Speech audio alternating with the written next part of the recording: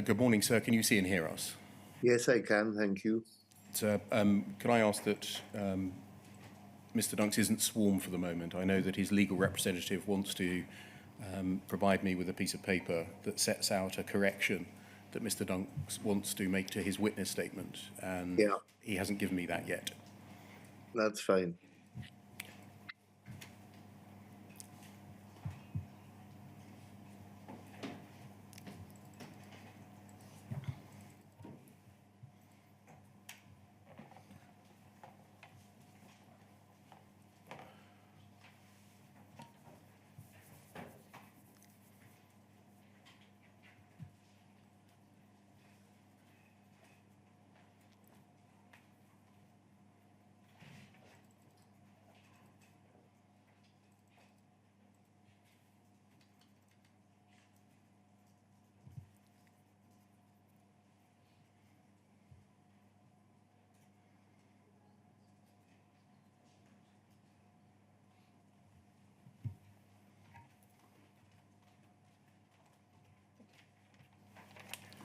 Can I call Andy Dunks, please? Yeah.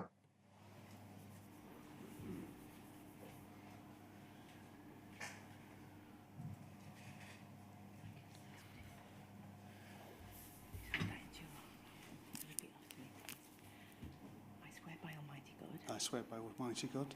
That the evidence I shall give. That the evidence I shall give. Shall be the truth. Shall be the truth. The whole truth. The whole truth. And nothing but the truth. And nothing but the truth. Thank you. Thank you. Thank you. Good morning, Mr. Dunks. My name is Jason Beer. I ask questions on behalf of the inquiry. Before I ask you those questions, there's a matter that the chairman will raise with you.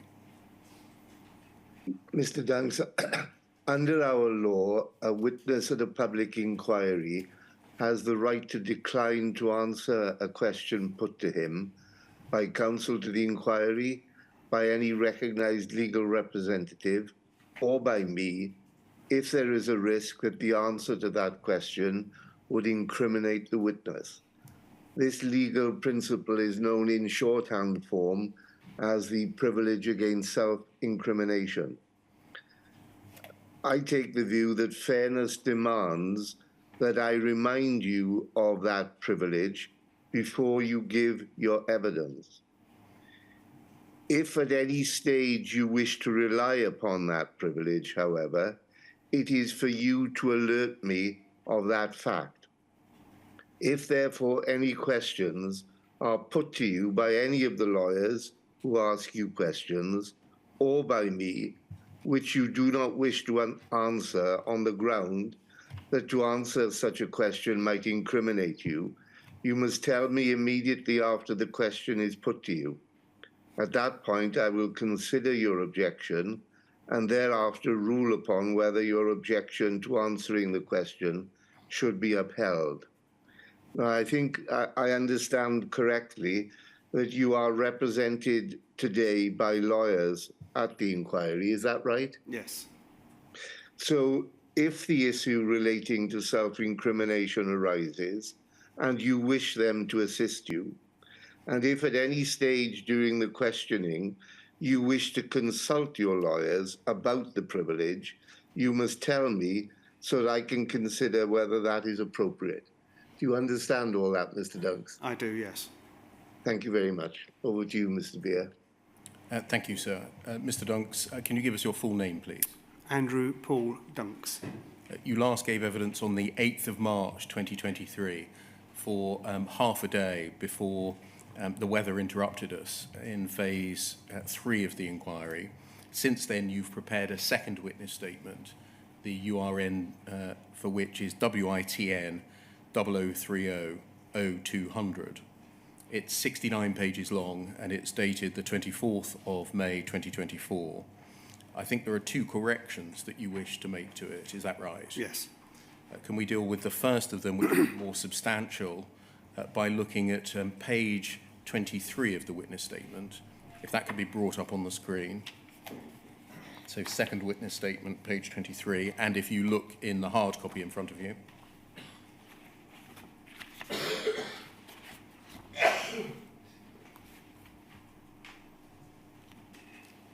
Have you got that? I've got it here, not in not paid in front. Paragraph 77. We scroll down, please. You say in that paragraph, I do not know why system event logs were not supplied as part of the ARQ process. Is there a correction which you wish to make to that? Yes, there is. Is the correction, I'm going to read it out at dictation speed, it's quite long. Do you wish to make the following correction? I have now been shown records which indicate that as part of the ARQ process, the CSPOA security team, including me, supplied the system events log to the SSC to check them for any financial implications. And then you give a reference, e.g. FUJ 0018 6421. And then you add, though I now have no recollection of this. Correct.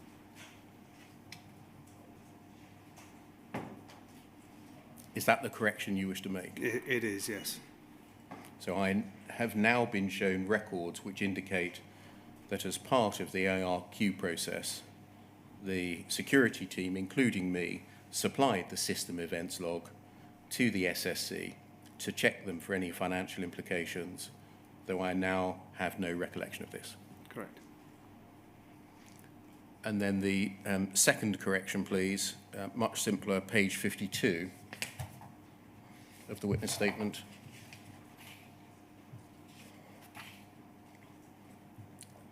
Paragraph 167.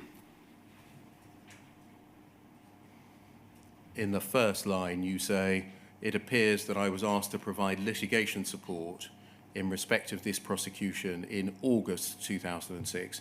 Do you wish to amend that to May 2006? I do, yeah. And is that because you have now seen a document which has got your name on it, which is dated from May 2006? Yes. Thank you. Can you go to the last page, please, which is the page 69 of the witness statement? Is that your signature? It is, yes. And with those two corrections brought into account, are the contents of the witness statement true to the best of your knowledge and belief? It is, yes. Thank you very much. No, I'm not going to, that can come down, thank you, and you can put the witness statement to one side. I'm not going to address your background, your work at Fujitsu, or the organisation of the customer service post office account, the CSPOA, and in particular the security team within it, as you address those issues on the last occasion, and you provide considerable detail about them in your most recent witness statement. You say in that recent witness statement that as of the 24th of May 2024, you remained employed by Fujitsu as an IT security analyst in the security team. Does that remain the case? Yes. Can I begin with what might be described as some process issues? You refer in your witness statement to the Post Office Accounts Prosecution Support Section, the PSS, yes? Yes. Can you confirm that that entity, the Prosecution Support Section, was not part of the Post Office, it was part of Fujitsu? Where about that time? No, sorry. I believe so, yes. Okay. Was there anyone embedded from the Post Office in it? No, there wasn't. Can we look at a policy document, please? FUJ 0015 2209. It will come up on the screen for you.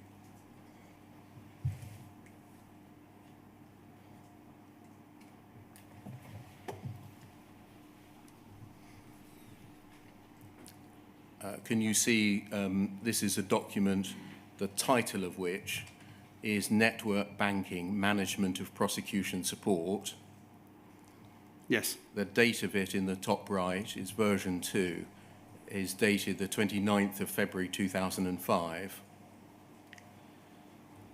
A summary of it under the title Abstract is given. It outlines the end-to-end procedures required to manage and deliver the network banking prosecution support service. Can you see that? Yes. This is a document that you refer to in your witness statement.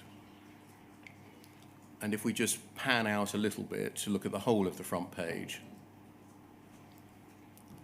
I don't think we see your name on it. Is that right? Yes. And then if we look at the second page, I don't think we see your name as a reviewer, either mandatory or optional, or a person to whom it was issued for information. Can you see that? Yes. Would that reflect the fact that the level at which you operated meant that you didn't contribute towards documents of this kind? Correct, yes. If we go back to page 1, please. And if we scroll down a little bit, thank you. You'll be familiar with a number of the names of the contributors there. Would that be right? Yes. Of the contributors, can you tell us, as at 2005, what they did and what their relationship to the work that you did was? Nina Lowther was part of the same level as I was within the security team, and she carried out or looked after, I believe at the time, ARQ requests along with other jobs within our team. Bill Mitchell was the security manager, which would have been our line manager. Penny Thomas would have been the same level as myself and Nana. I'm not sure what her role then, whether she had become the litigation manager. Jan Holmes and Alan Holmes, that's where I get confused because they both got the same surname. I think one... If we just go to page 2 to help you, and scroll down, we can see Jan Holmes is described as the quality assurance manager, and Alan Holmes is described as audit. Does that help? Yes. Yeah. One was like a service. I believe the role was around a service delivery manager. That would have been Jan, and Alan Holmes was audit support. Thank you very much. This document, which sets out the procedures required to manage and deliver the prosecution support service, is this a document you would have been familiar with back in the day, back in 2005? Familiar with, I don't know. I would have probably read it at one stage, but I can't remember. How were documents distributed to users of them at that time? I can't remember how they were distributed back then. Was there a centralised library, sort of an intranet, that was a repository of policies that you were able to access or expected to access? Or were documents physically passed to you? Oh, no, yeah, I don't believe they were physically passed to us, but they would have been available if needed. Okay, so this is the kind of document that would have set out the procedures to be operated for prosecution support, the prosecution support service in 2005. And just again, looking at the reviewers, and if we go back to page 1, the contributors, scroll down, thank you. Would you agree that this is an internal Fujitsu document to which Post Office did not apparently contribute? It appears so, yes. All of the contributors are, and reviewers are Fujitsu employees rather than Post Office employees. Yes. Is that right? Yes. Do you know the extent to which Post Office was given the opportunity to comment on or amend or provide contributions to policies of this kind? No, I have no idea what level or what documents they were aware of or saw, no. Okay. That was something that happened, if it happened, above your level, is that right? Correct, yes. Thank you. Can we go to page 22 of the document, please?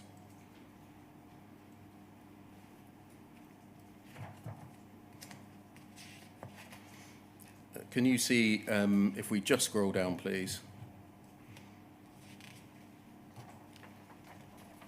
under 7.2.4, it provides complete witness statement of fact.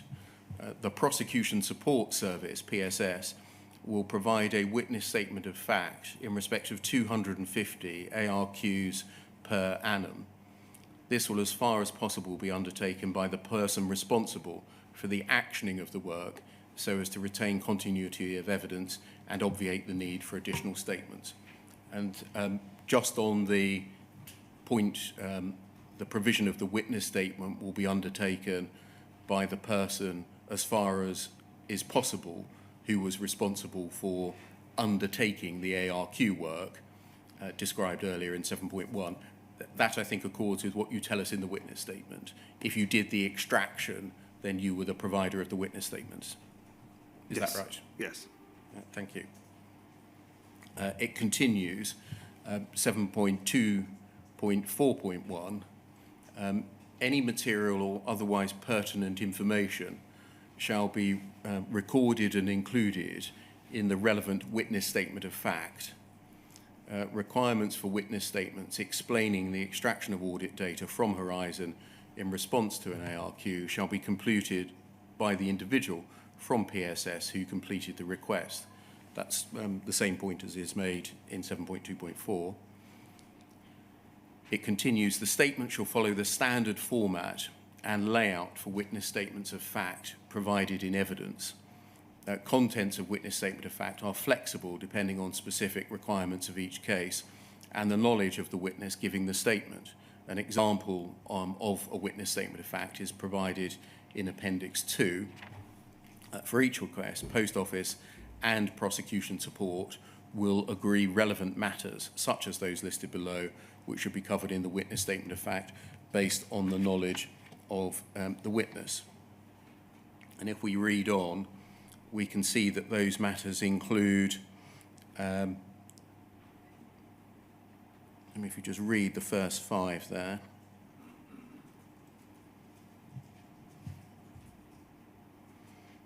And if we go over the page, please, to the 4th bullet point on that page, matters which should be covered in the witness statement of fact include, bullet point 4, the process for extracting information for ARQs and the controls in place to ensure the integrity of that data. And then the 5th bullet point, an analysis of the ARQ, when the ARQ form was received and the dates when the audit data extraction took place. This shall be taken from the prosecution support database and audit trail file. And then lastly, a summary of the evidence provided for the request. So was it right that the Post Office's only role was in relation to ARQs, identifying the relevant matters, i.e. which of these bullet points needed to be addressed in a witness statement? Sorry. Yeah, if we go back, please. And scroll up, please. You see the 3rd paragraph there, 4 lines in. It reads, for each request, Post Office and the Prosecution Support Service will agree relevant matters, such as those listed below, which should be covered in the witness statement of fact. So was it the Post Office's role to agree with prosecution support which of the bullet points that are listed needed to be addressed in a witness statement? I don't know at that level. I'm not quite sure. What did you, when you, and we know that you made many, many witness statements, what did you take as your guide, if any, as to what to include? In the data that we supplied? Or the No, in the statement? witness statement. From our witness template that would have been given to use. Okay. The witness template, we're going to come on and look at it in a minute, has got a number of paragraphs in it that have a capital letter, A through Q, I think, some of which are optional. Okay. Well, it's your evidence, not mine, that's important. I don't give any evidence at all. The witness statement, the template, appears to include a number of paragraphs that are optional. Does that reflect your understanding?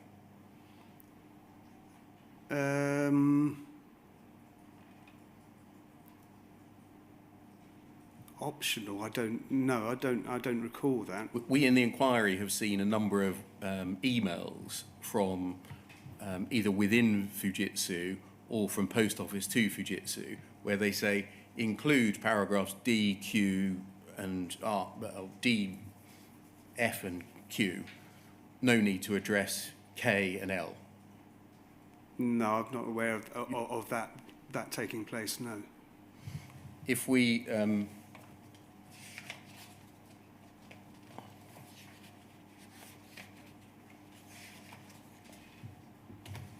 go forwards to page 29. And scroll down. I'm actually going to look at this in an earlier iteration of the policy in a moment, but if we scroll down, please. This is the template. You remember that the body of the policy said there's an example witness statement in Appendix 2, and this is Appendix 2. Can you see that each paragraph is starting above the body of the paragraph with a capital letter? Yes. Can you see that? Yes. And if we go over the page, can we see some more? Yes? Yes.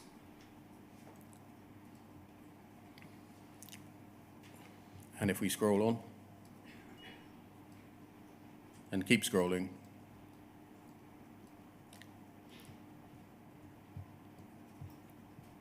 you'll see that there's some more paragraphs, each with a capital letter above them.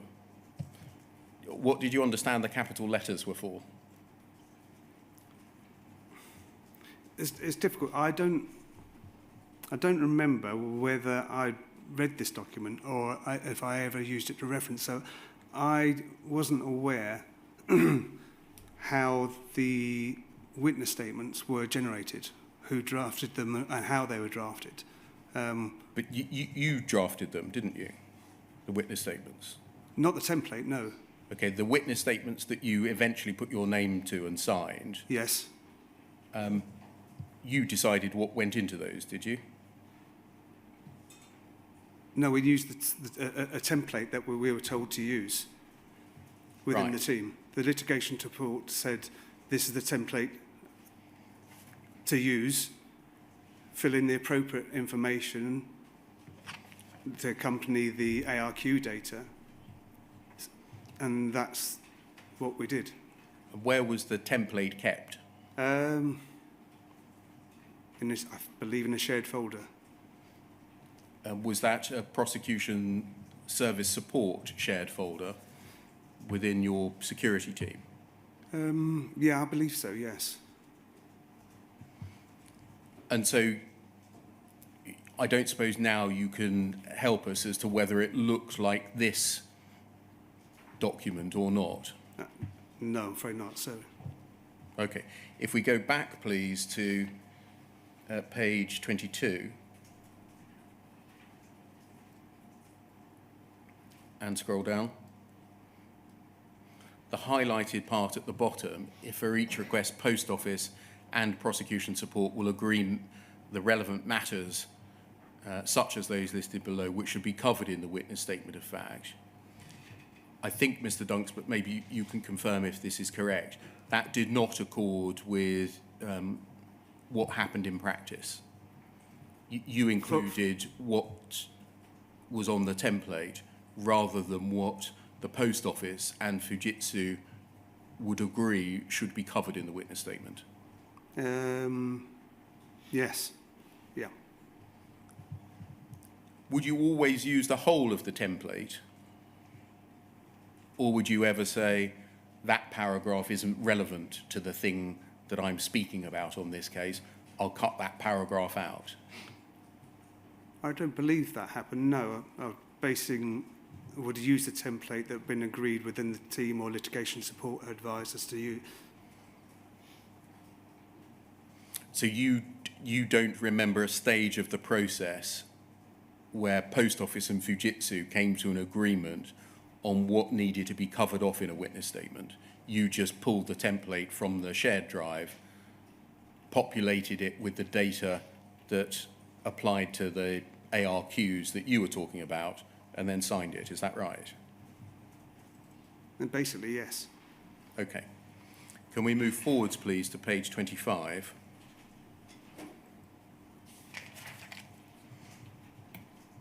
And look at paragraph 8.2. Expert witness statement is the heading.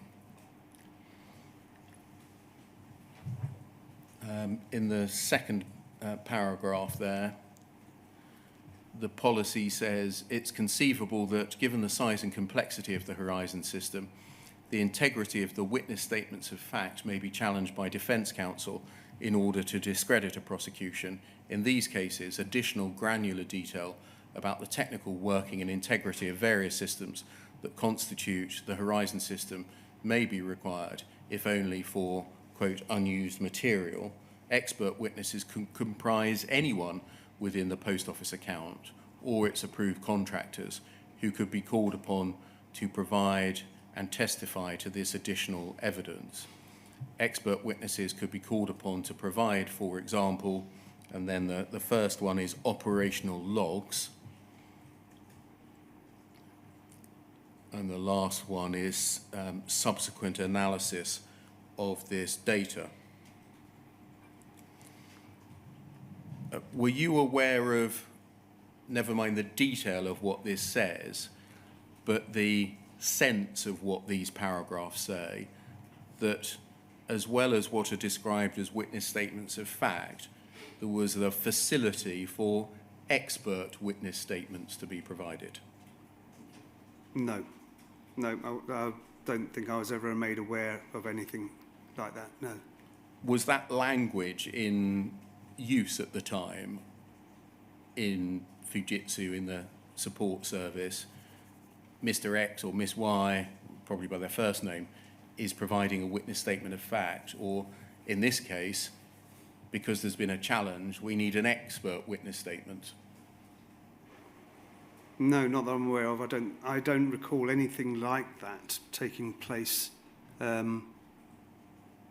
within the team at any time, no. You'll see that it says expert witnesses can comprise anyone within the Post Office account. Can you see that? Yes.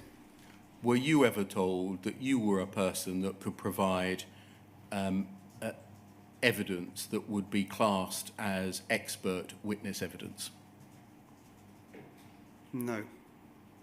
No one, as far as I'm aware, described me as an expert witness.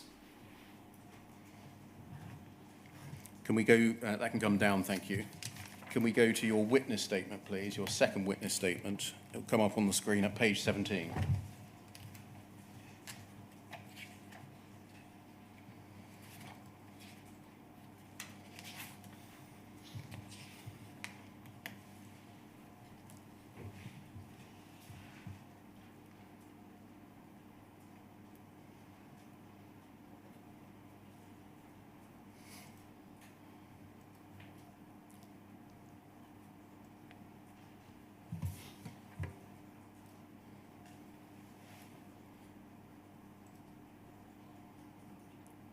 paragraph 53, you say, I and the other security analysts assisted the litigation support manager as and when required, in addition to performing the other tasks assigned to us by the operational security manager. We were very process-driven and followed local work instruction documents. That's what I'm going to be concentrating on in a moment, Mr. Dunks, for many of the tasks that we performed, rather than consulting the Fujitsu policies and service descriptions. The local work instructions were informal documents, which at some stage have been written by those actually performing the tasks and which focused on the practicalities of how to do each task. I believe Penny Thomas drafted local work instructions in respect of ARQ extractions, and I wrote the local work instruction in respect of how to extract the HSD call records, though both documents may have been updated by different people over the years. None of these local work instructions that I used on a day-to-day basis have been disclosed to me by the inquiry. I should say that's because we haven't got them. So you tell us here that there were things that you call local work instructions, and that they were not,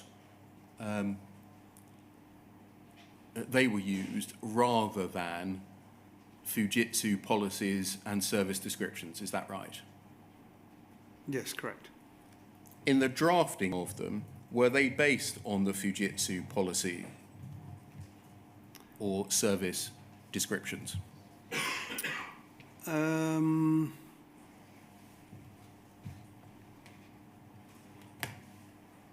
I don't know. They were... That I don't know. Did you create these documents, you within the security team, of your own initiative? On the HSD calls, because that's the ones I would have done, I can't remember whether it was off my own initiative or I was asked by the manager to create that work instructions so other people within the team could perform the same task. So if there had been a tasking, it would have been by your manager, is that right?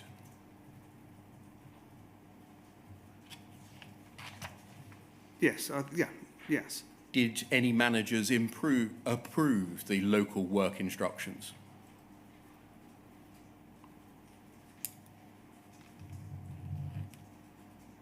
I don't remember that happening, no.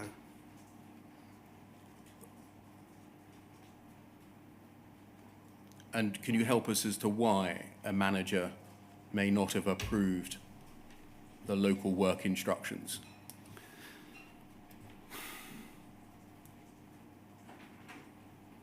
No, I don't know why. You see, we've got a suite of documents, and there are a lot of them, Yes. which are Fujitsu policies, which say how your work is to be undertaken. Yes, I've just showed you one of them. Yes.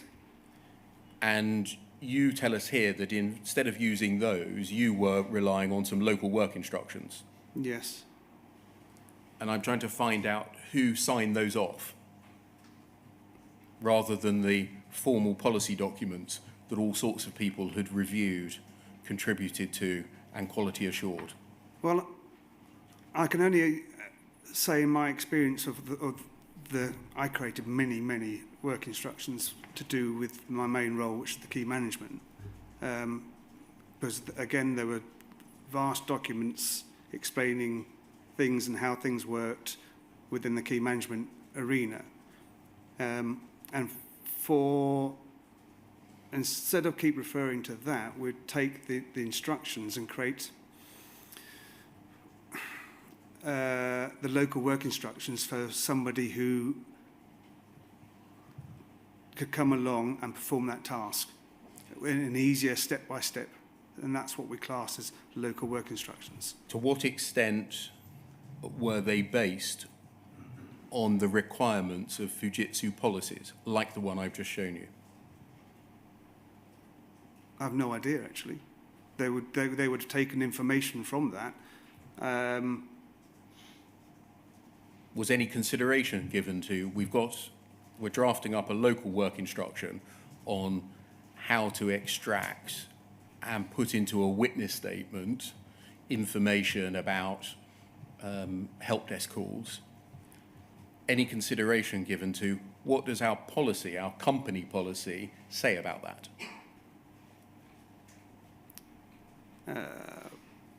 I can't say for the ARQ, local work instructions, but no, I don't believe it. From my point of view, from the HSD call extraction, no.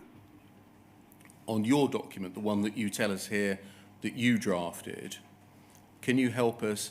Did it say anything about whether the help desk calls that you were obtaining should be summarised in the witness statement to which the case related?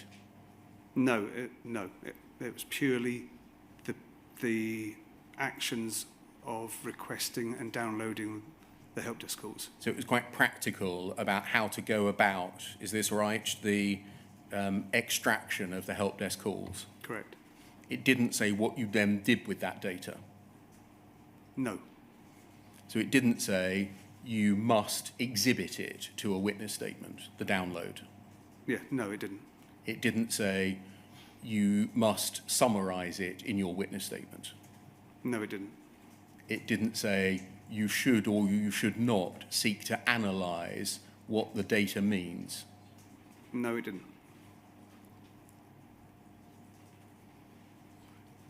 Is this right? It didn't say if you're unsure about what an entry on the HSD log means, it's permissible or not permissible to go and speak to the SSC about that to get an explanation? No, it didn't, no. And that if you get an explanation, you should record that fact in the witness statement? No, it didn't. So it didn't speak about any of the, from our perspective, the important things of what goes into the witness statement? No, it didn't, no. Was there any document that regulated or regularised what went into a witness statement? Let's stick with HSD calls. I don't believe so, no. You understand that you could do it in different ways, couldn't you? You could say, I'm Andrew Dunks. On Monday, the 1st of January, I extracted 120 calls in relation to this branch between these two date parameters from the HSD.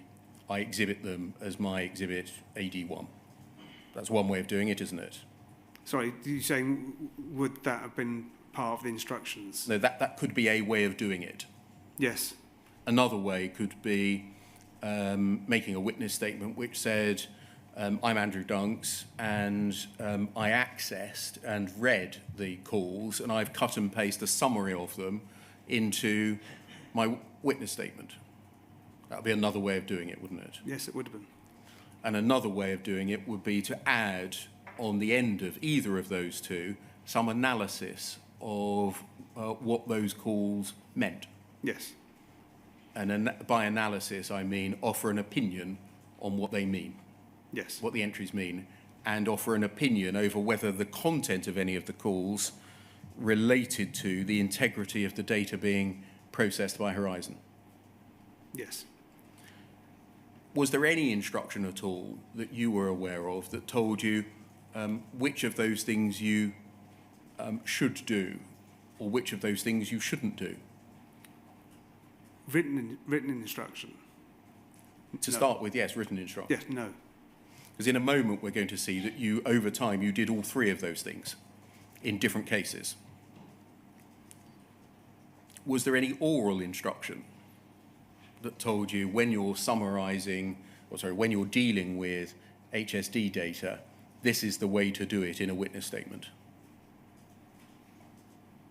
I don't recall instructions. How about advice or guidance? No, not advice and guidance, no. Thank you. Okay, that can come down. Can I turn to the issue of the extent to which you extracted ARQ data and the extent to which you gave evidence, i.e. the scale of the enterprise that you were engaged in?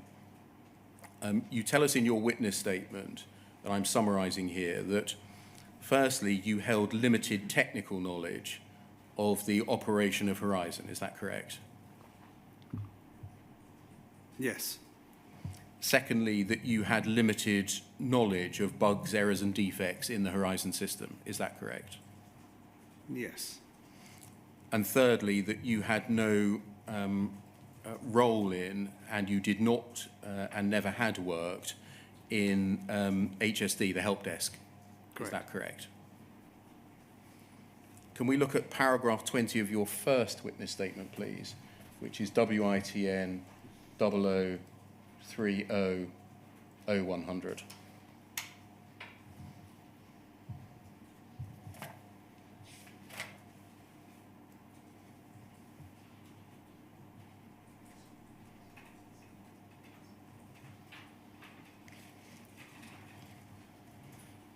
And can we look, please, on page 6 at paragraph 20? Can you see that on the screen? Okay. You say, on occasion, and it's going to be those words that I'm going to be focusing on in a moment, Mr. Dunk. On occasion, I was requested to provide the post office with records of calls made to the HSD by a particular post office branch, and, if requested, to summarise these in witness statements. While I therefore did have access to the historic HSD call records, I'd only be looking at them when requested to do so as part of this task. I wasn't a party to the calls themselves and had no role in investigating any errors or communicating with the system users about them.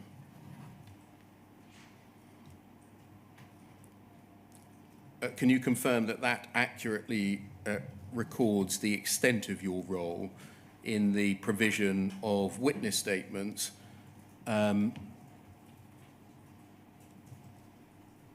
concerning calls to the help desk? Yes. Would you agree that what you're describing there is a purely procedural, administrative or mechanical one, i.e. Extracting the data, but also then summarising them in the witness statements? Yes. Would you describe the function that you were performing as a limited function? Limited. Yeah. Yes. Would it be right that you didn't have the technical expertise to interrogate whether the Horizon system was operating as it should at the relevant time?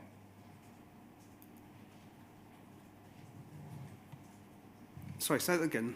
Yes. Would it be right that you didn't have the technical expertise to interrogate whether the Horizon system was operating as it should at the relevant time? In respect to the help desk calls, I believe I had enough knowledge to be able to do that, yes. Enough knowledge to what? Say whether what was recorded on the calls meant that either the Horizon system was or was not operating as it should? I had enough knowledge to understand, during my looking at the calls, investigating the calls, I believe I gained enough knowledge to satisfy myself to make that sort of statement, yes. When you made that kind of statement, whether the Horizon system was operating as it should or not, by reference to the help desk calls, you were offering an opinion, weren't you?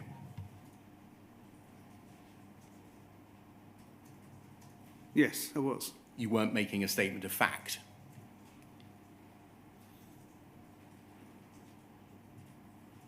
Yes. Can we go, please, to poll 403219?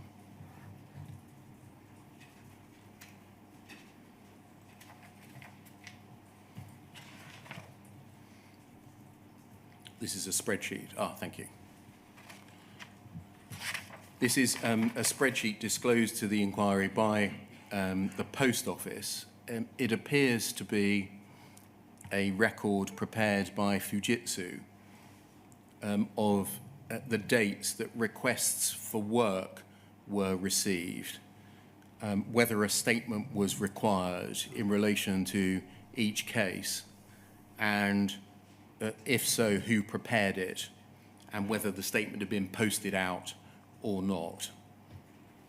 The document runs from the 5th of April 2004 to the 22nd of March 2005, so just under a year.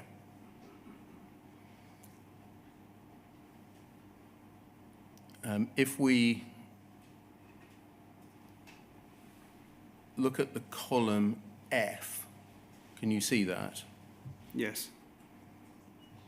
And if we just go to the drop down, thank you. Thank you.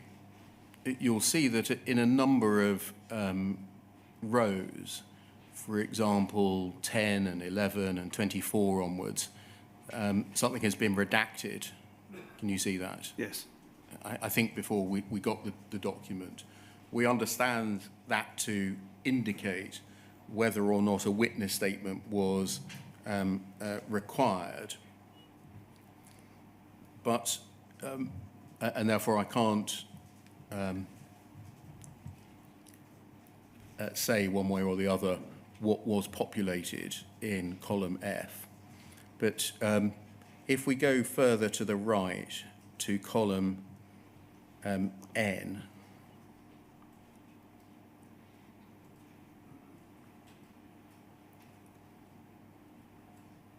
that's it, keep going, thank you. Thank you, and then if we scroll down,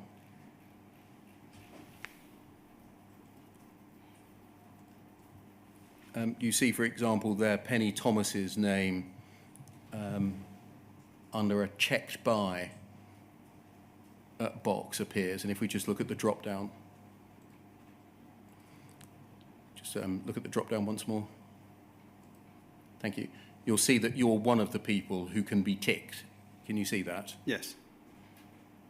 Was that essentially the team there? Yes, it was. Okay. Your name, we counted them up, appears in 98 different lines in this column between the 17th of August 2004 and the 9th of March 2005. So a 6 or 7 month period, you have had input on 98 requests from the Post Office. Yes. The checks by, was there a process of checking something? These checks were, if I remember correctly, for the ARQ data. And once someone had extracted the data, they performed their checks. The dates and the data looked okay, and before it was sent to Post Office, a member of the team, whoever was available, so there's no formal, would get asked to run their eyes over it to double check before it was sent to the Post Office, and that's who would have been put in there. And so would the checked by be the same person that had done the extraction? No. It would be a different person? Yes. Okay. So over this 6 or 7 month period, you have checked some 89 requests from Post Office. Would that sound about right to you? About 100 over a 6 or 7 month period? No, I don't know. It could have been, it varied. It could have been more. It could have been less over the years. I can't say that sounds about right, but.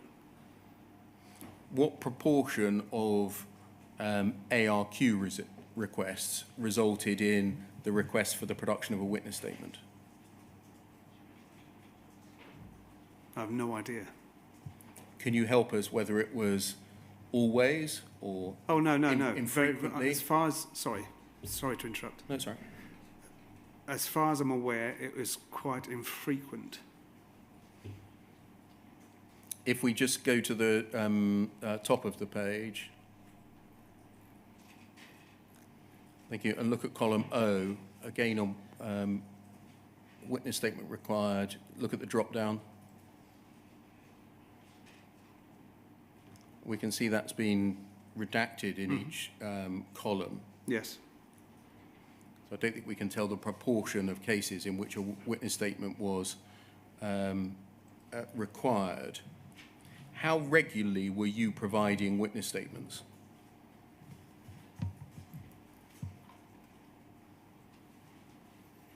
Again, quite, I don't know, quite this is to do with ARQs, quite infrequently. So over a year, how many would you provide? From memory, I have no idea. It could be half a dozen. It could, I honestly can't remember. And would you always do it the same way, by pulling up the template from the shared drive? Yes.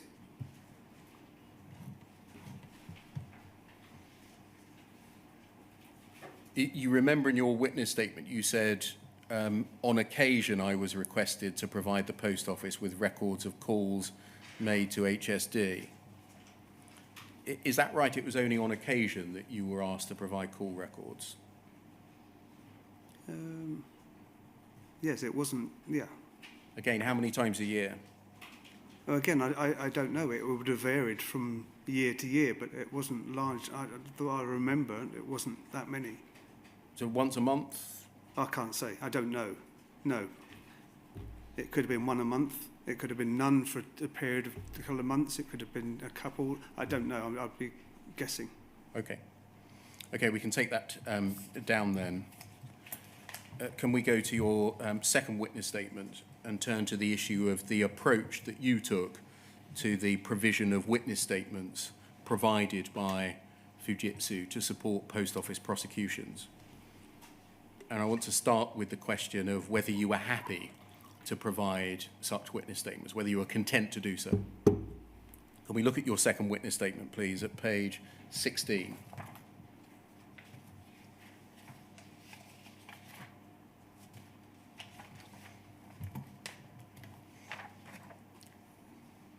And read paragraph 48, please.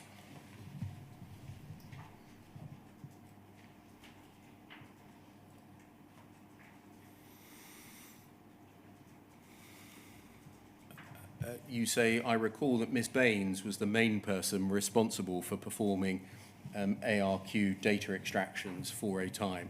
Can you help us with who Miss Baines was? That was Raj Baines. So that's Rajbinder Baines, is Yes. that right? Yeah. To give her full name. And you tell us that she was the main person responsible for performing the ARQ extractions for a time. Yes. But then did that change?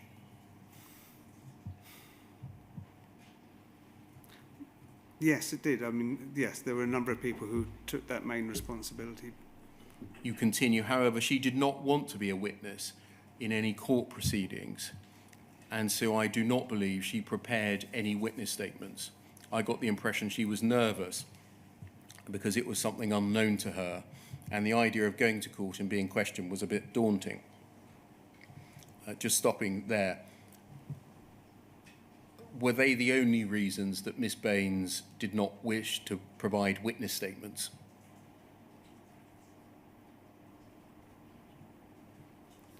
No, I don't know. I'm not sure I ever had a proper conversation about it, but I do remember being nervous. It's not that type of outward person to want to do that. You continue, where Post Office requested a witness statement at the time of the ARQ request, I or someone else would therefore perform the data extraction and supply the statement. If Miss Baines had performed the data extraction and Post Office later requested a witness statement, then I or someone else would re-extract the data. So you, is this right, were not apparently afflicted with the same concerns that Miss Baines was about giving witness statements and giving evidence and appearing in court?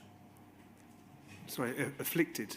Yes. She didn't want to be a witness. She was, according to you, nervous and didn't like the idea of going to court. You didn't suffer from any of those afflictions? I wouldn't say I didn't, but I think I was probably a bit more confident than Raj was at the time.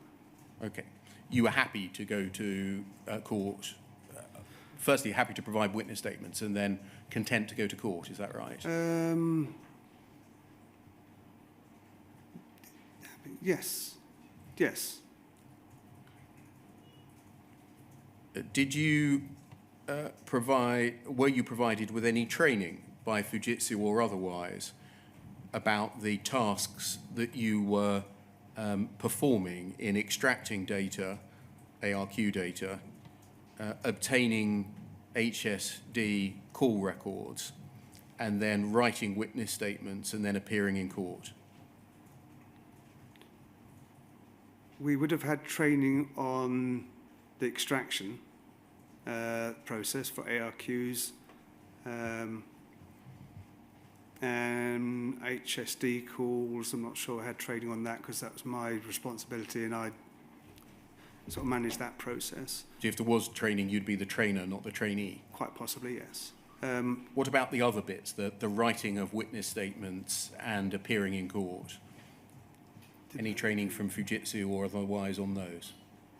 No, none at all.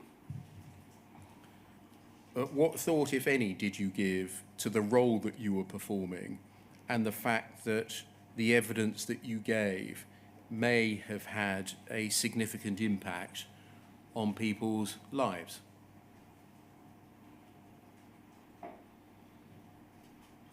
I don't recall my thought process at the time of generating those. But I took that responsibility quite seriously. I mean, I was supplying data and I had to be happy with that witness statement. You said that you took the role quite seriously. Mm-hmm. What did you do in carrying into effect that state of mind? If you take something seriously, you sometimes do things accordingly. What did you do accordingly? I would have done that task to the best of my ability and as thoroughly as I could. What about the provision of evidence part of it, rather than being professional over the extraction of the ARQ data or the HSD call records? Was there anything in particular that you did when you were providing the evidence part of the function? What do you mean by providing the evidence part? I'm sorry. Well, you were writing witness statements. Yes. And then you were going to court to give evidence. Yes. You said that you took your role seriously. Was there anything that you did because you took your role seriously in the provision of the witness statements or the going to court to give evidence bits? I can't think that I did anything differently, no. I just performed the task that I did to the best of my ability, yeah. Okay.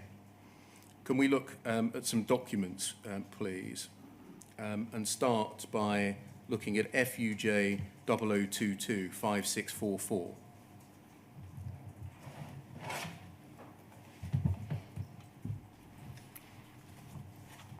And look at page 2, please.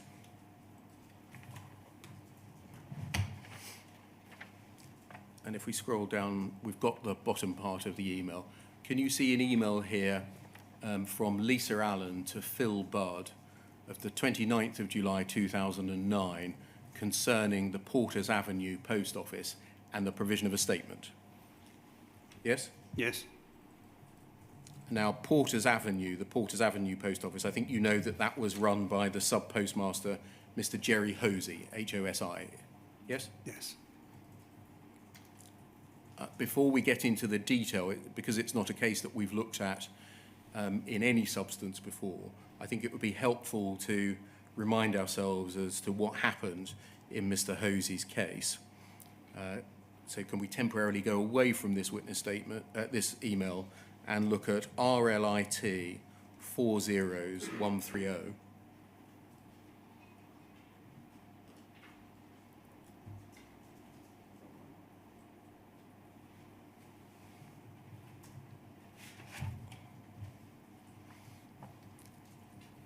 I think you'll recognise this as a judgment from the Court of Appeal. And if we just scroll down, it's dated the 7th of October 2021, and it's in the case of Ambrose and others, and one of the others was Mr. Hosy. And if we can look, please, at page 7. And scroll down to paragraph 33. I'm just going to read to get us all in mind of what happened in Mr. Hosy's case, because it's not a case we've looked at much. The Court of Appeal records that on the 12th of November 2010, in the Crown Court at Southwark, Mr. Hosy was convicted of 1 count of theft and 3 counts of false accounting. On the same day, he was sentenced to a total of 21 months imprisonment. On the 5th of August 2011, a confiscation order was made in the sum of £3,500. And then 34, an audit of Mr. Hosy's branch identified a shortfall of £72,000 or so pounds. As a result, he and his son, Edom Hosy, who worked in the branch with his father, were interviewed under caution by post office investigators. Edom Hosy told the investigators that his father had 4 or 5 months earlier, before Edom started work at the branch, told him that there were unexplained shortages. He said his father was very careful about money as he had worked hard to make a success of the business. 35, in his own interview, Mr. Hosy said he'd experienced discrepancies at the branch since he became the sub-postmaster. He couldn't understand how the losses were occurring. He complained about the lack of support from the Horizon helpline, to which he had reported the apparent losses. He said he'd inflated figures for cash on hand because he didn't have sufficient cash to cover the apparent losses. He denied stealing money and blamed the losses on the Horizon system. Over the page, as Mr. Hosy had blamed Horizon, and as the post office investigators arranged for Fujitsu to undertake a hard drive analysis, the court had been provided with an extract from the report of the analysis by Phil Budd of Fujitsu, from which the court inferred that the results were inconclusive. The court said, the extract does not strike us as supporting a prosecution. ARQ data was obtained for the period 10th of August 2006 to the 29th of November 2006 and disclosed to the defence. Emails going back to May 2005, 5 months before the indictment period, indicate that Mr. Hosy had told Post Office about, quote, major problems balancing, such that he needed, quote, urgent face-to-face help. Post Office accepts it's not clear whether this material was disclosed. Logs from the Post Office MBSC show that Mr. Hosy made numerous calls categorised as, quote, Horizon balancing. The defence obtained expert evidence to challenge the Horizon evidence. An accountant's report stated, quote, in the interviews, it's clear that Post Office proceeded with a predetermined view that Mr. Hosy had stolen the allegedly missing money. Other possibilities have been ignored. In particular, it's not been explored whether there was any missing money in the first place. In other words, no work has been done to ascertain whether the cash imbalance was because the amount physically to hand was too low, as the Post Office alleged, or because the amount shown on the IT system was too high. The defence also instructed an IT expert. Although there was correspondence complaining about disclosure, it appears the defence were able to view the material they wanted, though we note that the defence complained about the amount of time they were afforded to do so. Gareth Jenkins was instructed by Post Office to respond to the expert evidence, but no formal expert report or witness statement appears to have been prepared by him. He wasn't called as a witness at trial. In the event, Post Office relied at trial on evidence from Phil Budd and others. Post Office accepts this was an unexplained shortfall case and that the evidence from Horizon was essential to the prosecution case. Post Office accepts that the prosecution of Mr. Hosy was both unfair and affront to justice. A conviction was quashed on all 4 counts. So that's a reminder of what Mr. Hosy's case was about. Can we go back to the email, please? FUJ 0022 5644.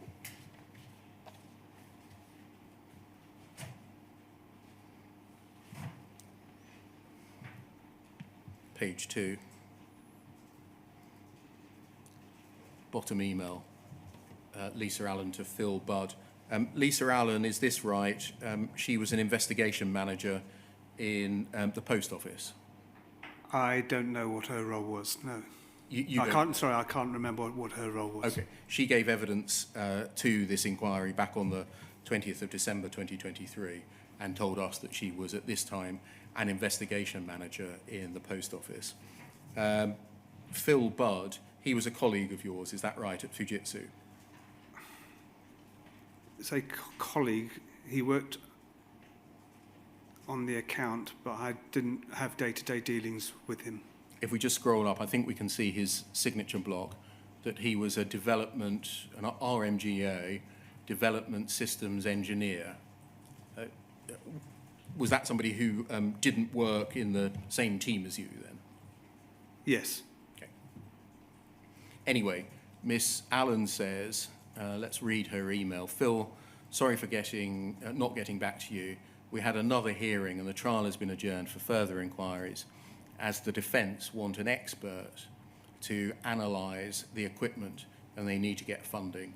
Thanks for the statement. I'll forward it to our legal team. So it seems Miss Allen was saying there'd been another hearing, an adjournment of the trial for a defence expert report and a thanks for the witness statement. And if we go back to page 1, please. Foot of the page. You'll see at the foot of the page that exchange, thank you, is forwarded to you. Morning, Andy. That court case reared its head again a few weeks ago. You remember I analysed a couple of counters back in July 07.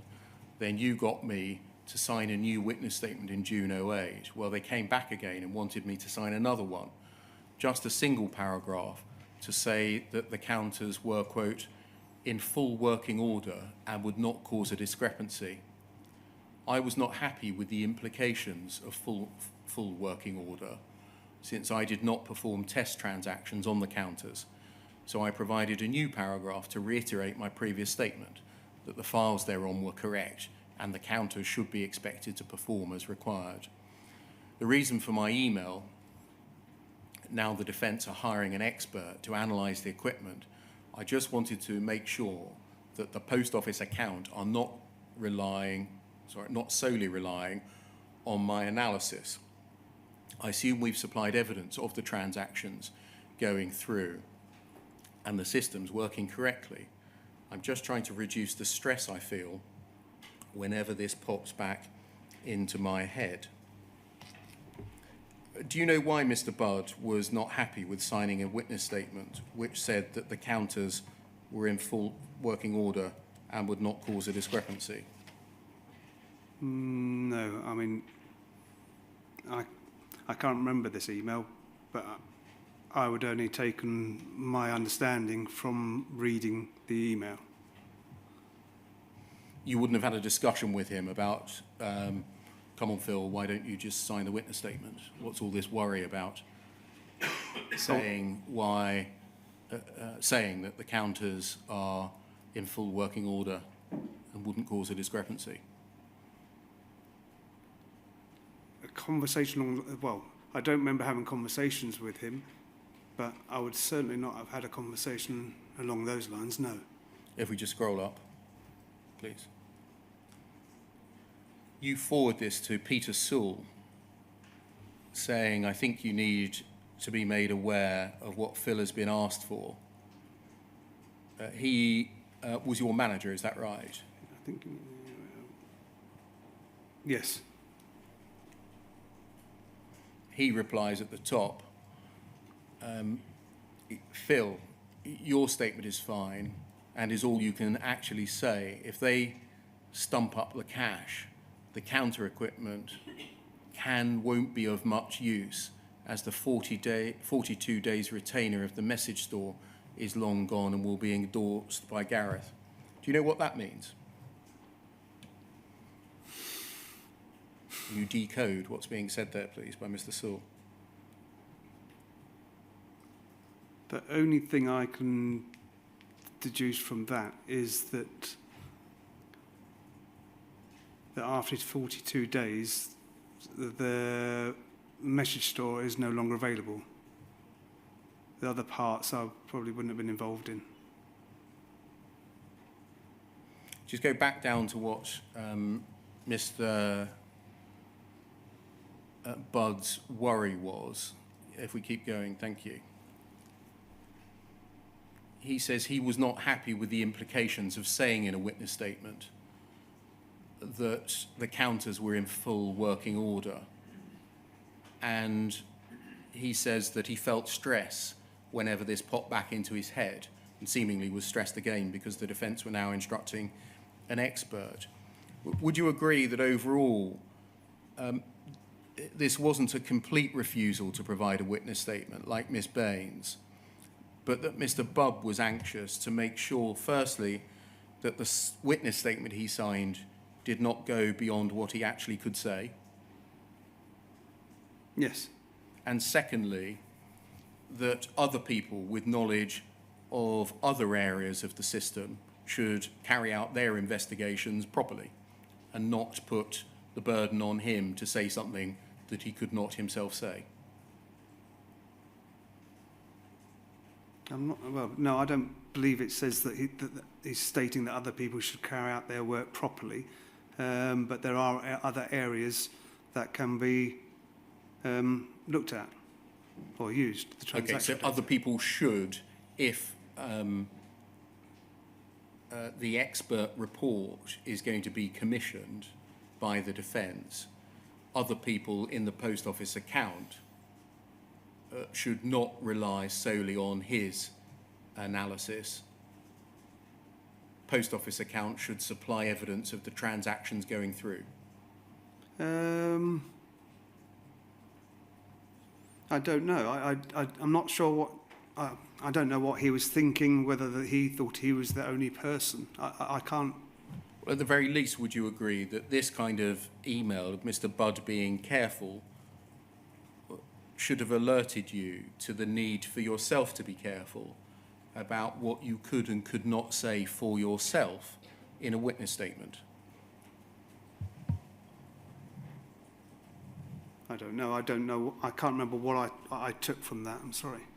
But this is, on the face of it, a systems engineer saying, I'm only going to be prepared to speak to the matters about which I have personal knowledge.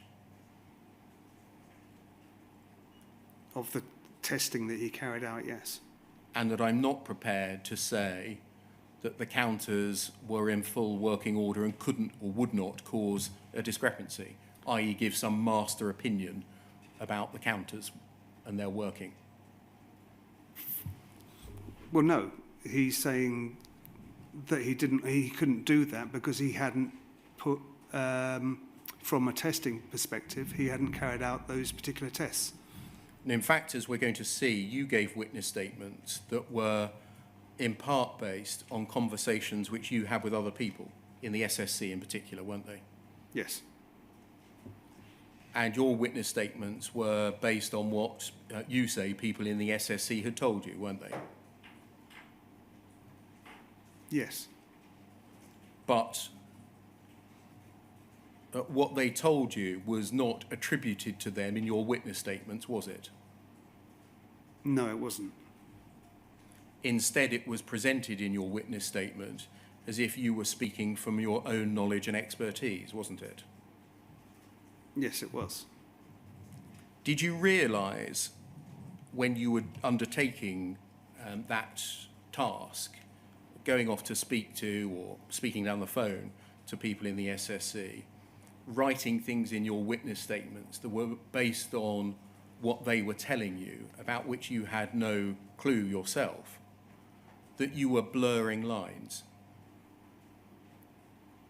So what's the question? Yeah. When you were doing this, writing witness statements that were in part based on what other people had told you, the facts themselves, you yourself could not speak to from your own personal knowledge? Did it occur to you that you were blurring lines?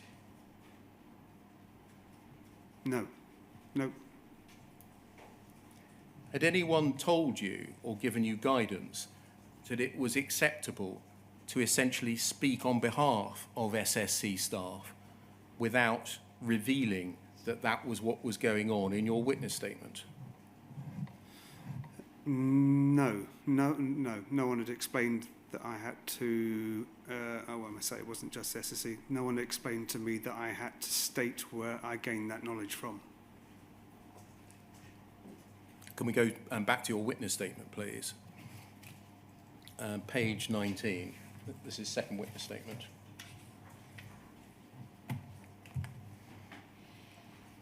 Page 19, paragraph 60.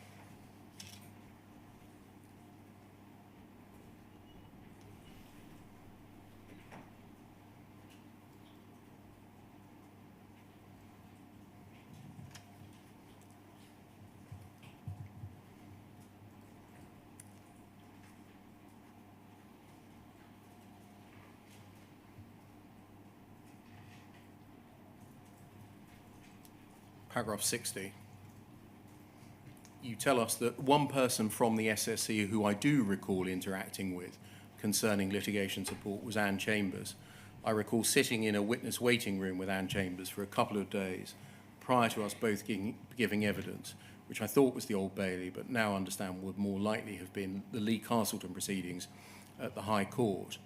My recollection is that after that case, Miss Chambers did not give evidence in court again, and that Mick Peach did not want any of his team to go to court. The inquiry has provided me with a copy of an email from Mick Peach dated the 7th of August 2007 with the subject request for data and calls, in which he describes an incident the previous year in which an SSC staff member ended up in court and says that, quote, the SSC is not in a position to undertake this role. In fact, the whole email, I'm just going to quote it without reading it, went on to say, it may be that the underlying issue is a lack of resource of a particular kind in the security team, someone who has both the technical knowledge to retrieve and understand the data and who is capable of supplying the analysis in the correct legal terminology to the post office. Was Mr. Peach right in that respect, that within the security team there was a lack of resource of a person who, or people, who had the technical knowledge to extract the data on the one hand, but were also capable of supplying analysis of the data in court proceedings?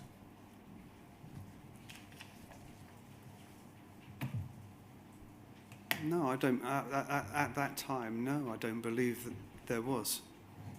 In my role within supplying those witness statements and the call log data, no, I don't believe I did. In that email, the one that's cited on that page there, Mr. Peach suggested that Gareth Jenkins could fill the gap. Do you remember, however, that when it came to the Seema Misra trial, Mr. Jenkins deferred to you over the reading of the help desk logs?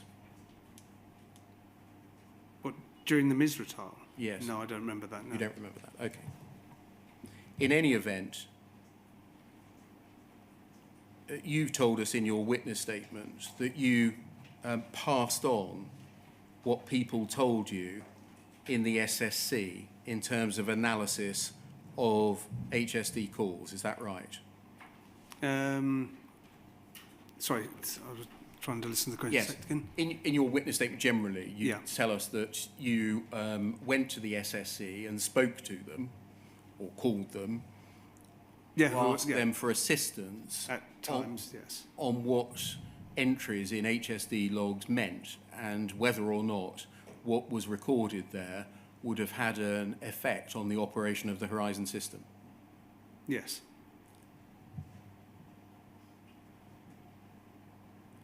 and you presented that in witness statements as if that was from your knowledge and understanding and your own analysis.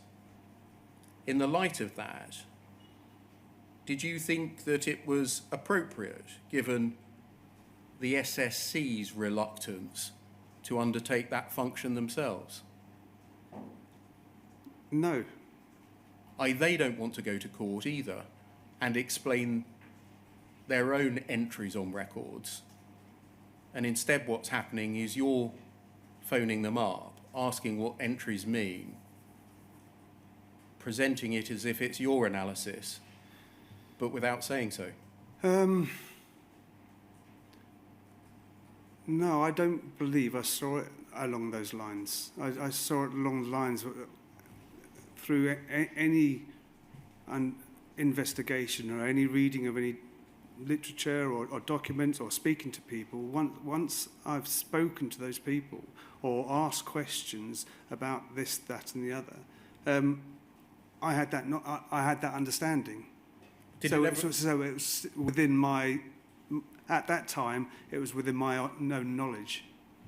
So because somebody tells you something, you're allowed to repurpose it as your own knowledge in a witness statement and evidence in court. Is that what you're saying? Repurpose? Yeah, as if it's your own knowledge. Well, no, it was. I then understood it, and then I considered it that I knew that. Did it ever occur to you, or did you ever think, why is it that I'm speaking to what the SSC are saying, and yet the SSC don't want to go to court themselves? No, I didn't see it like that, no. Did you think at all as to why the SSC don't want to go to court anymore? I can't remember my thought process, but I do remember that Mick Peach was quite protective of his team in all respects of doing things. Did anyone decide that it was acceptable for you to essentially provide SSC evidence in court so that they no longer had to answer for their work, their own work, in witness statements or in oral evidence?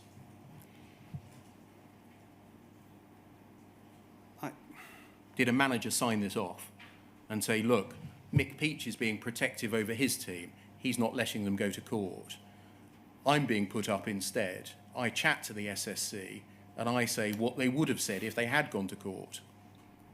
Well, Did anyone sign that off? Sign it off? But If you're saying sign off as they were aware that that's what I was doing, and so they accepted that I was able to do that, well, yes, because I mean, I would have had discussions with that, and I think some of the documentation that they were aware that that's what I would be doing. When I say sign it off, I mean give explicit approval to it rather than being aware that it goes on. I know that many mobile phones are stolen on the streets of London every day. That doesn't mean I approve of it.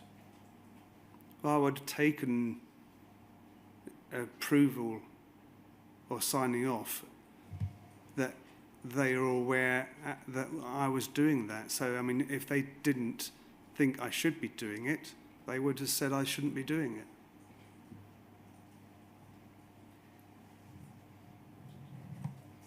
Was there a relationship between Mr. Peach being protective of his team, saying that they aren't to go to court anymore, and you taking a greater role and effectively giving some of the evidence that they would have given? No, I don't think so. No, I don't believe so. I can't remember that. Thank you. So we're about to turn to a different topic. Might we take the break until 25 past, please? Yes, of course. Thank you, sir.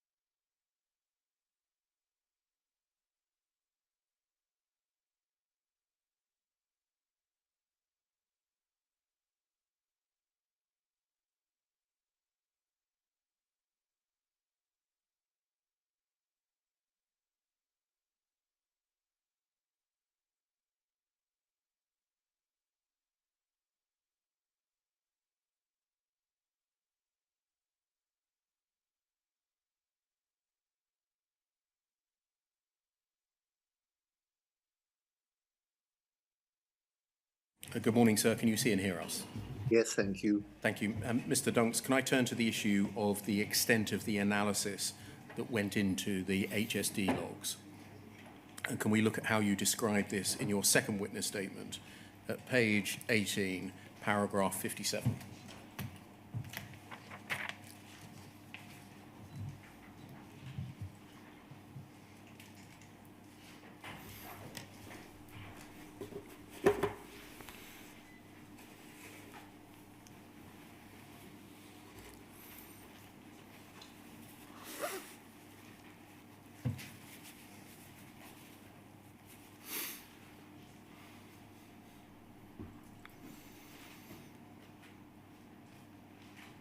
Page 18, paragraph 57.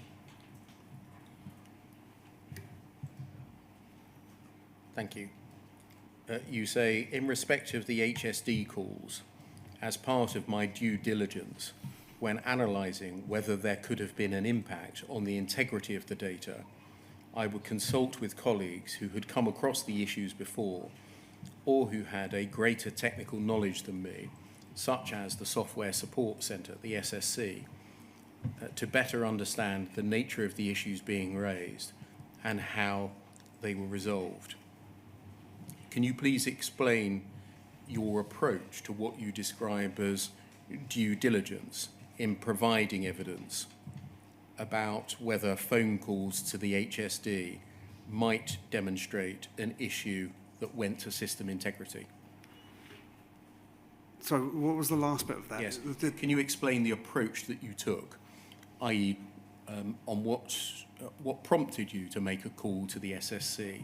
What level of concern in what you read on a call log would cause you to go to the SSC? You call it due diligence here. Yeah, due diligence. I would have carried out investigation and looked through each of the calls. So stop there. You say that you would have carried out an investigation. What did your investigation consist of? Right, I'd have printed out all the calls in detail, or printed them out. I'd have read through the calls. So printing and reading them? Yep, step by step and looking at the calls. If there was an area and then there that I didn't quite understand what was going on or what was how it's being resolved, I would consult whoever I believed at the time would have been able to help me understand what was going on. How did you identify that person?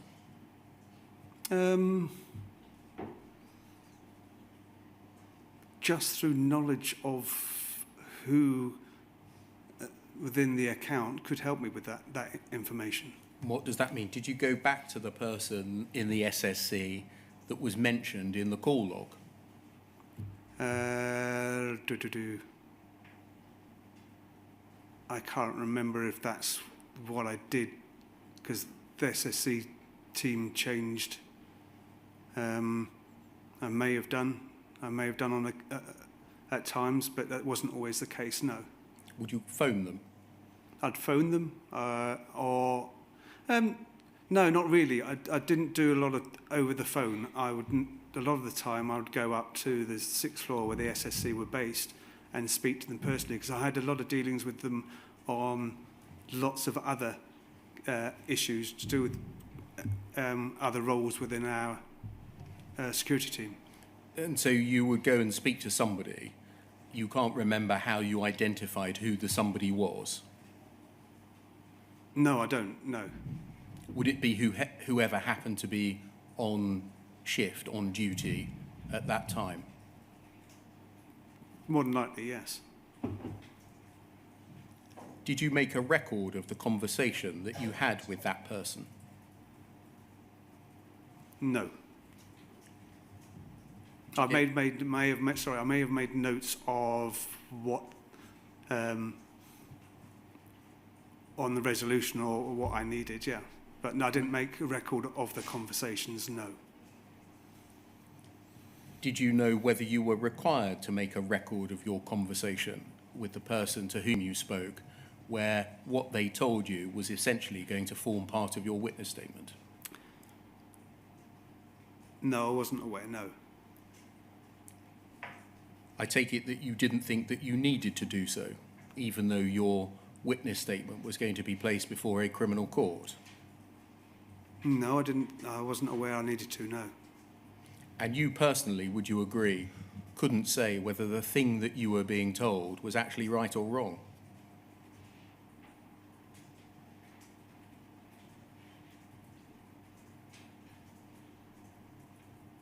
I don't know. I had to... Would you agree, Mr. Dunks, that you, from your own perspective, could not say that what you were being told was right or wrong?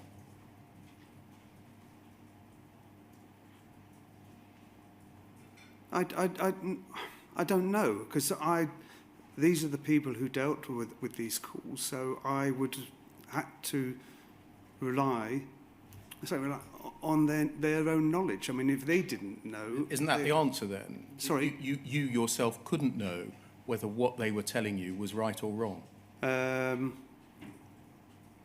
You just said I would have to rely on them. Yes, I suppose so, yes. That's why you were actually speaking to them, because you didn't know the answer yourself.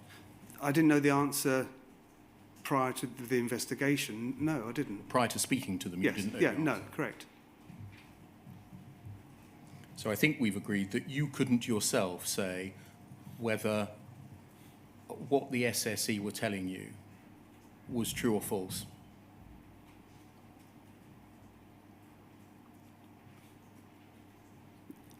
I suppose so, yes.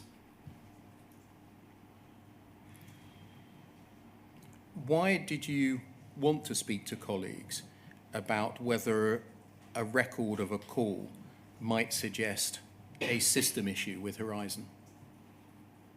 Because I would have to defer to someone who's got a far greater technical knowledge than I did.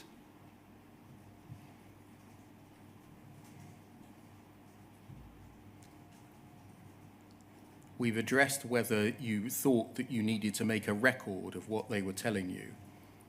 Did you know one way or the other whether you had to explain in your witness statement that what you were telling the court was in fact not based on your own knowledge, but was what somebody had told you?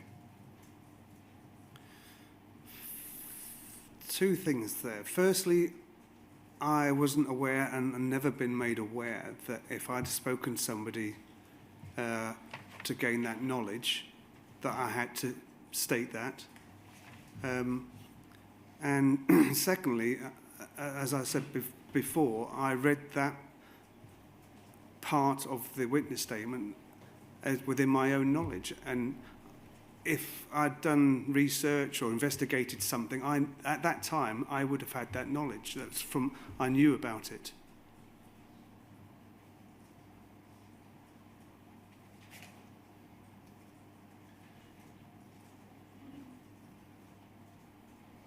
Who did you depend upon, if anyone, to give you advice on those sorts of issues? I.e., whether it was permissible to speak to somebody in the SSC, if you did speak to somebody in the SSC, whether you had to make a record of the conversation, and that if you did speak to somebody in the SSC, you should disclose that transparently on your witness statement. I don't know. I would have relied on management, my line management. They are aware of what I was doing.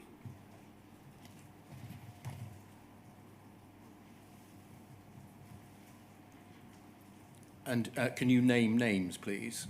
Or I would have said any of my the security managers at the time. I mean, I think I've listed the ones that I remember. Brian Pinder, Pete Saul, Donna Monroe, off the top of my head right this moment. Did you have access to legal advice within Fujitsu?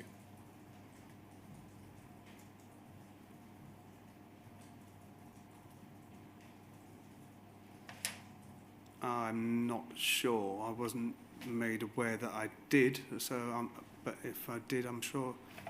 No, I wasn't aware. Were you aware that there were lawyers within Fujitsu? I think so. I can't say when or I was aware or did know. No, I don't. Did you ever seek advice from lawyers within Fujitsu over any of the matters that I've asked you about? No, I didn't. Did, to your knowledge, any of your managers ever seek such advice over people in your security team providing evidence that was based in part on what other people had said who themselves were refusing to go to court? No, I'm not aware anybody did. Can we look at something else you did in order to, as part of the process in satisfying yourself that calls either did or did not have an impact on the integrity of data, and look at page 38, please.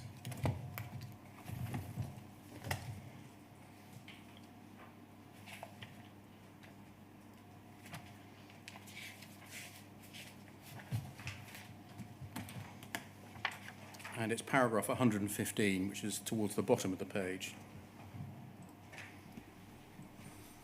You say, where there was a possibility that the issue being raised could have affected the data, I examined the records of the investigations carried out by the engineers assigned to deal with the call to confirm that they had either determined there was no impact or that a fix had been deployed to remedy any fault. Where I was unsure of anything, I would consult with colleagues who had come across the issues before or who had greater technical knowledge than me, such as the SSC, to better understand the nature of the issues being raised and how they were resolved, to satisfy myself that it had no impact on the integrity of the data. You describe here the way that you went about satisfying yourself that what was recorded in call data did not have an impact on the integrity of Horizon data, yes? Yes. Who told you that you were supposed to satisfy yourself that call data did not have an impact on the integrity of Horizon data, like what was recorded in the help desk records? I don't think anybody said that I had to satisfy myself. I don't think anybody's used those words to me, no. Did you see it as your role in the security department to give such an assurance, no impact on integrity of Horizon data? In supplying the witness statements, I would have had to satisfy myself because of the wording within the witness statement. I'd have had to satisfy myself that there wasn't any impact. I'm asking, did you therefore see it as your role in the security department to give assurances that what you'd read in the call logs could have had no impact on the integrity of Horizon data? I didn't see it as...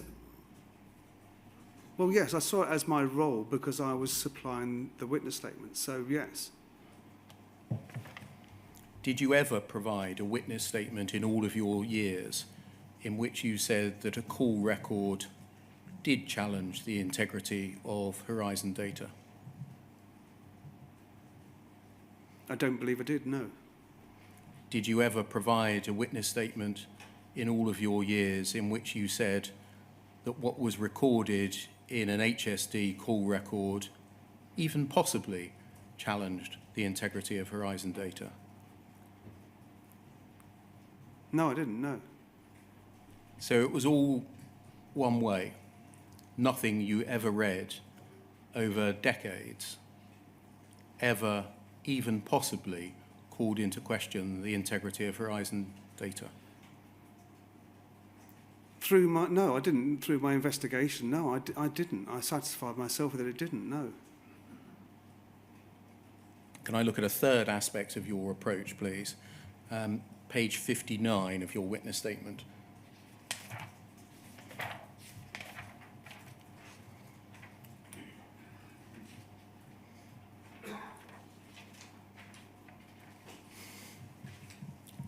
Paragraph 196.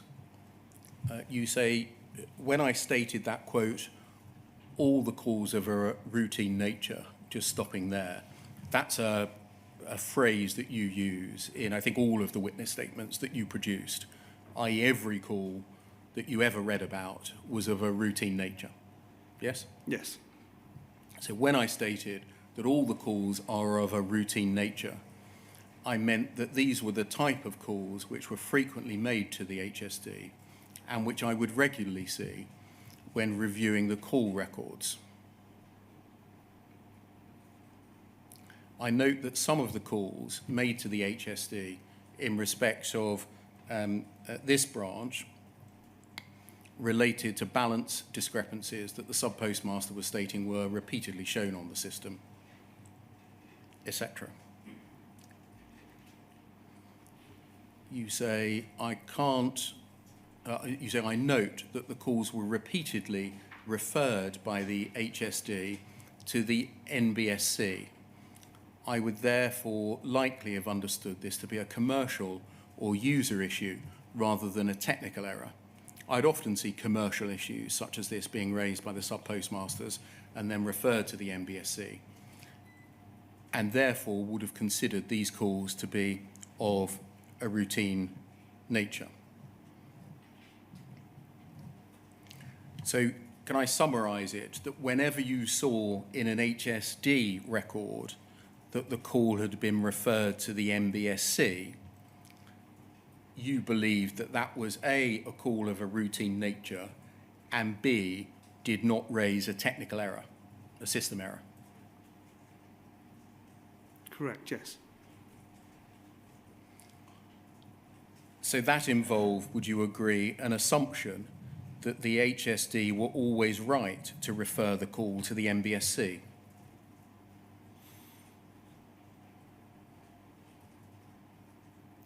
Yes. And it involved an assumption that if the sub-postmaster thought that the discrepancy about which they were complaining was a result of a technical error, a system error, then they were wrong. If the call had been referred to the NBSC, yes, I would have seen that as a business, commercial, or a user error. Yeah. And what I'm asking, Mr. Dunks, is that you're assuming that the person in the HSD has got it right and that the sub-postmaster has got it wrong. No, I would assume that they've been referred to there because they're assuming that at first glance or whatever, that it could have been a business issue. If it turned out that further investigation would have been needed, that call, and I think I've seen it before, a call would have been passed back for further investigation to see if it was a technical issue. You were working on the basis that Fujitsu, in its HSD, was correct in its categorization of issues as being commercial or business on the one hand, and therefore referred to NBSC, weren't you? Yes, in a way, yes. Did you have access to, and therefore the facility to examine, when a call was referred to the NBSC? Sorry, say that again. What did I? Did you have access to, and the facility therefore to examine, what happened when a call was referred to the NBSC? No, we didn't. We didn't have access to the NBSC. So you don't know what happened after it had left the HSD? What they did and what they carried out, no, I don't. So if they, for example, just kept telling the person, turn your machine on and off again, you wouldn't know if that was the advice? No, I wouldn't, no. No. If they said to the person, under the contract, you've got to pay up this discrepancy, irrespective of you claiming that it's a system fault, you wouldn't know if that happened when it got into the MBSC? No. You wouldn't know that if they were told in the MBSC, clause 12 of the contract says that you must pay irrespective of fault for all losses, No. and many sub-postmasters did, and that the technical issue that they were complaining of therefore never reached the surface, you wouldn't know if that happened.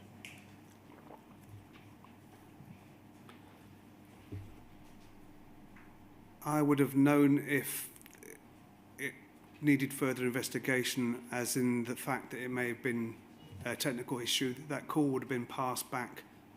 What about if they, in the MBSC, they were told, you just need to pay up? No. Oh, And no. you would write all of these up as being calls of a routine nature, which didn't involve the integrity of the Horizon data, wouldn't you, in your witness statements? It was a routine nature that those calls were passed to the MBSC, and we've seen them call those calls routinely. Isn't what you were conveying by all the calls are of a routine nature was not about the frequency with which the calls were being made, but rather about the substance of the issues, i.e., these calls, you can be assured, Mr. Defendant, Mrs. Defendant, or court, that these calls do not involve a system issue?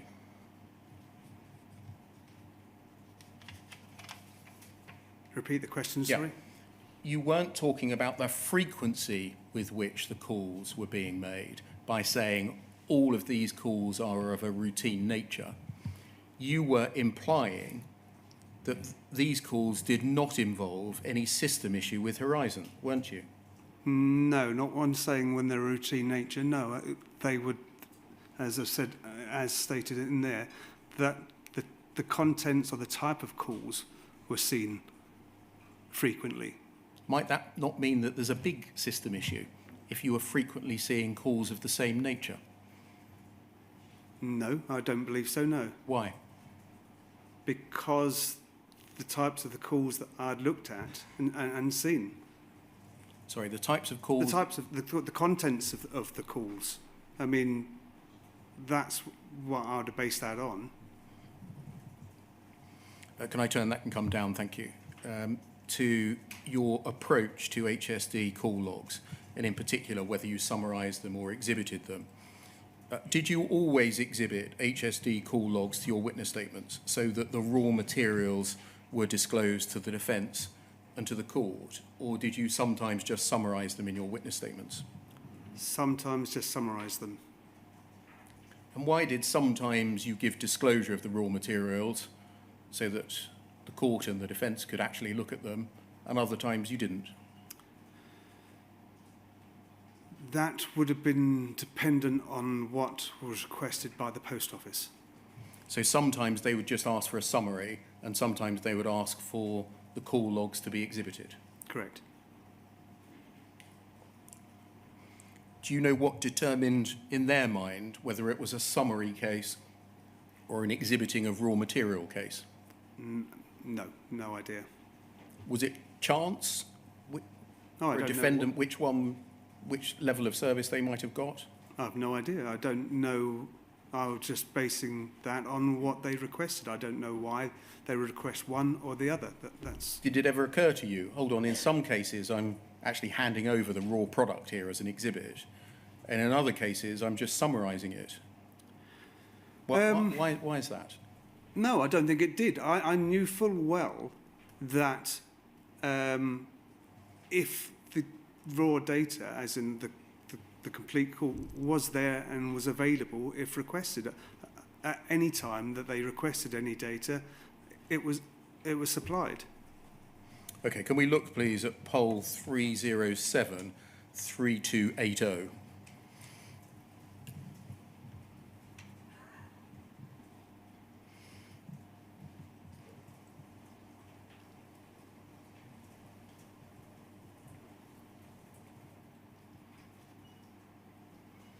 This is an exhibit sheet to your witness statement dated the 27th of September 2006 in Post Office's claim against Lee Castleton. Can you see that? Yes.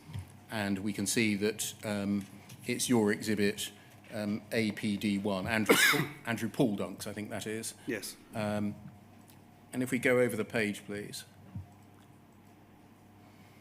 Can we see that you're exhibiting here HSD call records? Yeah, and if we just scroll down and just keep going, it can be done relatively quickly. Keep going. A series of HSD call records. Yes, so here you are in a civil case, in a civil context, exhibiting the call logs themselves. Yes? Yes. And do you agree that gives the reader the facility to record everything that is recorded on the call log itself? Absolutely, yes. Were there any hidden screens or hidden drop-downs, or were they all available if you did a print to see? No, that is the full contents of a call at the time. Thank you. Can we look, please, at FUJ 308 3702?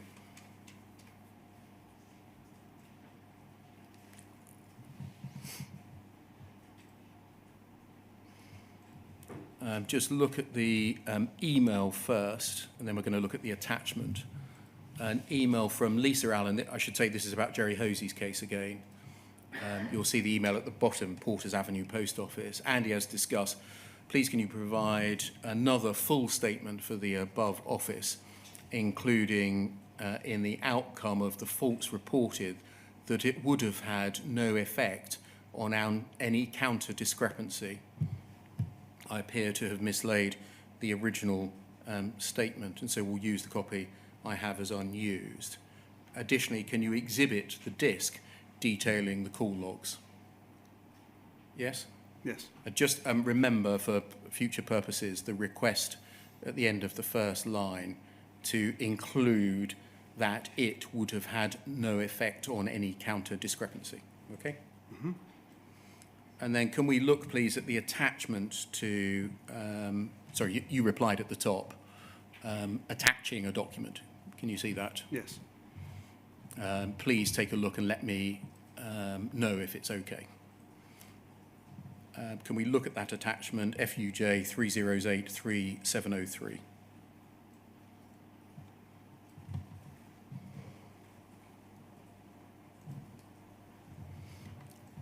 And if we scroll down, please.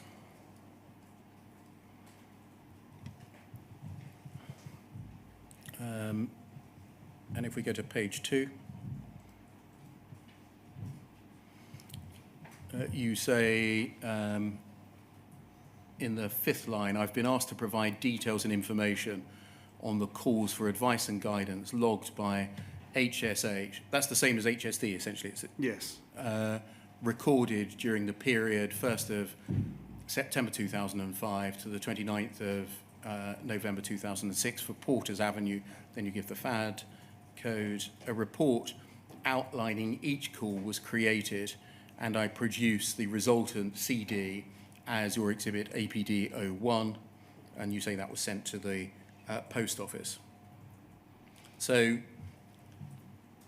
you, in the Porters Avenue prosecution, seem to have been asked by the email to exhibit a CD with the full call logs on it.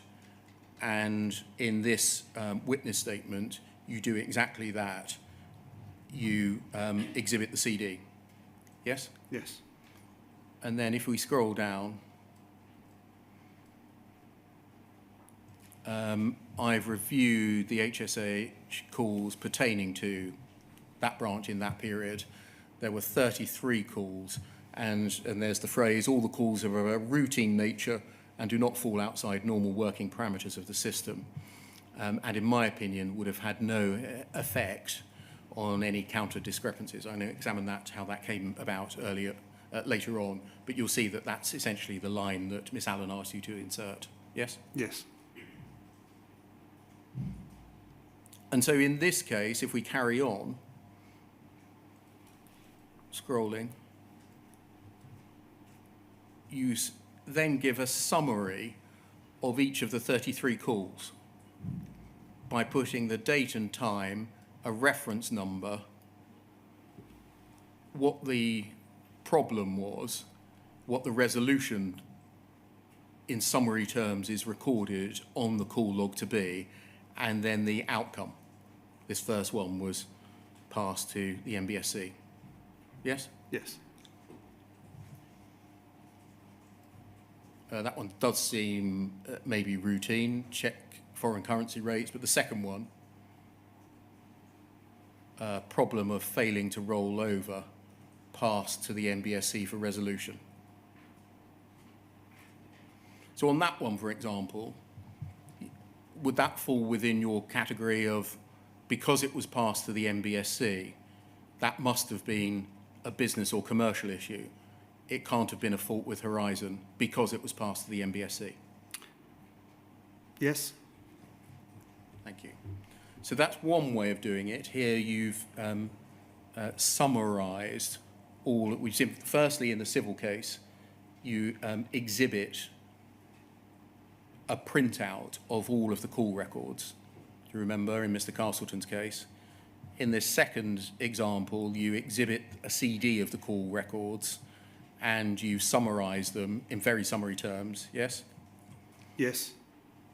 Can we turn, please, to what happened in the Seema Misra case and look at your witness statement, please. Second witness statement, page 57.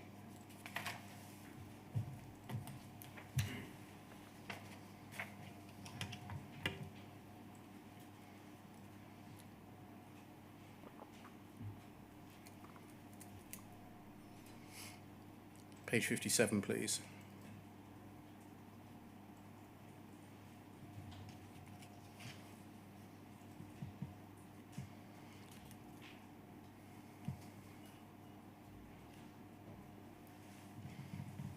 Paragraph 192 at the foot of the page. You describe in this paragraph essentially how in each statement in the Misra case you gave more and more detail of the HSD calls, and that was done at the request of the lawyers and the post office. Yes. And so this was more of an unfolding picture in the Misra case. Yes. Again, can you help us? What determined which approach you took? Whether you did the first thing, gave them the printouts as part of an exhibit, whether you provided a CD with all of the call logs on it, or whether you summarised?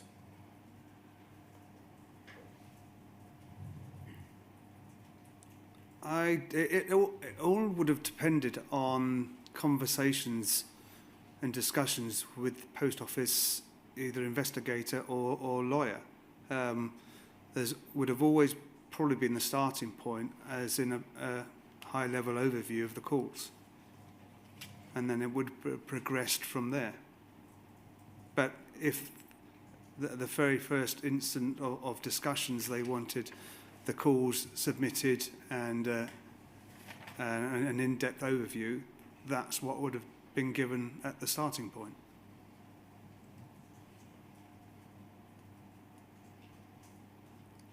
Do you know how the person that you were speaking to or engaging with on email from the post office knew what to request?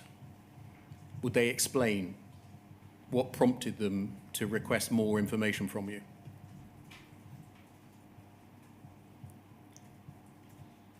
No, I don't think I remember having a conversation like that at all, no. I.e., whether it was because of what they'd read in what you had provided them, whether it was because the court was ordering them to provide more information, whether it was the defence asking for more information. What prompted the unfolding of the disclosure of more data? It could have been it could have been either of what you've just said. It could have been where the first me first supplying a witness statement to them, that they would have looked at it and reviewed it and come back and says, oh, we possibly need to expand here or there. And also, depending, because I don't know what communications they were having with lawyers or whatever, defence, if somebody had asked for the full disclosure of the call details, they would have come back to us and said, oh, can we have those call details? No, I'm not aware of the process they went through. Who did you take your orders from? On the witness statements, Yeah.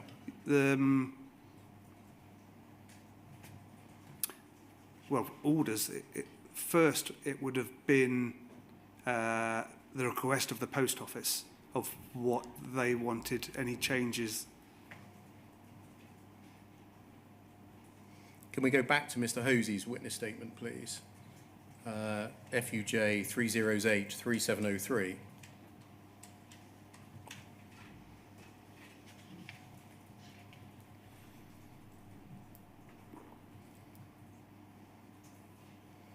And look at page 2, please.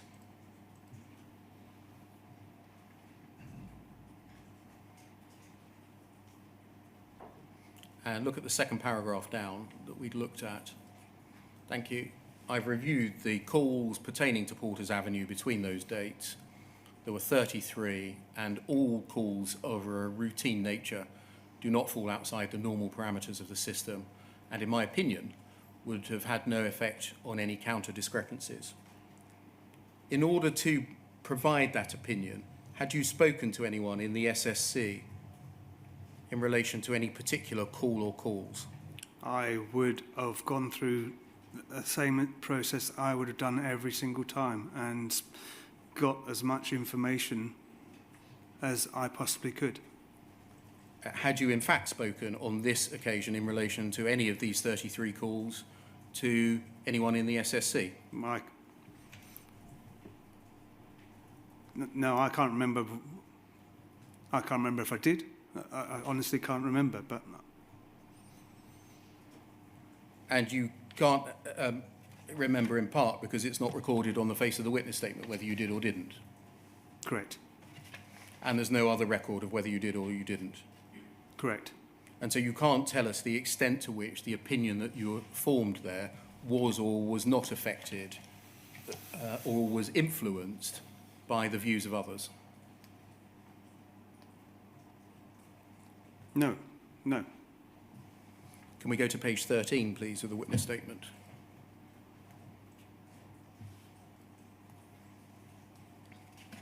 You refer in page 13 to two particular calls, one ending in 970.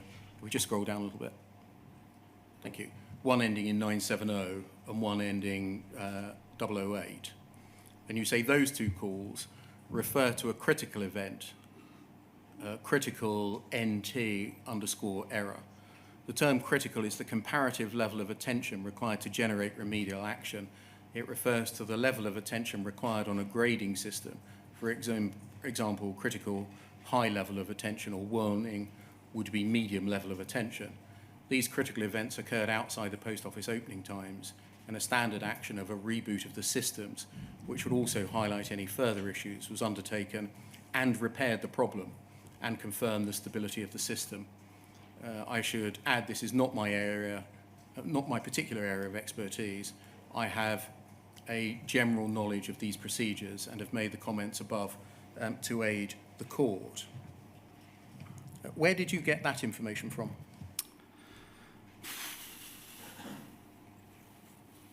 I can't remember specifically where I got that information from. No, I can't say exactly where I got it from. Do you agree that you would have got the information from somewhere else? Yes. That wasn't your own personal knowledge? Part of that, yes. Yes, I agree. And so you're providing an opinion there, acknowledging that this isn't your particular area of expertise, based on somebody else's opinion?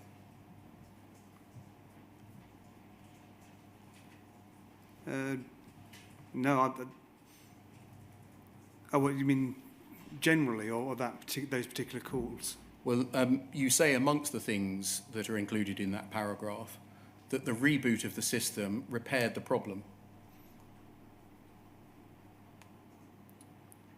Yes, yeah. I mean, that's, yeah. Trying to explain what took place for that call. Okay, I'll move on. Can we look at poll 305 2220?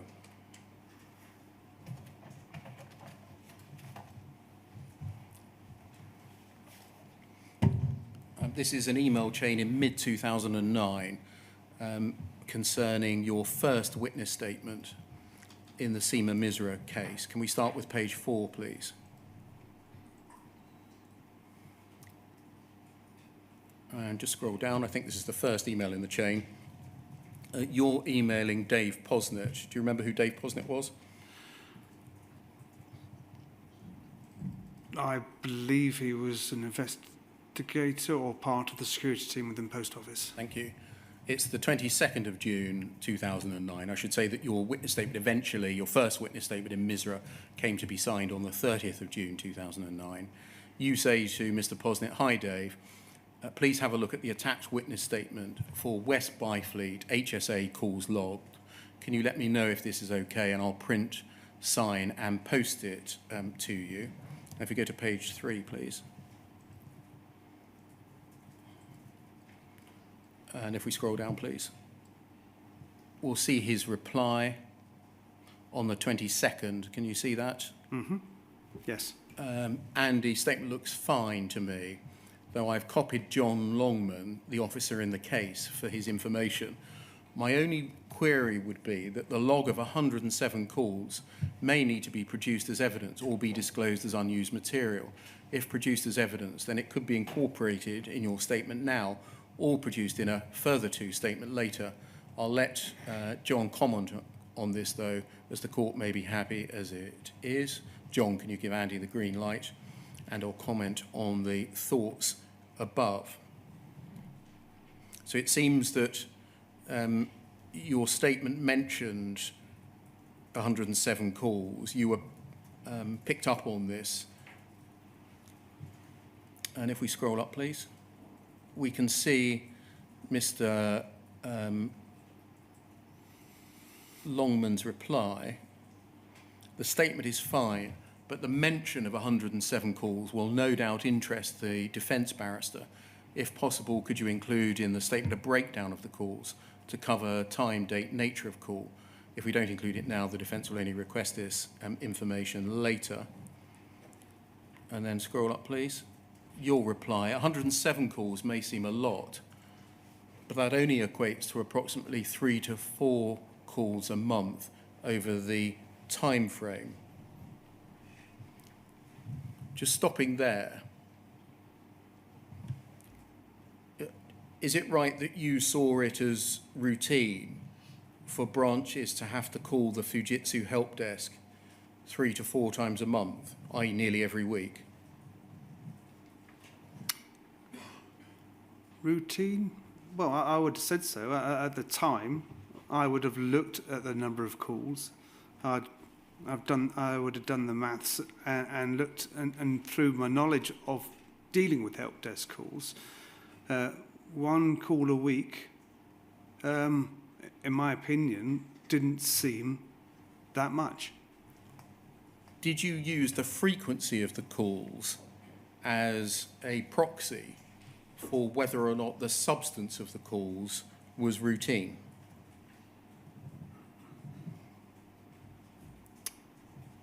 The frequency at that time, I was just trying to explain. Overall, did you use the frequency of calls as a proxy for whether the substance of the calls was routine? No, I don't believe I did. So the frequency to you wasn't a relevant issue? I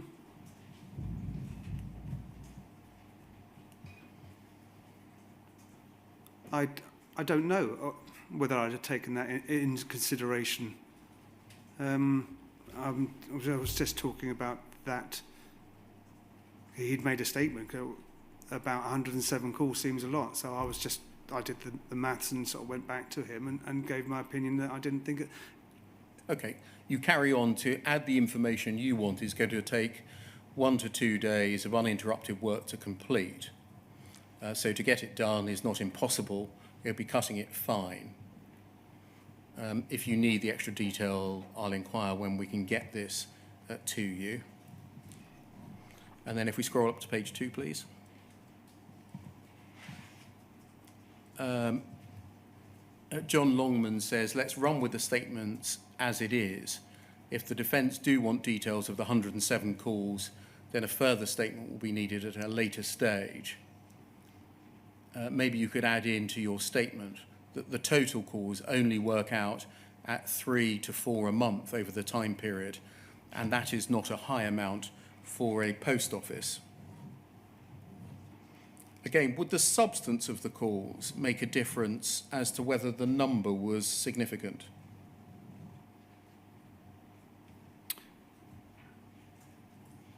At that time, I believe I was just giving an opinion that I didn't think that the frequency or the number, I don't believe at the time that was to do with the substance. It was the frequency, because he'd asked that there were, seems a lot of calls there, but it didn't, in my opinion, I didn't think that there was. And so I think you were content to provide a statement with the addition proposed by Mr. Longman, because you reply, okay, I'll add this to the statement and get it posted. Agreed? Yes, yeah. So in summary, at this stage, you're not providing the substance of the calls. You're providing a witness statement that says how many there are and that is not a high number.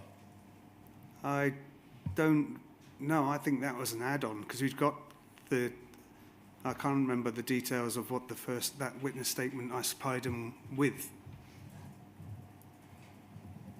Okay, I can maybe check that to see what was... Yeah, no, I don't know the progress and how that... I can't remember how that worked. I don't believe it was just a statement saying, oh, there was 107 calls. Can we look at what happened after you signed the witness statement off on the 30th of June? Yeah, scroll up, please.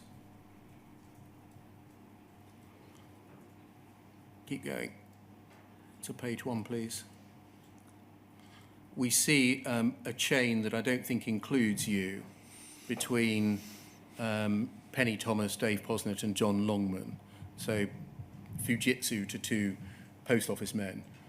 Dave, an approximate estimate for the work is ARQ's 13,000 odd pounds, help desk individual breakdown £1,800, call type breakdown £630. Do you want me to arrange a formal estimate? Was the level of information that you provided in the witness statement affected by the cost of the provision of it? Well, I never knew there was an individual cost. I don't believe I ever knew there was an individual cost of the work I was doing. I understood that the whole ARQ process was covered under an agreement based on payment on the number of ARQs we supplied. I mean, I've never seen this. I don't believe I ever knew that someone was giving us an estimate of cost or charging on the work I carried out. So if there was an effect of the on the level of service provided by reference to the amount that it costed, that information never found its way to you? Correct. And if we just scroll to the top of the page. Thank you. You can see that that chain doesn't then find its way on to you. So in summary, on this aspect of the story, you just did what you were asked to do by post office, is that right? And didn't know the extent to which financial considerations affected the choices that they made? Absolutely no. Thank you. Can we go on, please, to FUJ 0012 2673?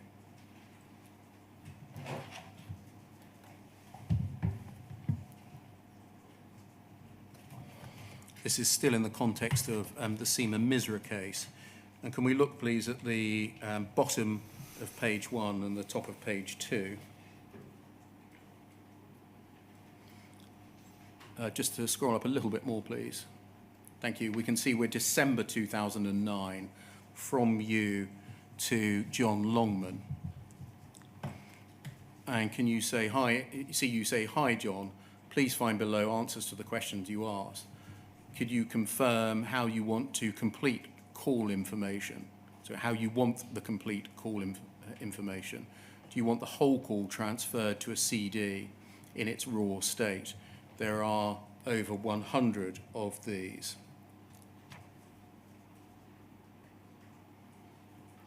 And then if we scroll up, please.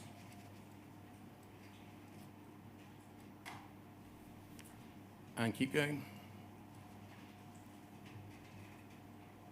No more relevant information there.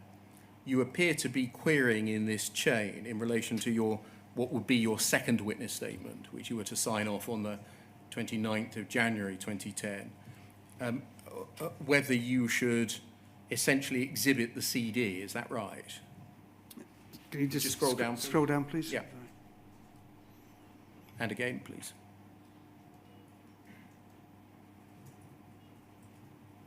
Maybe we should see the below questions. If we scroll a bit further. Oh. The answers haven't come out in red.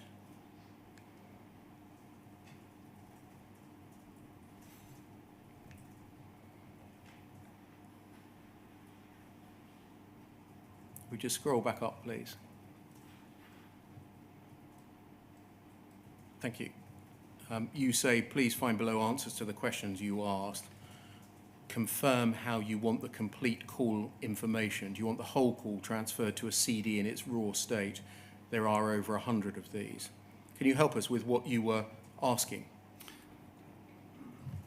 I think that the please find below answers your questions, now seeing the contents, they were to do with answers about the counters which I'd passed on to Leighton Machin.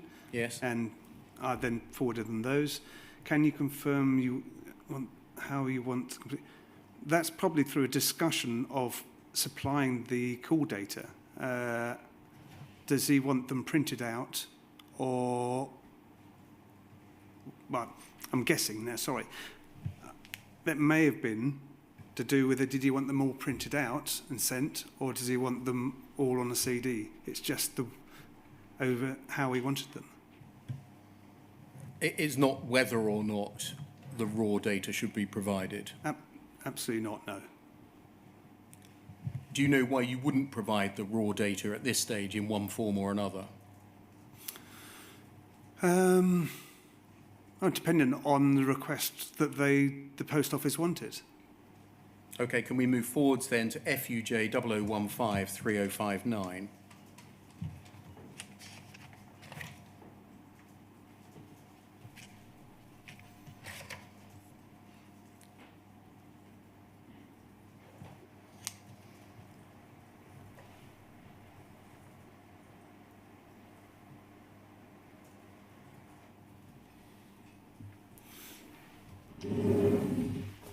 Thank you. If we look, thank you. Scroll down, please. That's it, just there, sorry. Bottom of that last email. Just scroll up a little bit, thank you. Can you see, if we scroll up a little further, an email between Mr. Longman and Penny Thomas in the third paragraph? We're now on the 16th of March, third paragraph. We will need Andy to produce the disk containing the raw data of help desk calls from 1st of January 2005 to 31st of December 2009. And then if we go forwards, please, to poll 305 8443.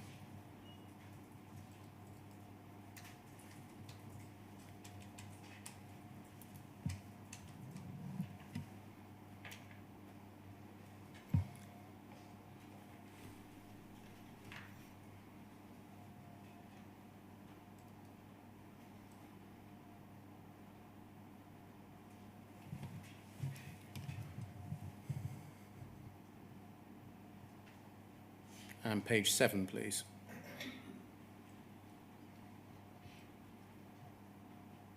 And scroll down. We can see a witness statement of yours dated the 30th of March. If we just scroll up, please. 30th of March 2010.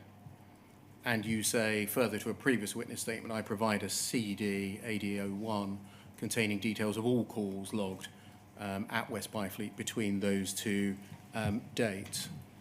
So would this have been in response, essentially, to that email that we saw of the 16th of March? Exactly, yes. Well, I'm assuming yes. That worked its way through to you somehow? Mm-hmm. Does it follow that at least from this date, Mrs. Misra's defence team had available to them the underlying call data upon which your earlier summaries were based? Yes, I think so, yes. Can you help us with what would have been on the CD as AD01?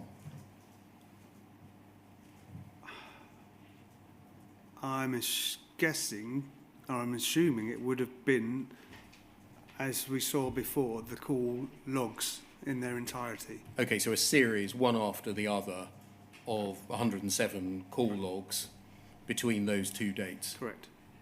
Thank you. So that's an appropriate moment for the second break. I wonder whether we could break until 25:02. Yeah, before we do, in case I've missed it and it's in my head, Mr. Dunks, did you give oral evidence in Mr. Hosy's case? In which case, sorry, Mr. Hosy, Mr. Jerry Hosy. that's Porters Avenue, is it? Yeah. I don't believe I did, no. All right, thank you. Yeah, fine. Yes, 25 past. Sorry, what time did you say? 25:02, please. 25 to, yeah. Thank you very much, sir.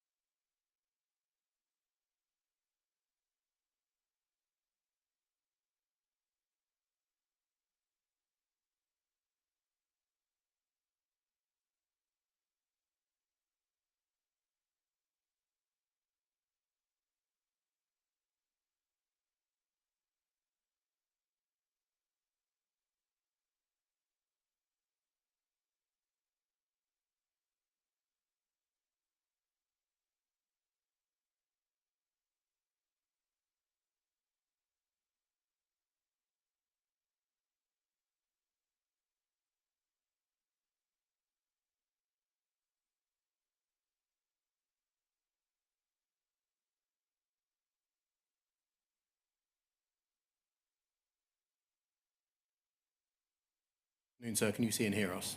Yes, thank you. Thank you. Mr. Dunks, you remember that I asked you about that email exchange in mid-2009 concerning Seema Misra's case, in which you had provided a witness statement saying that there had been 107 calls to the help desk, and this was picked up and you were asked for more information because otherwise the defence barrister will only ask for it.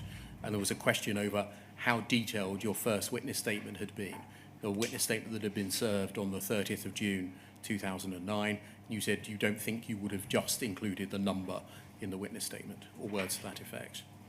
Can we look at that witness statement, please? Poll 305 1960.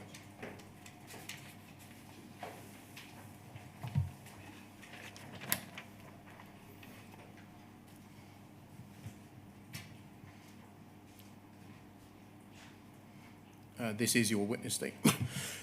Excuse me, witness statement of the 24th of June 2009, which was served under a notice of additional evidence on the 30th of June 2009. If we just scroll down, we can see some standard paragraphs. No need to read all of those. We're going to come back to the detail of these boilerplate paragraphs later. And then at the bottom of the page, you say an important element of the support provided to sub-postmasters and counterclerks is the Horizon Help Desk. It is the Horizon user's first port of call, etc.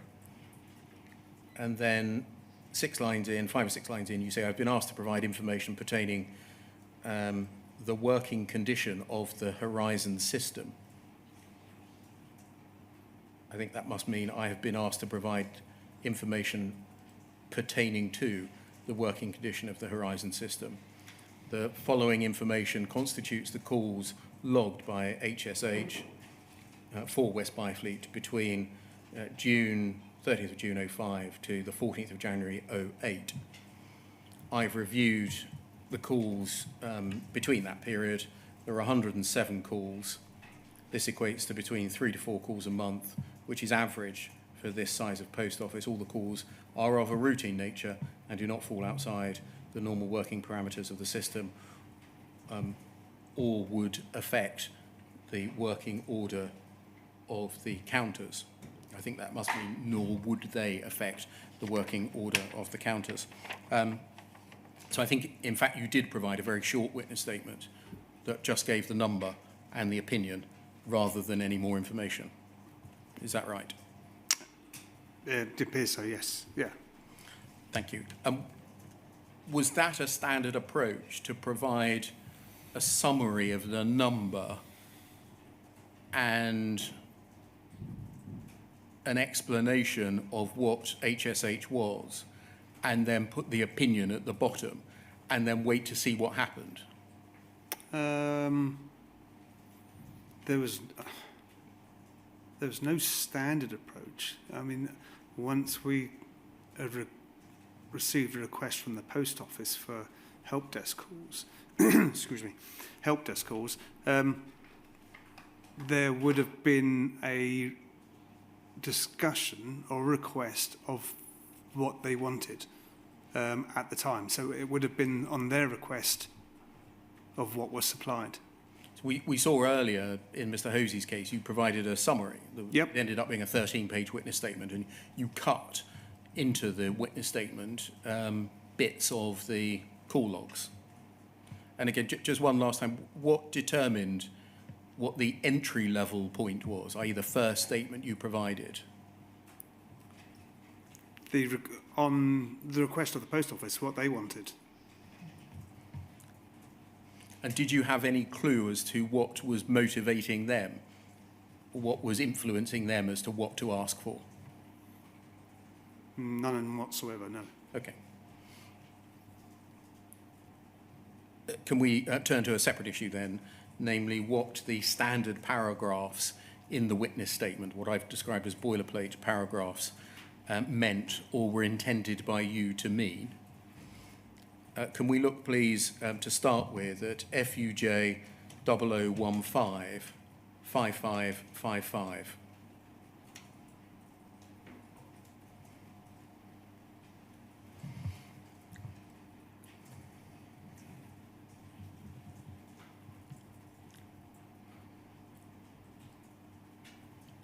And if we scroll down, please. And again. That's it, that's the bottom of the chain. Just scroll up. Thank you. Thank you. An email at this point not copied to you. It's about a witness statement. It's between Mr. Posnet, Mr. Hooper and Mr. Ward.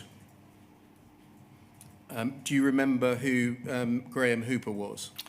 Graham Hooper was the security manager, I believe, at the time. And we see him described as CS security manager. Would that be customer support security manager? Yes, security came under customer support. Okay. And so would he have been a manager of you at the time? Yes. Thank you. And we know who Graham Ward is in the post office. Graham, I think that's the Graham Hooper. Just a quick note to thank you for the above in relation to the Horizon system. This evidence was allowed to form part of the case, and the defendant was ultimately found guilty of 8 false accounting charges and 1 theft charge. I appreciate the fact you supplied the statement, especially given the short notice you received. And then scroll up, please. Mr. Hooper forwards that on to Martin Riddell. Who was he? Not sure. I think Was he in Fujitsu? Yes, I believe so, yes. And are all the other people on the copy list there in Fujitsu?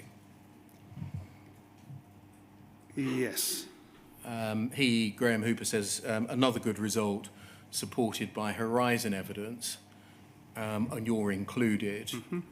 And then if we scroll up, Martin Riddell replies to everyone, saying, well done to everyone involved. If I was a caring, sharing manager, I'd buy a drink for everyone involved, but I'm not, so I won't.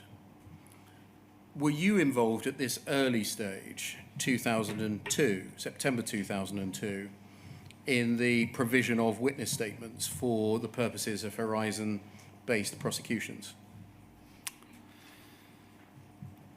I don't know. I know I started on the post office account in 2002. I don't know when or how long I'd been working on the account at that time.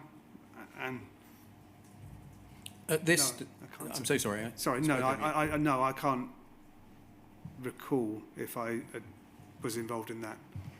At this stage, September 2002, was there a standard form witness statement in use within the security team?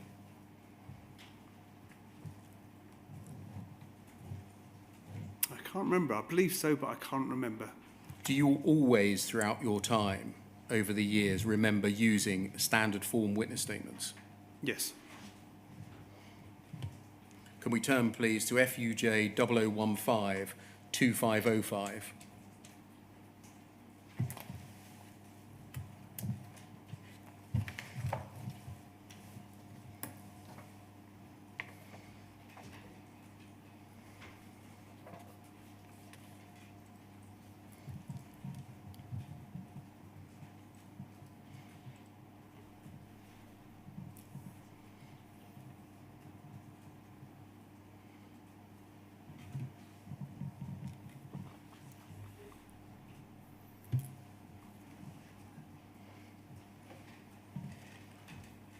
FUJ 0015 2505.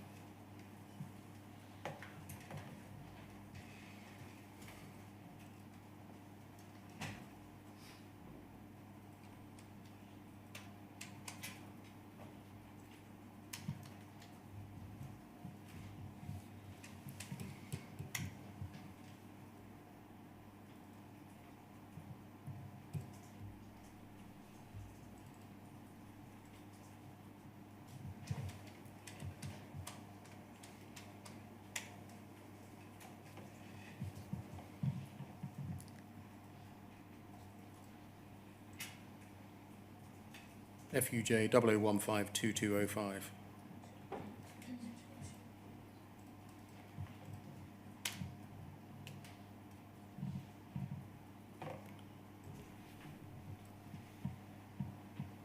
Thank you.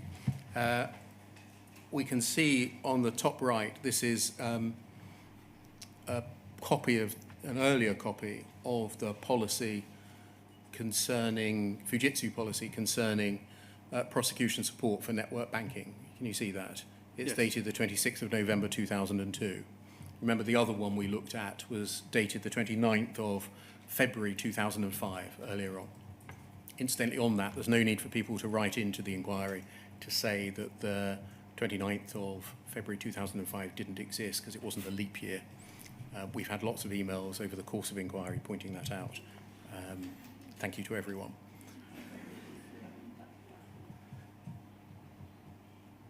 You can see that the abstract is, again, of a similar type. The document outlines the end-to-end procedures required to manage and deliver network banking prosecution support. You can see who the contributors were at this time. Your manager, Mr. Hooper, Jan Holmes, and Richard Laking. Can you help? No, I don't recall. And if we look, please, at the approval authorities on page 2,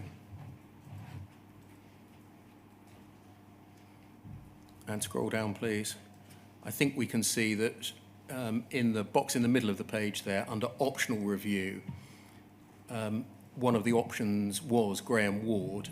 Can you see that? Yes, He being a post office manager, yes? yes, And it's asterisked, which suggests that Mr. Ward did indeed return a comment as a reviewer. Can you see that? yes. And can we turn, please? Again, there's a passage in the body of the document which refers to a template witness statement of fact being annexed as an Appendix 2. Can we turn to that Appendix 2, please, which is on page 27?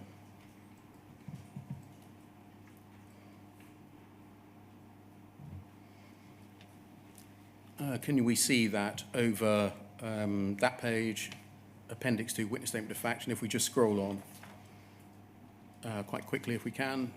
Thank you. And just on that page and then the next page. And it goes right up until page 32. And can you see again, each paragraph is headed by a capital letter? Yes. Yeah. Thank you very much. If we just quickly go back to page 21.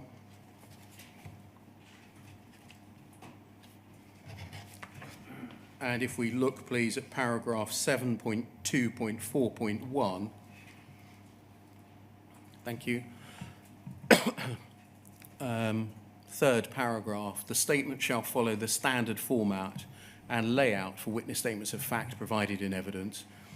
Contents of witness statements of fact are flexible depending on the specific requirement of each case and the knowledge of the witness giving it, the statement. An example of a witness statement of fact is provided in Appendix 2. Did you know about this policy, that the company had produced a policy saying an example of a witness statement of fact is provided in Appendix 2 and a template witness statement was provided in Appendix 2? This was on the year that I joined. I don't know whether I actually was given this document to read. I don't remember seeing this, no. Can we go back, please, to page 31 within the template witness statement?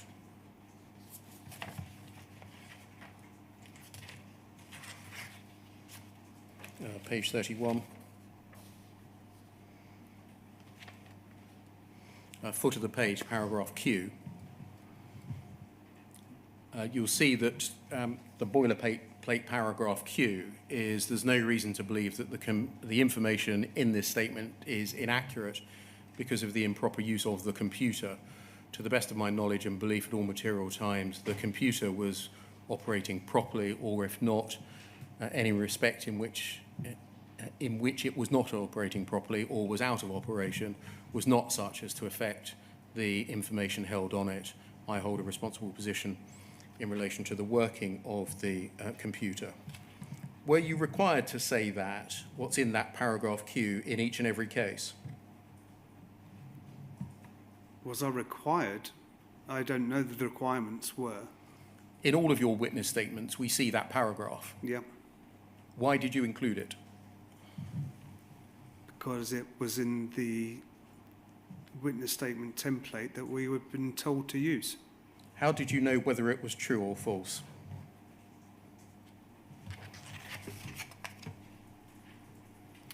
These, oh, actually, I don't.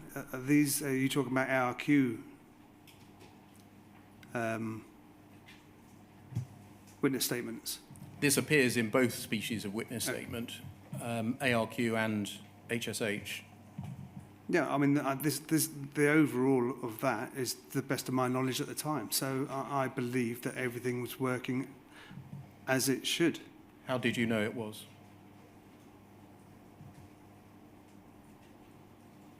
Well, in respect of ARQs, I knew that there was checks being made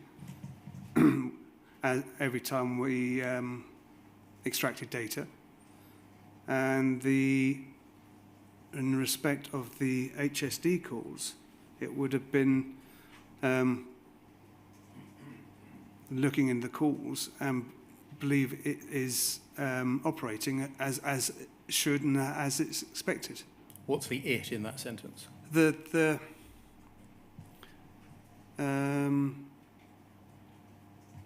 counters and So stop there. You believe when you signed a witness statement that included that paragraph that it was testifying to your belief that the counters were working properly? were working as expected, yes. And so I interrupted you. You said the counters and...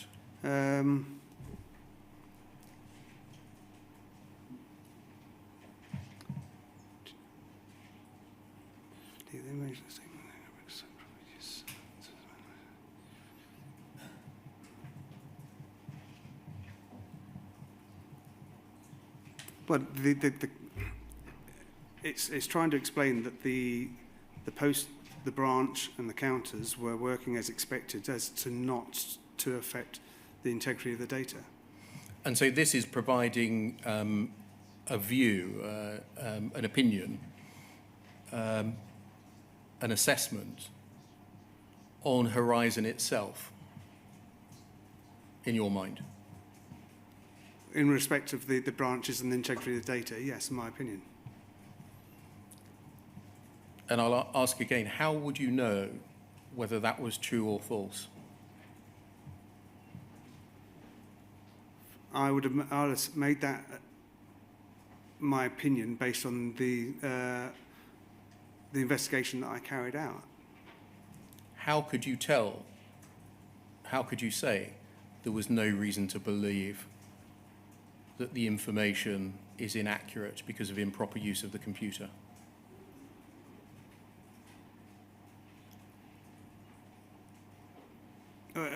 Again, I mean, I made that assumption, my opinion, on an individual basis of every call that I looked at, and I was being asked for an opinion, and that was my opinion.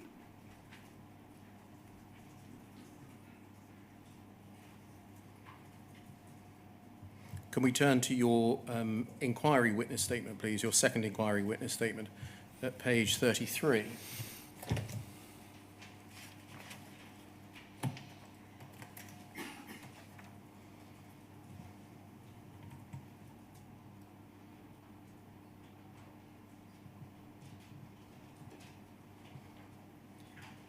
Paragraph 96, page 33, paragraph 96.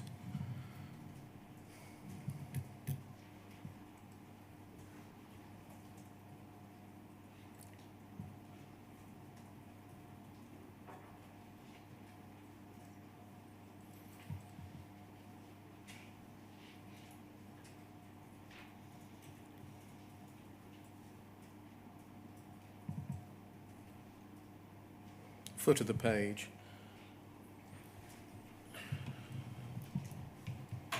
You say the witness statements I supplied in respect of the production of ARQ records contain the following or very similar wording. And then you set it out, yeah? I'm not going to reread it. Over the page, please.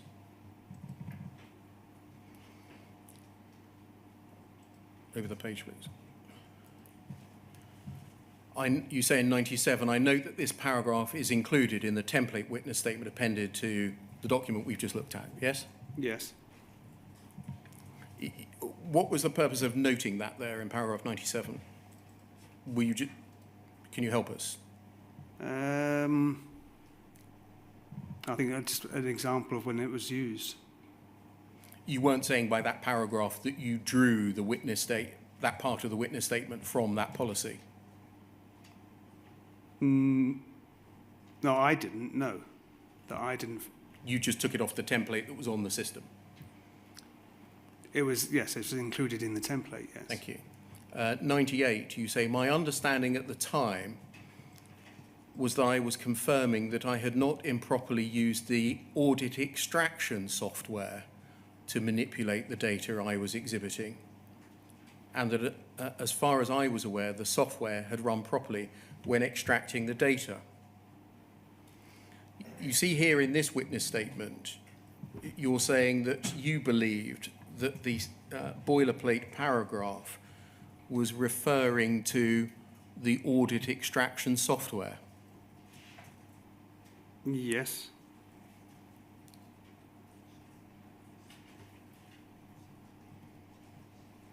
If we scroll down to paragraph 100,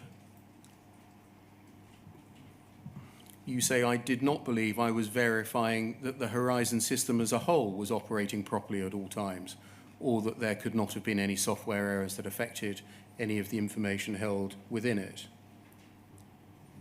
So you're here saying, firstly, do you agree that when you wrote or included the paragraph in each of your witness statements, you had a positive understanding of what it meant and what it did not mean?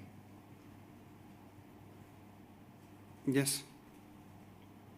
And is that true that you can remember that standard paragraph Q was one that you held a belief at the relevant time as to what it did mean and what it didn't mean?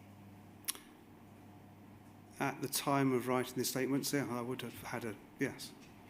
And that it was only limited to the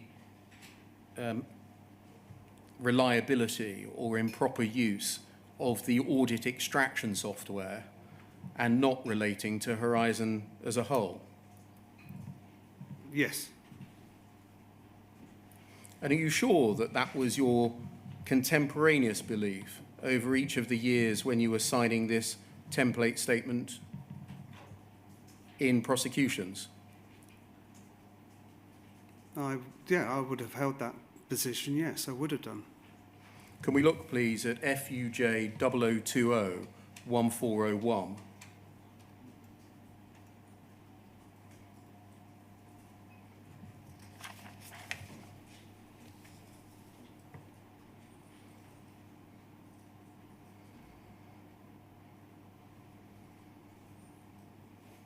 FUJ 0020 1401.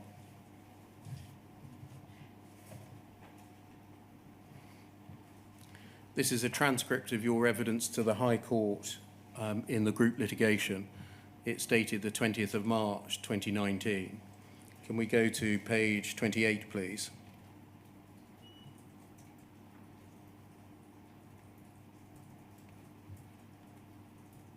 Oh, I see, we're on 28, at the foot of the page. 28 at the foot of the page.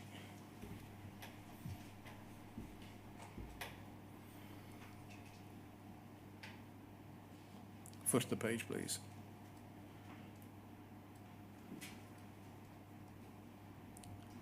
We can see where the transcript of your evidence begins. You're sworn. Yes. Can we go forward to page 41, please?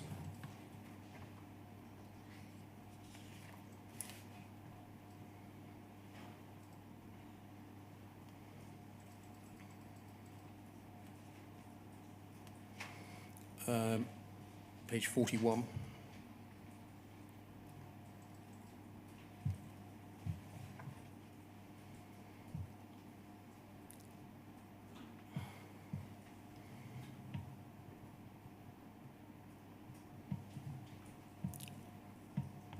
You're being cross-examined here by Mr. Militic, and can you see in the second question, third line, he says, and then paragraph 8 again, I just want to be very precise. I want to make sure I understand exactly what's being said in this statement. Paragraph 8 begins, there's no reason to believe that the information in this statement is inaccurate. Pausing there, what is this statement? Carry on, thank you. Do you mean your witness statement? Yes. And then okay. And then there's no reason to believe that the information in this witness statement is inaccurate because of the improper use of the system. And the question is, what is the system there? Is that the system of the process of extracting audit data, or is it something else? So just stopping there, you can see that you're being asked very similar questions to the ones that I've asked already, albeit this is a different witness statement that contains the same boilerplate paragraph. So you're asked, what's the system there? Is that the system of the process of extracting audit data, or is it something else? And you say, good question. I'm not sure what I was meaning by that. There is no reason to believe, over the page.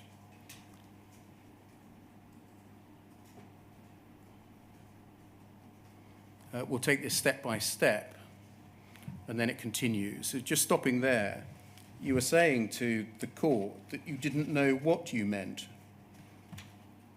You say, I'm not sure what I was meaning by the system, and that there is no reason to believe.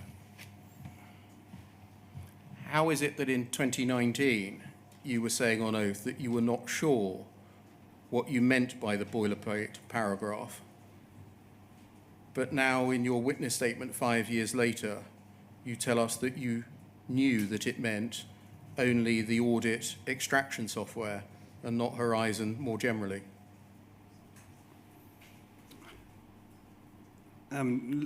Looking at this now and going over it, I'm not sure what I was thinking at the time or what I was trying to remember. The questioning does continue. I think I was meaning about the improper use of the audit data extraction system. Question, so when you say system, you mean the process of extracting audit data? Yes, I do. And then it continues, I see. So then there's the quote. And then it goes on to deal with a separate issue, namely what at all material times meant. So when you told the court that you weren't sure what you were meaning by the paragraph, the boilerplate paragraph, how is it that your memory seems to have improved 5 years later, that you were definitely meaning throughout time only the system used to extract audit data? I don't know. I mean, being put on the spot at the time,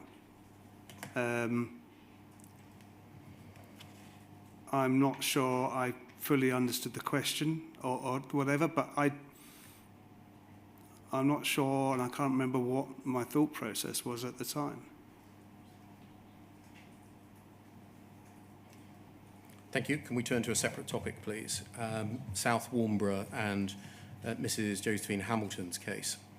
This is dealt with in your second witness statement in paragraphs 183 to 189 on pages 56 onwards. I'm not going to read what you say there. They're there for the record. But instead, can I take you to some email exchanges, please?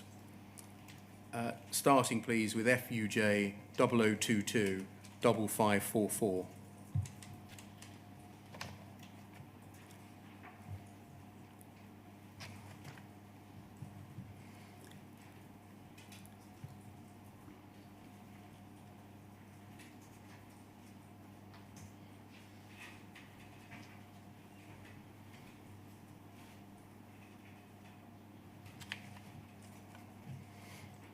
Can we look at the bottom email first, please? We're on the 13th of January 2007. If we just scroll up. Thank you. From Mr. Ward to you about a witness statement that you had made in Josephine Hamilton's case. he says, Mr. Ward says, Andy, I've made 1 or 2 minor amendments, pull all the text into the same font, spelling of South Warnborough, and also put 3 question marks following some acronyms, so you can explain in full.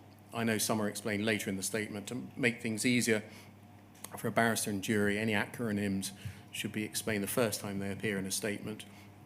Most of the explanations of the cause make sense to me, aside from the one below, which appears to suggest a fault. Can you simplify what this means? And you'll see that he identifies a call ending 1106. Can you see that? Yes. And then if we scroll up, please.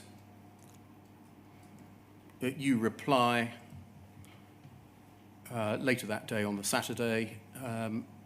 I will make the amendments on Monday, but I had posted a copy of the statement on Friday just in case it was okay, so please ignore. Can we look at the statement, please? The one that you signed off on the 14th of January 2007, poll 304 4482.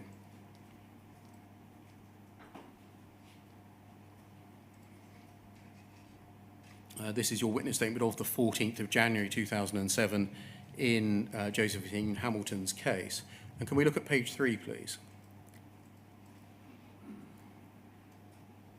And if we scroll down to look for the call ending in 1106, it's in the middle of the page there. It's got an asterisk on it. A new call, this is the 21st of April 2004, taken by Richard Poston's critical NT error,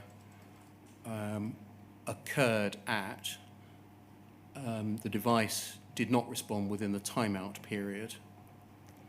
Resolution, an automatic error event was picked up by the System Management Center, second line support, and a call was logged. The System Management Center referred to a Kells, a known error log. A remote reboot of the counter was carried out, which did not resolve the problem. A priority call was raised, you give the number, to contact and advise the postmaster for a manual reboot. Call closed by Kevin Pearson. So that's the one that Mr. Ward was saying, that tended to indicate a fault. Yes? Yes, that's what he's saying. And he was asking for clarification. Yes.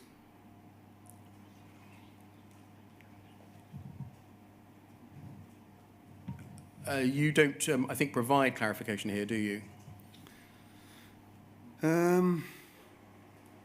I don't, well, I haven't got an email with it on. I don't know whether I spoke to him regarding that. Well, in the witness statement, you don't, do you? If we just carry on scrolling through to the end, because sometimes you, at the end of the witness statement, have a mop-up paragraph dealing with any possible faults.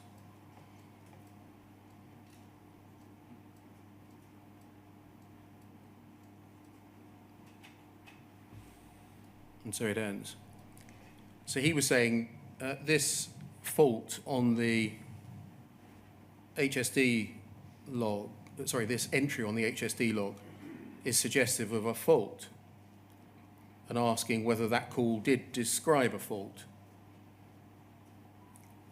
And you don't address it, do you? No, not in the final witness statement, no. Not in your email either, did you? Not by email. I didn't, well, it doesn't appear that I responded back to him with it, no. If we go back to page 3 and look at the entry, it says that a remote reboot was carried out, which didn't resolve the problem. A priority was raised, priority call was raised, and advice for the postmaster for a manual reboot, and then the call was closed. So on its face, it doesn't record that there was any resolution to the problem, does it?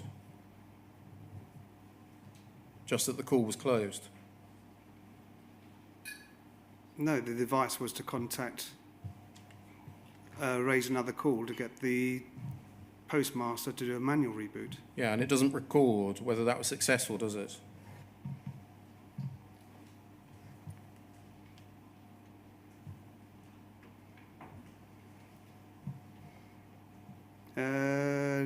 Not on that particular call, no. On any other call? Well, the following call was raised, an A priority, which was the next call in line, and it appears that the reboot didn't solve the issue, so an engineer was sent to swap over the base unit.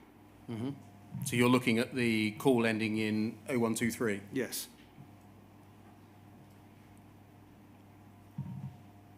So the question that was asked of you by the investigator was whether it disclosed a fault, and you didn't answer it, did you? Well, I'm not by email, no. Or in your witness statement? No, because at the time I would have, in the investigation, the work I'd done on that, looking into the Sorry, you said causes, you would have done an investigation. What investigation would you have I done? would have carried out the same investigation that I would have done for any witness statement at any calls. I would have spoken to people, I would have looked at things to clarify that I was happy to make that statement. What would you have looked at?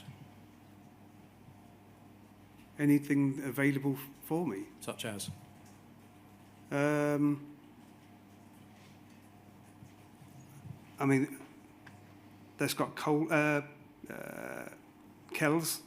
You would have looked reference in at there. Kells, would you? I would have done, yes. There are two Kells mentioned there, aren't there? Yeah. One R. Coleman ending in 3J and one P. Carroll ending in 9Z. Aren't there? Yes. And so you would have gone off and searched up those two known error logs, would you? Yes.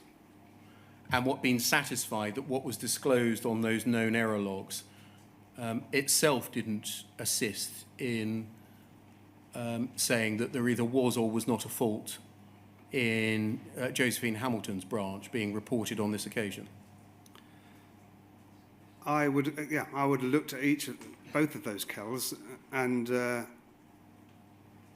again, the same as I would have done with the help desk calls. If I didn't understand the clarity, I got some clarity from the SSC, because the Kells are written by the SSC, to understand what's the wording and the steps and what it's trying to explain. So looking at the first Kell, R. Coleman ending in 3J, can we look at that, please? FUJ 305 9070.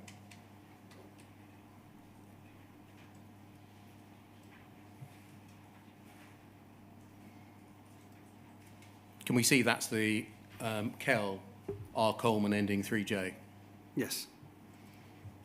And can you see, if we scroll down the problem, NT has detected a fault on disk drive or ID controller, and then there's some code. Can you tell us what all that code means, please? Now, no. I can't recall what everything there says or means, no. Would you have been able to understand all of that code at the time? Well, yes, I would have done. Say understand, I'd have got a knowledge of what that all meant, yes. How would you have got a knowledge of it? By, as I said, speaking to someone within the SSC. These are their words, and they're their known error logs, so they would have written them. They're the experts, not you. Yes. And they were the experts that didn't want to give evidence. Yes. Solution, help desk. First check for other events which may have led to this error, such as a bad block or corrupt storage unit events. If such events exist, follow the appropriate Kells for those.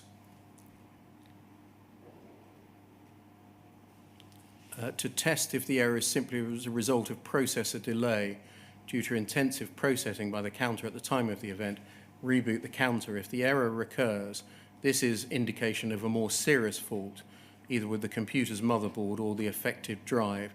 Therefore, if the message reappears, then send an engineer to replace the part at fault. And so you can see it continues. And then if we look at the second Kell that's referred to, FUJ 0005 9107.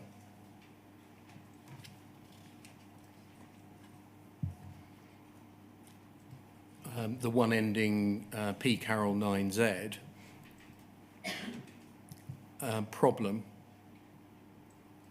Scroll down, please. Thank you.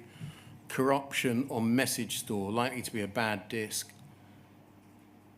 or more likely riposte, has been subjected to an interruption whilst an indexing operation has been taken place. If a power outage occurs during this process, it's possible for corruption of the data structures within riposte. Solution, a reboot can fix some of these problems, so that should be tried in the first instance. If the event occurs out of hours, then clear desk may clear the problem. If they persist or reoccur and the post office are having problems, then do something. And then further down, about 8 lines in, multi-counter sites, SMC must check all counters are working okay. Apart from target counter, there must be at least one other unit with a fully functioning riposte present. If not, pass to SSC, etc. So reading the entry on the help desk and reading these two Kells, which you say you would have done, how were you able to say that what you read did not disclose anything other than the system operating properly?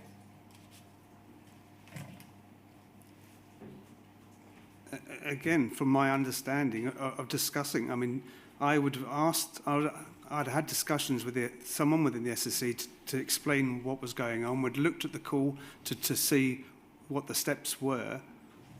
And I mean, this is a known error log, so these errors have been seen before. Is that a good thing? Well, there's always going to be certain errors, and how they're dealt with. It's how they're dealt with is the process. And how were you able to say that this had no effect on the operation of Horizon? Well, no, proper effect on the counters. I mean, it was still working as expected. There may have been a fault at the counter, but again, that's within the boundaries and integrity of the Horizon system. I believe, in my opinion, that at the time, it was working as it should do, and there wouldn't have been any integrity issues with the data between the branch and the Horizon. Did you look at the data to see whether there were any integrity issues? At the data? Yeah. No. Thank you. So that would be an appropriate moment for lunch if it is acceptable to you. I wonder whether we could break until 2:10. Yes, certainly. Thank you very much.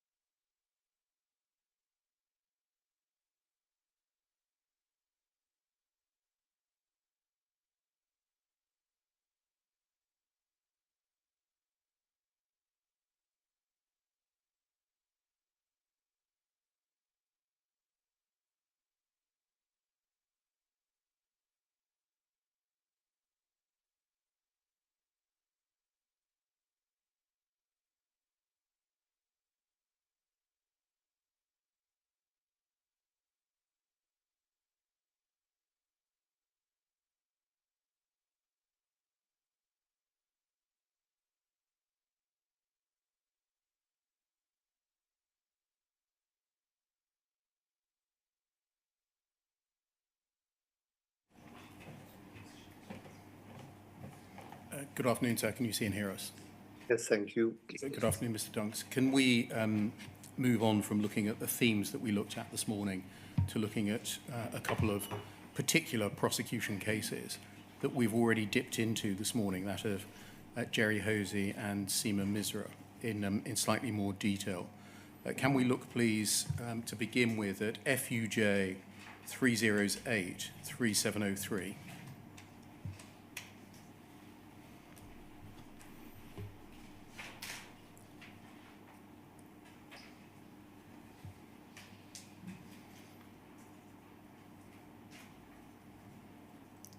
Can we see this as a witness statement dated by you, dated the 3rd of June 2008? And if we scroll down a little bit, please. And a little bit further. And then go over the page. And we can see about 5 or 6 lines in, you say, I've been asked to provide details on the calls for advice and guidance at Porters Avenue, i.e. Mr. Hosy's branch. So this is a Jerry Hosy, Porters Avenue witness statement. Do you see that? Yes. And as we've seen, you say, I've reviewed the HSH calls during the period that's there set out. There were 33 calls from the branch to HSH, and all of the calls are of a routine nature and do not fall outside normal working parameters of the system, and in my opinion would have had no effect on any counter discrepancies. And if we just go back to page 1, please. And if we just scroll down to some of the boilerplate paragraphs. Can you see the second one? You say, I make this witness statement from facts within my own knowledge unless otherwise stated. There's then something about records. You say 4 lines from the bottom, you have access to the records, you weren't involved in any of the technical aspects, and you say this area is not my particular area of expertise, and you make the witness statement simply to clarify the call logs for the benefit of the court. Do you see there that the boilerplate paragraph Q in the policy documents we looked at this morning, the one that says there's no reason to believe that the information contained in this statement is inaccurate because of improper use of the computer, etc., isn't present in this witness statement? Correct.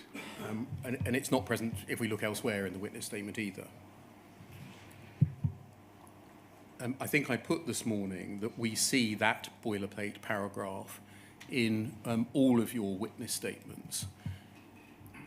And I think you agreed with me, and I was asking you where you got it from and why you included it in all witness statements. I think it's right that it's in all of the witness statements that address extraction and explanation of ARQ data, but not in witness statements that address extraction and explanation of HSH call logs. Why is that? I don't know why that form of the witness statement didn't include that.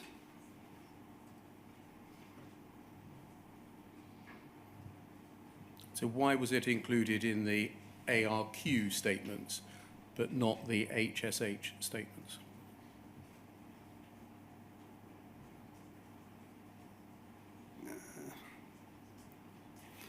I don't know why the two were different. They were the statements weren't fixed, because I could add things, or post office would request things to be taken out or put in under discussion. So most of the time, it would have been a compromise under discussion of what was put in and taken out. I can't recall what the process was or what discussions were for, or reasons why that was left out. Okay. The first line of that paragraph, which is included, I make this witness statement from facts within my own knowledge, unless otherwise stated. What did you understand that to mean? I think I said earlier that that's within my own knowledge. I mean, otherwise stated, I know you said that hadn't stated that I spoke to the SSC, but I believe that I knew those facts, or the knowledge was within my arena, or no, I knew when I made the statement. Can you not see that in order to make a witness statement that includes that line from facts within my own knowledge, there could never be a case where you would include the words unless otherwise stated? Sorry, say again. Yeah. In order for you to make a witness statement about something, the something has got to be within your own knowledge, otherwise you wouldn't be able to write it down, would you? Correct. So given that's the case, what is the purpose of that line? If everything is always going to be within your own knowledge on your account, to put it in a witness statement, what's the purpose of that line? I don't know, to be honest with you. That's part of the standard witness statement that we said before that we're told to use. Did you not understand it to mean that if I don't say anything, the things I'm speaking about are in fact within my own knowledge? But if I identify in the witness statement things that I've learned from somebody else, I'll say so. No, that was... i.e., unless otherwise stated. Yeah, no, I don't. That was never my understanding at the time. Did you in fact have an understanding, or did you just include this because it was another one of the boilerplate paragraphs? No, sorry, no, I had an understanding. I believed it was within my knowledge base at the time of writing the statement. Okay, if that's the case, when could you ever otherwise state? I don't know. On your explanation, that sentence makes no sense, does it? If everything is within your own knowledge because you've been told about it, you could never state otherwise.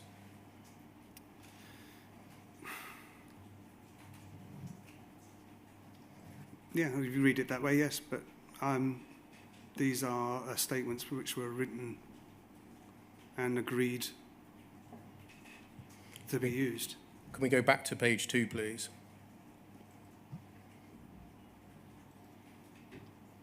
And look at the second paragraph down. I've reviewed the HSH calls. There are 33. All of the calls are of a routine nature and do not fall outside the normal working parameters of the system, and in my opinion would have had no effect on any counter discrepancies. If you had no technical expertise in Horizon, what qualified you to make that statement?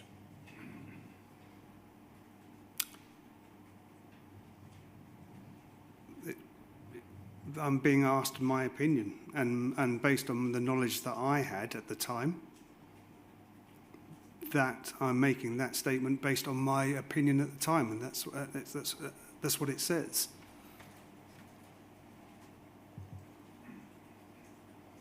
Can we move on, please, to FUJ 308 3704?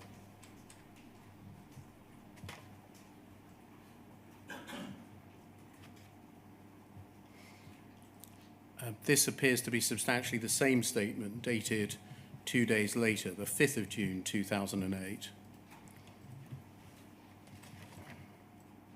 And if we go to the second page and look at the second paragraph, that appears to be exactly the same, except that in the previous edition, the 3rd of June, the last sentence of the second paragraph said would have had no effect, E-F-F-E-C-T, and now that's been changed to affect, AFF, ECT. Can you see that? Yes. And so the overall opinion is still included in this version, correct? Correct. Can we look at the substantive comments that you make about the calls and look at page 3, please? And look at call number 3. Thursday, the 10th of November 2005, a call ending in 152. New call taken, postmaster's not in the right cash CA, cash account period, and has not rolled over this morning. Resolution over the page. Referred to MBSC. Call closed. And so there was a report that the sub-postmaster had a problem with his cash account, yes? Yes. And that's passed to the MBSC. Yes. And you said that what is reported there would have had no effect on any counter discrepancies. This was the system operating as intended and does not fall outside the normal working parameters of the system. How were you able to say that?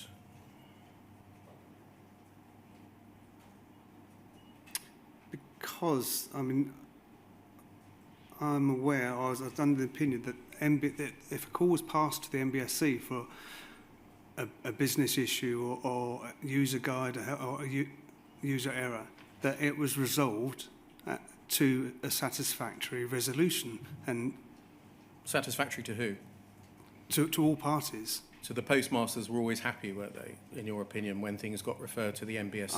I have to believe that, yes. Where did you get that information from? The postmasters were always happy when they got referred to the MBSC. Well, we never saw the call come back, so I have to make an assumption that the calls were resolved. And is that the foundation on which you built your evidence to a criminal court assumption? That the calls had been resolved, yes. You didn't know one way or the other, did you? But the MBC was a help desk to deal with those issues, yes. But I think you told us in the morning session that you had no access to MBSC records and didn't know what happened once a case had been referred to the MBSC. Mm-hmm. Yes. So why did you write a witness statement saying, including reference to this call, and there are lots and lots of these, let me tell you, that are referred to the MBSC, that this was of a routine nature. It doesn't fall outside the normal parameters of the system and wouldn't have had an effect on any counter discrepancies. How can you say that? Because if it's passed to the MBSC, it was a business issue. Firstly, do you agree that that involves a significant assumption that the person in the HSH has rightly categorised it as a business issue? The first port of call, yes. So it involves an assumption by you that the HSH person has got it right. Correct. Even if the postmaster was saying it's a system issue, you took from the fact that it was in fact passed to the MBSC that it was a business or user issue. Yes, because if it was then thought to be or needed further investigation to see if it was a technical issue or software issue, that call would have been passed back to Verizon to investigate it.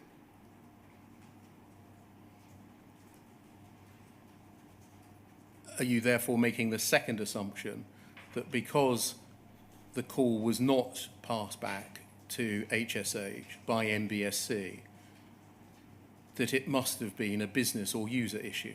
Yes. Can we look, please, at call number 8 on page 5? I think if we scroll down, 5th of January, ending in 008. New call, critical event, an unexpected error occurred whilst attempting to insert a message. Timeout occurred waiting for lock. Outcome, an automatic error was picked up by the SMC, a call was logged. The SMC referred to known error log, and it's the J. Simpkins 38Q1. The Kells recommends a remote counter reboot, which fixed the problem and no further events were seen. And if we carry on and look at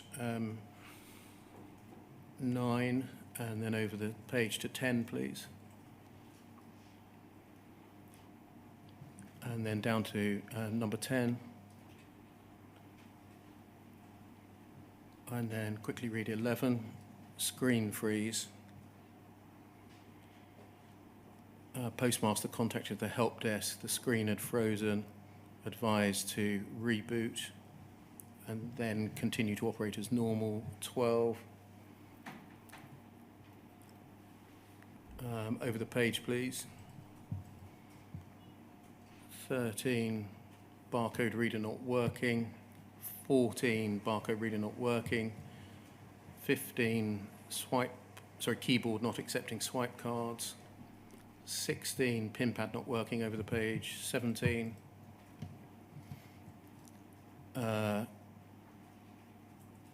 flooding and rewiring needed. 18, more flooding.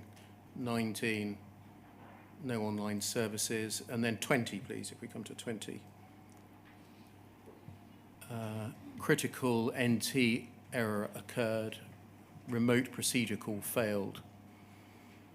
An automatic error event was picked up by the SMC. A call was logged. The SMC referred to MWrite 45K Kells. The Kells recommends a remote counter reboot, which fixed the problem and no further events were seen. This was due to the KMRX service failing to respond. And if we go forward, please, to page 13.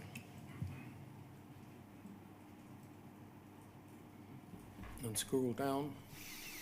You say in relation to those two that I've highlighted, the calls ending in 970 and 008, the term critical is the comparative level of attention required, etc. Reading on, these critical events occurred outside post office opening times, and a standard action of a reboot was undertaken and repaired the problem and confirmed the stability of the system. This isn't my particular area of expertise. I have a general knowledge of the procedures and have made comments to aid the court. How would a reboot confirm the stability of the system?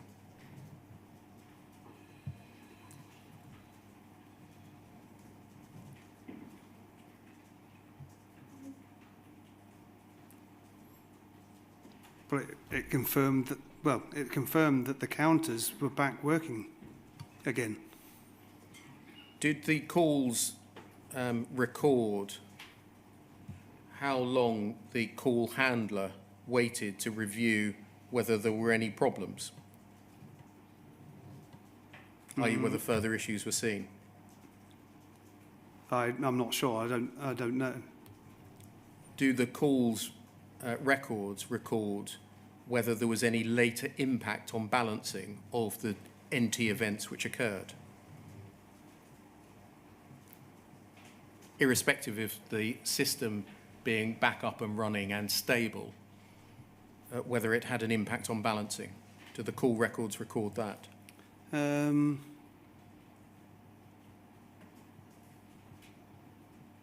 it doesn't. No, it doesn't state that. No. And so you wouldn't know one way or the other? Well, if there were no calls or raised about that issue, I don't know how long they looked at the events. So you're saying that because the sub-postmaster didn't call back in and say, I've got a an existing or continuing balancing problem, you assumed that there had been a solution that had been effective? Well, yes. I mean, the fault had been fixed, and at that time, and so yes, I do. Did you know what the MBSC habitually advised sub-postmasters as to their responsibility for settling discrepancies, irrespective of the cause of them? I had no knowledge of that. No. When you compiled summaries like this, would you habitually interrogate the Kells? Yes, I would have looked at Kells. I would have looked at anything available. And why would you look for the Kells? Because it's mentioned in the call logs, within the details of the call. Do you ever set out what the Kells says in your witness statements concerning HSH? No. I don't believe I did, no. Did you ever find anything relevant in the Kells then? I can't remember what... If you had have found something relevant in a Kell, would you have included it in the witness statement?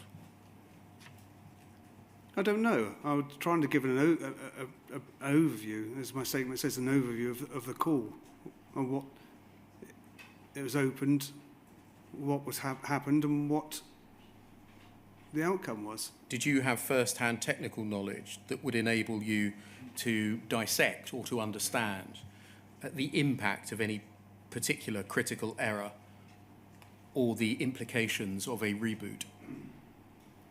As I said, no, but by the time I'd done my work and written the witness statement, I believe I understood, had a better picture and understood that. Did you ask anyone else within Fujitsu about the Kells referred to in these call logs? If I didn't understand them, yes, I would have done. I've spoken to whoever, the SSC, someone within the SSC, someone who had better technical knowledge than I did at the time. And the inquiry's heard evidence, for example, about the riposte lock problem and the calendar square problem, and has heard evidence about problems arising because counters were told to reboot the system or were rebooting the system in the face of errors that were in fact unresolved. Did you know about any of that? No, I wasn't aware of, you mentioned the calendar squared. No, I wasn't aware of that particular problem. So you weren't told by anyone in the SSC that the act of being told to reboot a system in the face of a critical NT error might itself be the cause of yet further problems? I don't believe that was ever mentioned. Otherwise, I would have known about a bug or an issue that may have caused some of these problems. No, I don't believe I did. So we've seen that the call log mentioned the J. Simpkins 338Q Kell, yes? We saw that earlier. Yes. And you said that you would have gone off and looked at that. I believe I would have done, yes. Can we look, please, at the J. Simpkins Kell, FUJ 308 3720?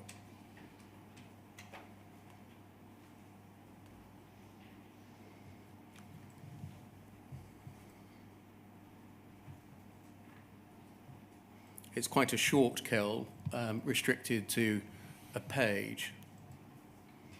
The problem, events started on the 1st of May after the counter was rebooted. The counter produced one of these messages every 10 seconds throughout the night until ClearDesk restarted riposte. This cleared the lock and the system has been fine since. We're seeing a few of these each week on Wednesdays during balancing. This can lead to problems if the postmaster is balancing on the counter generating the events, as it may not have a full view of the transactions done on other counters. This event can also give rise to transfer problems where the eventing node was not replicated and so allowed Clark to transfer of a transaction which had already been TI'd on another node for the second time. The problem is still occurring every week, in one case on the same site on 2 consecutive weeks, sent to development, and then solution. This problem seems to be cleared by either rebooting the affected counter or clear desk running in the morning if the event is seen at a multi-counter office during the working hours of the post office, or up to 6 p.m. on a weekday, in case they're balancing out of hours. Ring the office and get them to reboot the event encounter. If they're in the process of balancing, it's strongly advised they reboot before continuing balancing, as they're at risk of producing an incorrect balance. Warn the postmaster if transactions appear to be missing, they should not be re-entered. They will become visible after the counter has been rebooted.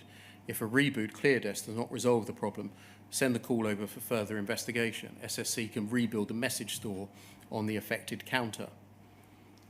If the message was seen on a correspondence server and the source of the message is riposte, then raise a peak call and route it to SSC to stop and restart the riposte under operational change procedure. If the errors are seen on more than one correspondence server at the same time, then further investigations should be carried out. There's nothing in your witness statement, in particular your summary of the call logs, that acknowledges that an imbalance could result from this event, is there? No, there isn't, no. Or that this is something that had been happening for years, since at least May 2002, is there? But it's seen as I see that as part of the routine handling of calls, and it's a known error that's being and has got a resolution to it, and how to deal with that type of call. How could you tell which of the multiple different resolutions in the solution applied in this case?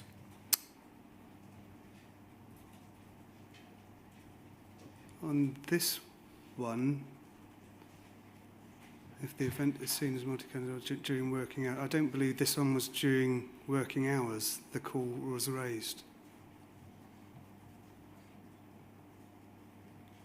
So that would have been my first port of call. I'm thinking, for example, if reboot does not resolve the problem, send the call over for further information. SSC can rebuild the message store. Yep. If the message was seen on a correspondence server, then raise a peak call, route it to SSC. If the errors are seen on more than one correspondence server. What you don't seem to have done, is this right, Mr. Dunks, is looked at the possible different manifestations of this problem and seen which applied in this branch on this occasion. I can't remember how what I can see is there's a set of instructions to check and what the resolution was at each time. I can't remember what I did and how I balanced the two up. But promising good morning, if the event is seen during working hours. So I believe this one wasn't during working hours. It was at 01:15, I think. In the morning, In the yes. morning, yeah. Yes, it's an automated event being picked up by the SMC. That's the first part of the solution. I'm looking at the later parts of the solution. Yeah. But there's a resolution for each step. I can't remember how far it got or what those steps were, and how I balanced that up to come to my my solution.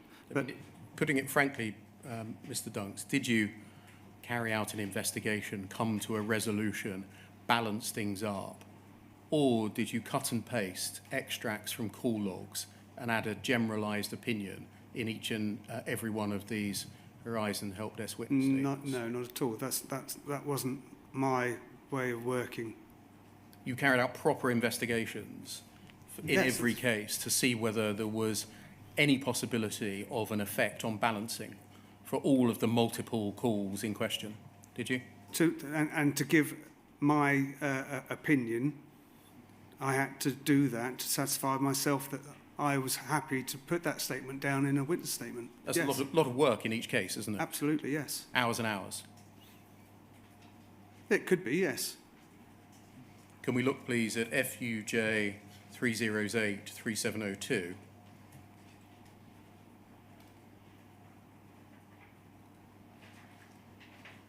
You remember this email, 3rd of June, 2008.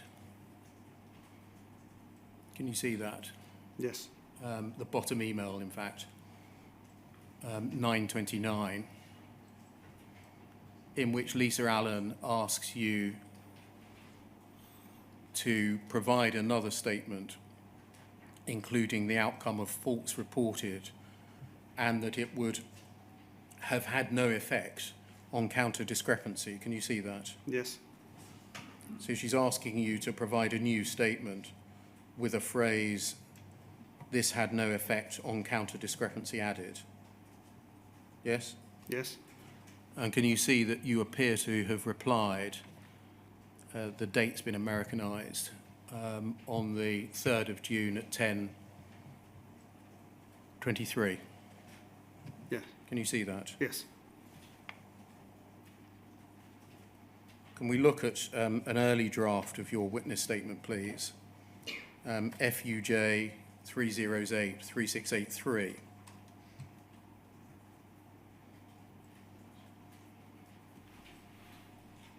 And put alongside it the June 2008 one, FUJ 308-3703.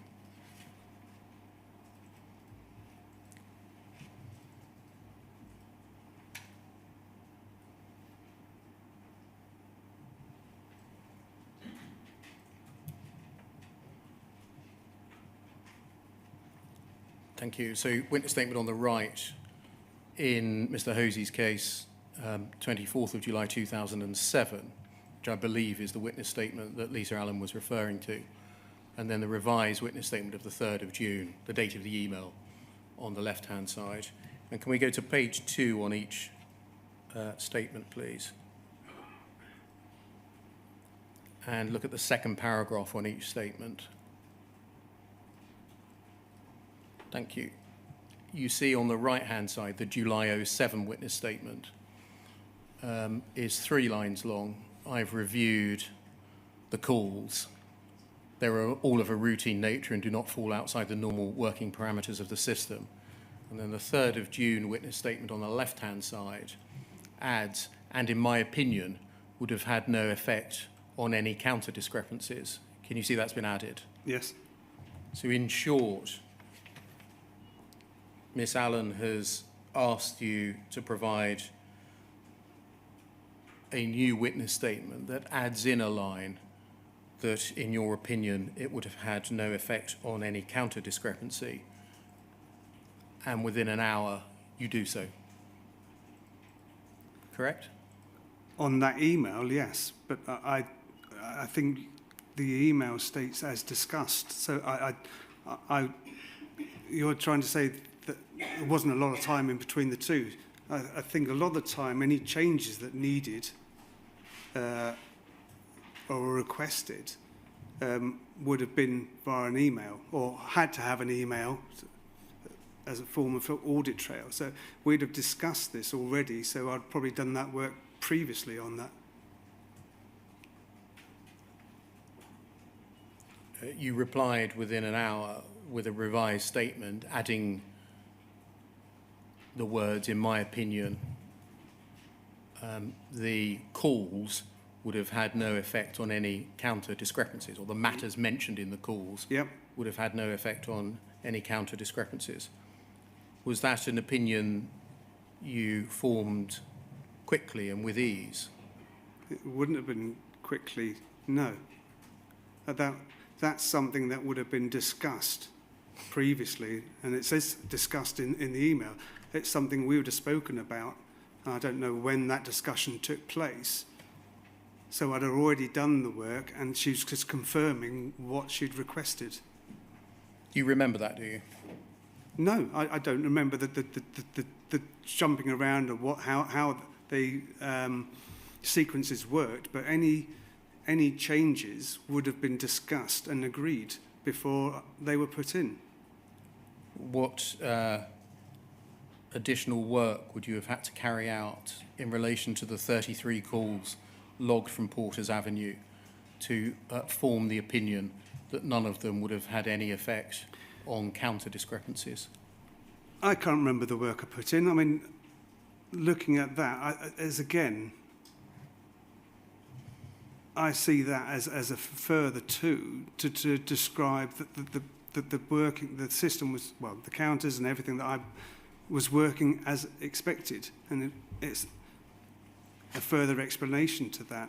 Well, it's an additional point, isn't it? It's rather more than saying that the calls themselves are of a routine nature. I mean, something can be very serious.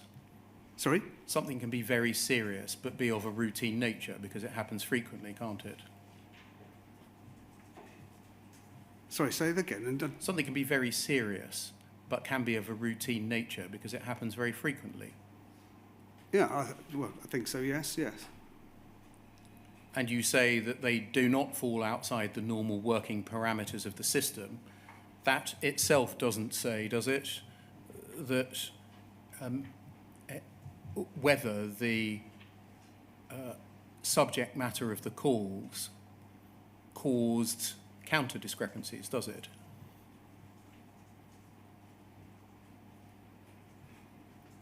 I'm sorry, could you repeat the So question? saying that the subject matter of these 33 calls does not fall outside the normal working parameters of the system, does not say one way or the other whether the subject matter of the calls had any effect on counter discrepancies. That would have been my opinion at the time, if asked. It's trying to describe that the system was working as expected. But what you've added is an opinion that the subject matter of the calls would in fact have had no effect on counter discrepancies. So it's a material addition, isn't it? Yes. Can we go back to the email, FUJ 308 3702?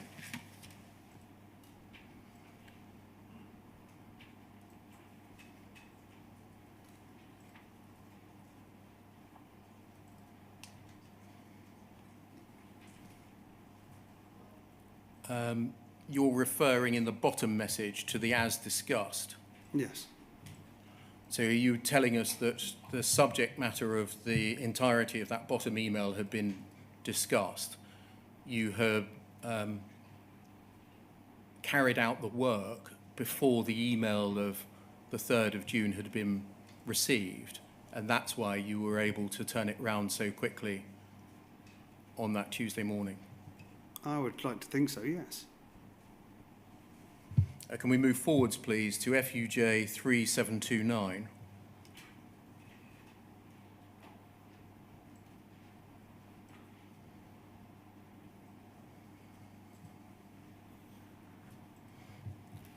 We're now in 2010, 6th of May 2010, still concerning Porters Avenue. And at the bottom email, so the top email, the date has again been Americanized, I think, from 6th of May. From the printed as the 5th of June, in fact, the 6th of May. If we look at the bottom email first, 6th of May, please provide me with a further statement exhibiting the 33 calls log. Can you send a copy of the exhibit with a label? Apologies for the short notice. There's a mention at court tomorrow. Can you see that? Yes. And then at the top of the page, again, you reply quite quickly, 11:07 through to 12:41. Let me know if this is okay. Can you see that? Yeah.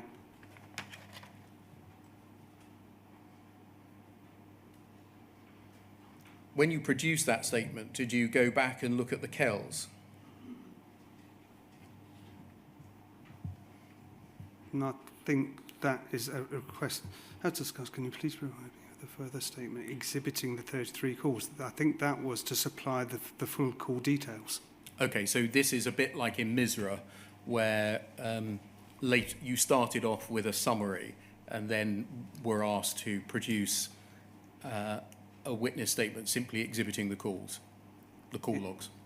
It appears to be that type of thing, yes. So you wouldn't have to conduct any extra analysis, is that right, in order simply to exhibit? If I'm just supplying the call data, no. Thank you. Can we move on, please, to look at Seema Misra's case? That can come down, thank you.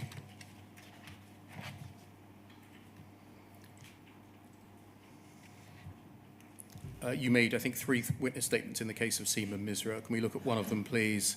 The one dated the 29th of January 2010, poll 305848.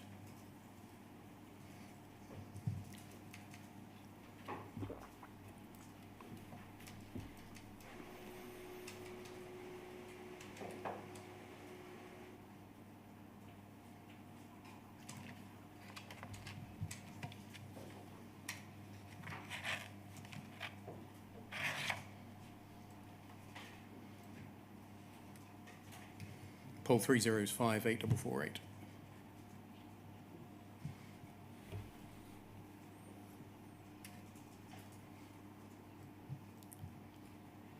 It's obviously a rogue reference. It's attaching a witness statement dated by email, dated the 29th of January 2010, from Mr. Longman to Phil Taylor in the post office and 2 lawyers, 1 solicitor, 1 counsel, attaching your witness statement, which deals with all of the helpline calls regarding the Horizon system, and asking for it to be served on the defence.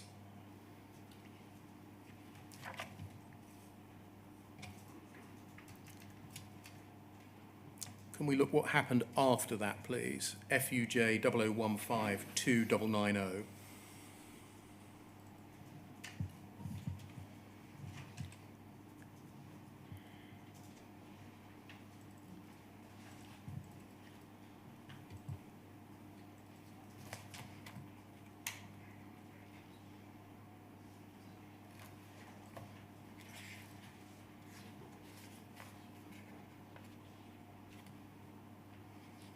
This is an email exchange between Anne Chambers and Gareth Jenkins. And just staying on the top part of it first, we can see that this email exchange is sent to you by Penny Thomas, okay? Yes. If we scroll down, please, to page 2.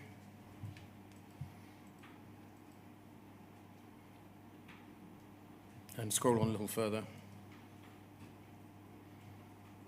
Thank you. This is about, so this is 25th of January, after you'd signed off your first witness statement. Sorry, the 25th of February, after you'd signed off your first witness statement at the end of January. It's about witness statement support for West Byfleet. And Ms. Chambers says to Mr. Jenkins, just sending to you initially, my involvement has always been unofficial, and on the basis that I had time to do it. If I need to do more detailed analysis on this, I'm not sure what I'd be able to find without knowing what their specific problem was. It'll have to be agreed officially with my manager. I don't think I can keep volunteering. There are several entries on the 1 Sysman 2 tab which require some further investigation. I've added some highlighting. Counter 1, the dates in May 06 and February 08. I don't know whether the counter was replaced or whether the message store was deleted. Power help and TFS calls may illuminate this. I don't know if the counter was used whilst these errors were occurring. It may have been. If they've complaints specific to these items, perhaps they should be checked out. There are some isolated timeouts waiting for lock messages. In general, these appear to be associated with checksums being written. To be on the safe side, it could be checked whether anyone was logged on certain dates and times by reference to those 2 counters. It's notable that the branch does not have the repeated lock messages, which are a feature of the calendar square problem over the page. As far as I know, that error message hasn't been investigated. but nobody's complained of a problem linked to it. I'll try to check it out. So if you then scroll up, please. And keep going. Gareth Jenkins says, Anne has looked at the events log. She's identified a number of things below to check out. Are you able to check out the specific time she's indicated, see if anyone was logged on? And secondly, against Andy Dunk's call logs, then up the page. Penny says to you, I requested the events to be checked to support your witness statement. I've had a chat with Gareth this morning. No transaction data has been requested. It's pointless going further. However, you might like to check Anne's comments against the calls in your witness statement. Did you do so? I'd like to think I did. I wouldn't have just ignored that email. You tell us in your witness statement, I'm not going to turn it up, paragraph 204 on page 61, I've no recollection of this email or what precisely I did in relation to it.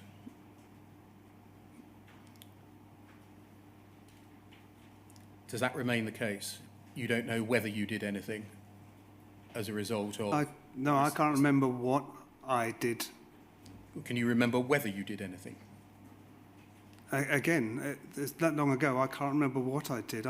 I'd like to think I didn't ignore that, so I would have done something, but I can't remember.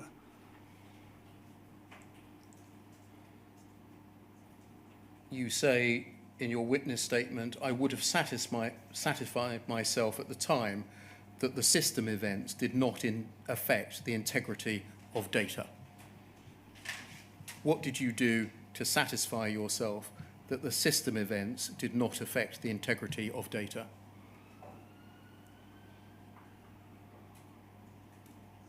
Just, again, based around what I learned from my investigations. A bit more specific than that, Mr. Dunk. I don't know. I can't remember what I did. What could you have done in the light of the 3 suggestions that Anne Chambers was making to satisfy yourself that the system events did not affect the integrity of the data? Well, the system events are the ones that are picked up by the SMC. So I would have looked at those calls. I'd like to think I did. Did you understand what she was referring to, or what she would have been looking for in Power Help? Sorry, where about? No, I can't remember what, as I said, I can't remember the details of this specific. Did you have access to Power Help? Yes, I did. Do you understand what she would have been looking for in order to look in TFS call records? Well, Power Help and TFS were different versions of the help desk calls. You don't record in your witness statements that followed this that you did anything in particular in your subsequent witness statements in the Seema Misra case? No, because I didn't know. And why not? Well, what investigations that took place, I didn't, because I was looking at the calls as a whole. But here you had somebody from SSC, who you've told us earlier that you relied on as a technical expert, suggesting that 3 things need to be done. Yep. So this isn't one of those conversations over the phone or where you went up to the 6th floor and we've got no record of it. This is one of those occasions where we have got a record of what the person in the SSC says needs to be done. And I'm asking, in your following witness statements, there is no record of you doing anything in response to Anne Chambers' suggestions. Why is that? Well, I wouldn't have thought that it would have been, after I'd looked at these, if my opinion hadn't changed after looking at these, there wouldn't been any need to add that statement, as you're saying. And is that the basis on which you operated consistently when working for Fujitsu? That if you investigate something, but in your own mind it doesn't alter your opinion, there's no need to record that you had conducted that investigation? whether in a witness statement or otherwise? I don't think at any stage I was required or asked to put down what investigative work that I carried out. These were an overview of the calls, and then I was asked for my opinion based on that. Can we look, please, at the call records? Poll 3061793.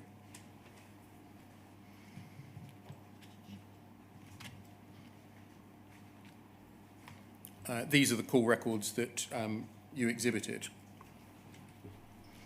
Can we look at page 22, please?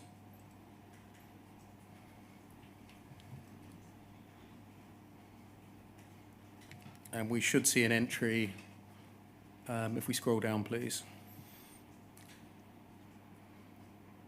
Thank you, and a bit further. Thank you. An entry of the 20th of February, can you see that? Yes. 2006, Mrs. Misra, the postmaster, saying, under call problem, postmaster states that she's showing £6,000 down from balance. Yes? Yes. And then the call was closed within 2 minutes of it being opened. The call handler said it's an MBSC issue. Can you see that? Yes. So in your world, this is good evidence that this is nothing to do with the system. It's a business or user error. At first, to be investigated, yes. Well, where does it say it's to be investigated? Well, it's past the MBSC for them to look into and deal with that issue. Is it passed to the MBSC? Or is the Mrs. Misra told this is an MBSC issue? Advised MBSC issue.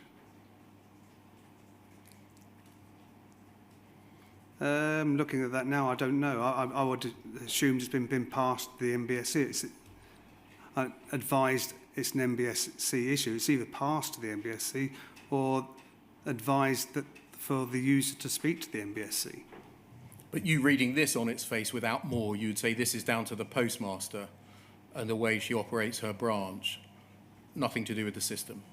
At that point in time, yes. How can you tell that? But it has to That be... record? Sorry? How can you tell that from that record? This is down to the postmaster, postmistress, and the way she operates her branch.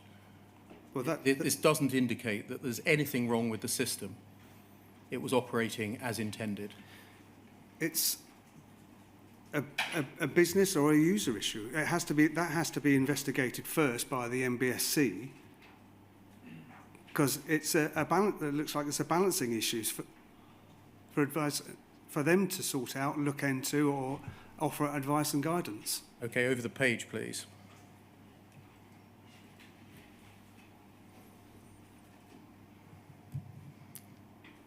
And then scroll down to the second call, 10:45. Seema Misra again, 3 minutes later. Postmaster states that showing £6,000 down from balance. Advised N because issue. Postmaster stated she was talking to the MBSC and got cut off. And then under call closure, I advised Postmaster, I would put her through. Postmaster was happy with this.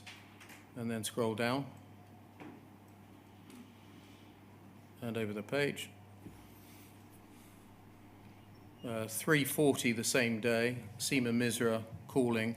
Postmaster is stating that her system is showing different values for certain products. And then this one says Postmaster transferred. Scroll down a little bit. Again, within 2 minutes. And then next call, please. Next day, Postmaster states the last couple of weeks they've had problems with the Horizon kit. It's always showing they're down in money. Over the page. Call closed. Advised, she's been advised by the MBSC, advised postmaster to follow this reference, offered, and scroll down. 23rd of February.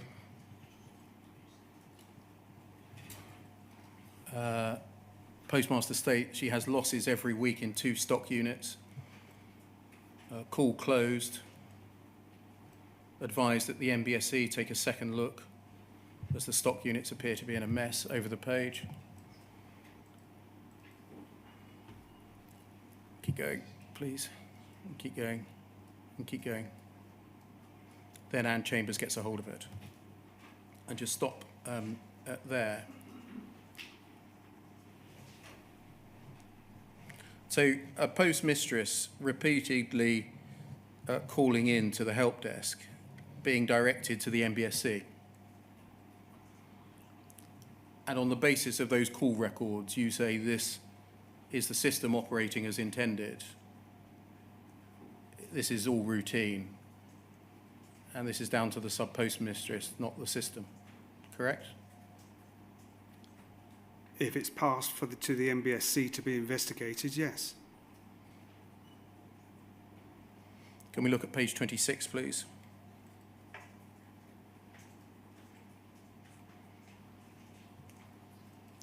And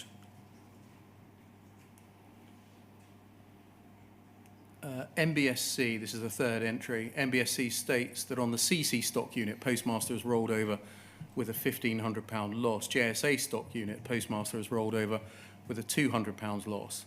MBSC states that on the 18th of February, postmaster declared her cash and she has a £900 loss up until Saturday. And then when the postmaster declared her overnight cash on Saturday at 1 p.m, went back to £200 loss. MBSC also states that her AA stock unit has a £6,000 loss. Postmaster has rolled this over as well. And then if we scroll down, please. And then scroll over that and keep going. Anne Chambers says she's checked very carefully and can see no indication that the continuing discrepancies are due to a system problem. And then over the page. And just stop there. The last 5 lines, she says this may be due this may be to do with how the discrepancies have been accounted for. I do not really understand this. I recommend that this call is passed back to MBSE Tier 2 for further investigation, since there's no evidence that the discrepancies are being caused by a system problem. If you want the above information in an email, let me know. So when you were providing a witness statement saying that all of the calls are of a routine nature and do not fall outside the normal working parameters of the system, but were you relying on the accuracy and truth of what's written, for example, here? I believe so. Well, not just the written word. I would have probably spoken to somebody about what was going on there, as I would do normally. But who would you have spoken to? I could quite easily have spoken to Anne herself. I don't recall. And all of this entry here, leading up to this point, if we go to your witness statement, please, at poll 0016 7135.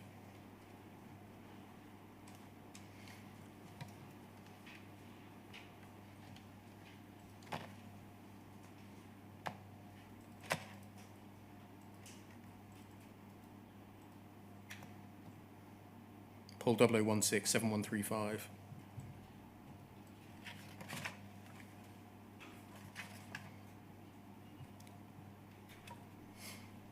This is your witness statement of the 29th of January 2010. Can we look, please, at page 8?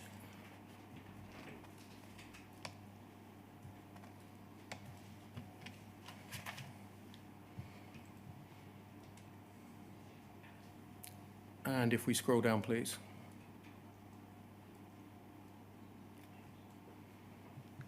And a little further. Thank you. That call that we've just looked at is number 29. You summarise that episode by saying Annette, NBSC, postmaster states she has losses every week in 2 stock units. Resolution, 3rd of March, call closed. Postmaster was getting discrepancies. SSC have investigated and advised that the NBSC take a second look at the as the office stock units appear to be in a mess. Outcome, SSC advice that call be passed back to NBSC for further investigation.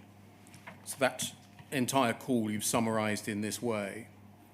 How were you able to say that this call was of a routine nature and the contents of the call would not affect the working order of the counter? Through my investigation, I mean, the call, I would have said routine nature. There were calls where postmasters had a discrepancy of some sort, and they were investigated routinely, as they would be, and resolved. So these are routine calls. Was everything that happened in the decades of you working for Fujitsu routine? Nothing ever happened out of the routine? I don't know, but I'm basing this witness statement on my knowledge at the time that I'd seen numbers of these type of calls and they're dealt with routinely. But what was the outcome? What Sorry? happened? What was the outcome? The NBSC investigated, so I have to believe that the NBSC had resolved the issue. How did you believe that the NBSC had resolved the issue? Because the call didn't come back to Fujitsu for further investigation. What about if the NBSC were telling the postmasters, we've taken it as far as we can go, it's now your job to pay up. You owe that £6,000.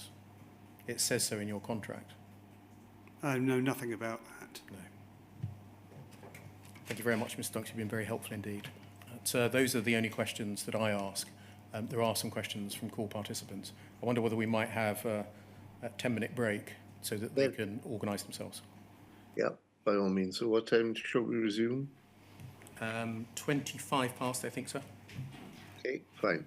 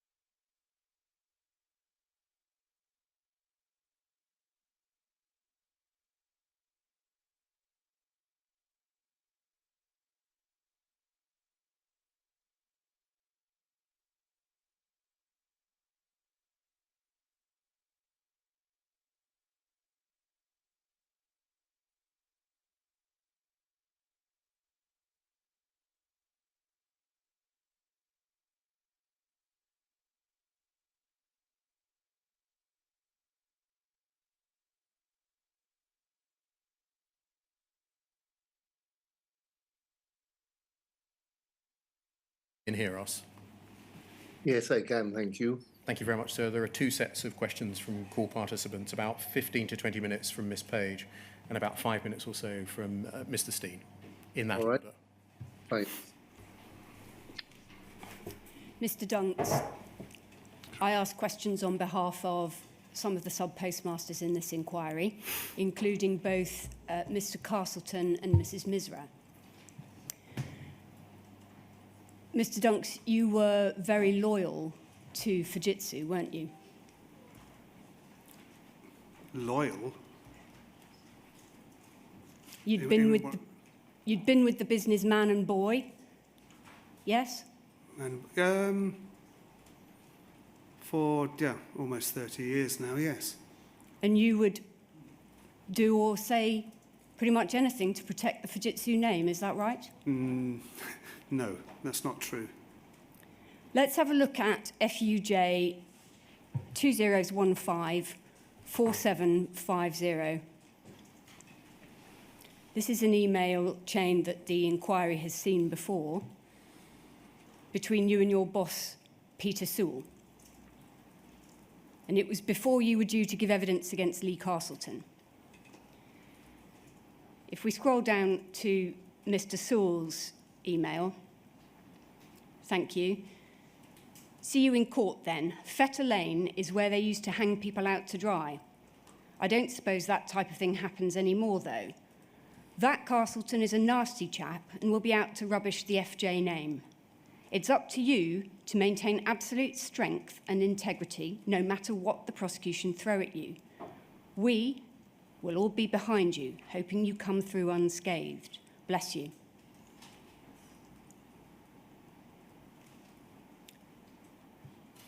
You were going to be loyal to Fujitsu, weren't you, no matter what? That's not what that says, no.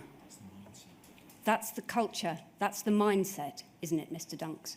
No, I read that as he's trying to give me support and confidence to go in, because I think that was the first time I was being called to court as a witness. The way that he chose to give you confidence was by describing the person whose trial it was as a nasty chap. Do you see that? I do, yes. And he was going to be out to rubbish the Fujitsu name. And it was up to you to stop that, wasn't it, Mr. Dunks? No, it was up to me to be strong and deal with that with integrity. Let's look at your reply. If we go up, please. Thank you for those very kind and encouraging words. I had to pause halfway through reading it to wipe away a small tear. Bless you all, Andy.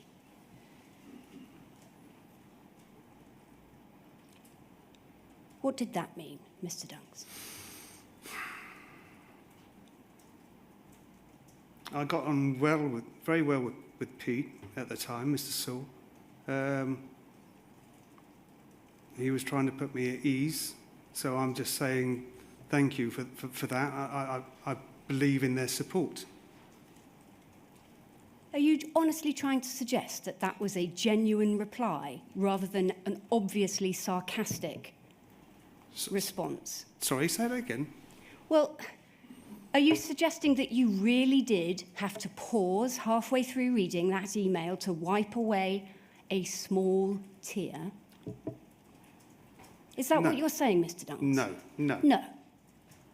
It was sarcasm, wasn't it, Mr. Dunks? It was between myself and Pete. Say sarcasm, possibly, but that was... Yeah, there's no really bad intention about that. It was just the type of relationship Pete and I had at the time. The sort of relationship where you and your manager in litigation support joke about the fact that you're going to give evidence against a man whose future was on the line. No, we weren't joking. No. I don't see that as that. And I don't see that we were joking about what we were doing. And as you said, some a person's reputation and that were online. It's not something to joke about. I don't read it as that. I can't remember how... Banter, isn't it, Mr. Dunks? It could have been. Where Yes. they used to hang people out to dry. Oh, I don't suppose they do that sort of thing anymore. Oh, I had to wipe away a small tear. Banter, wasn't it?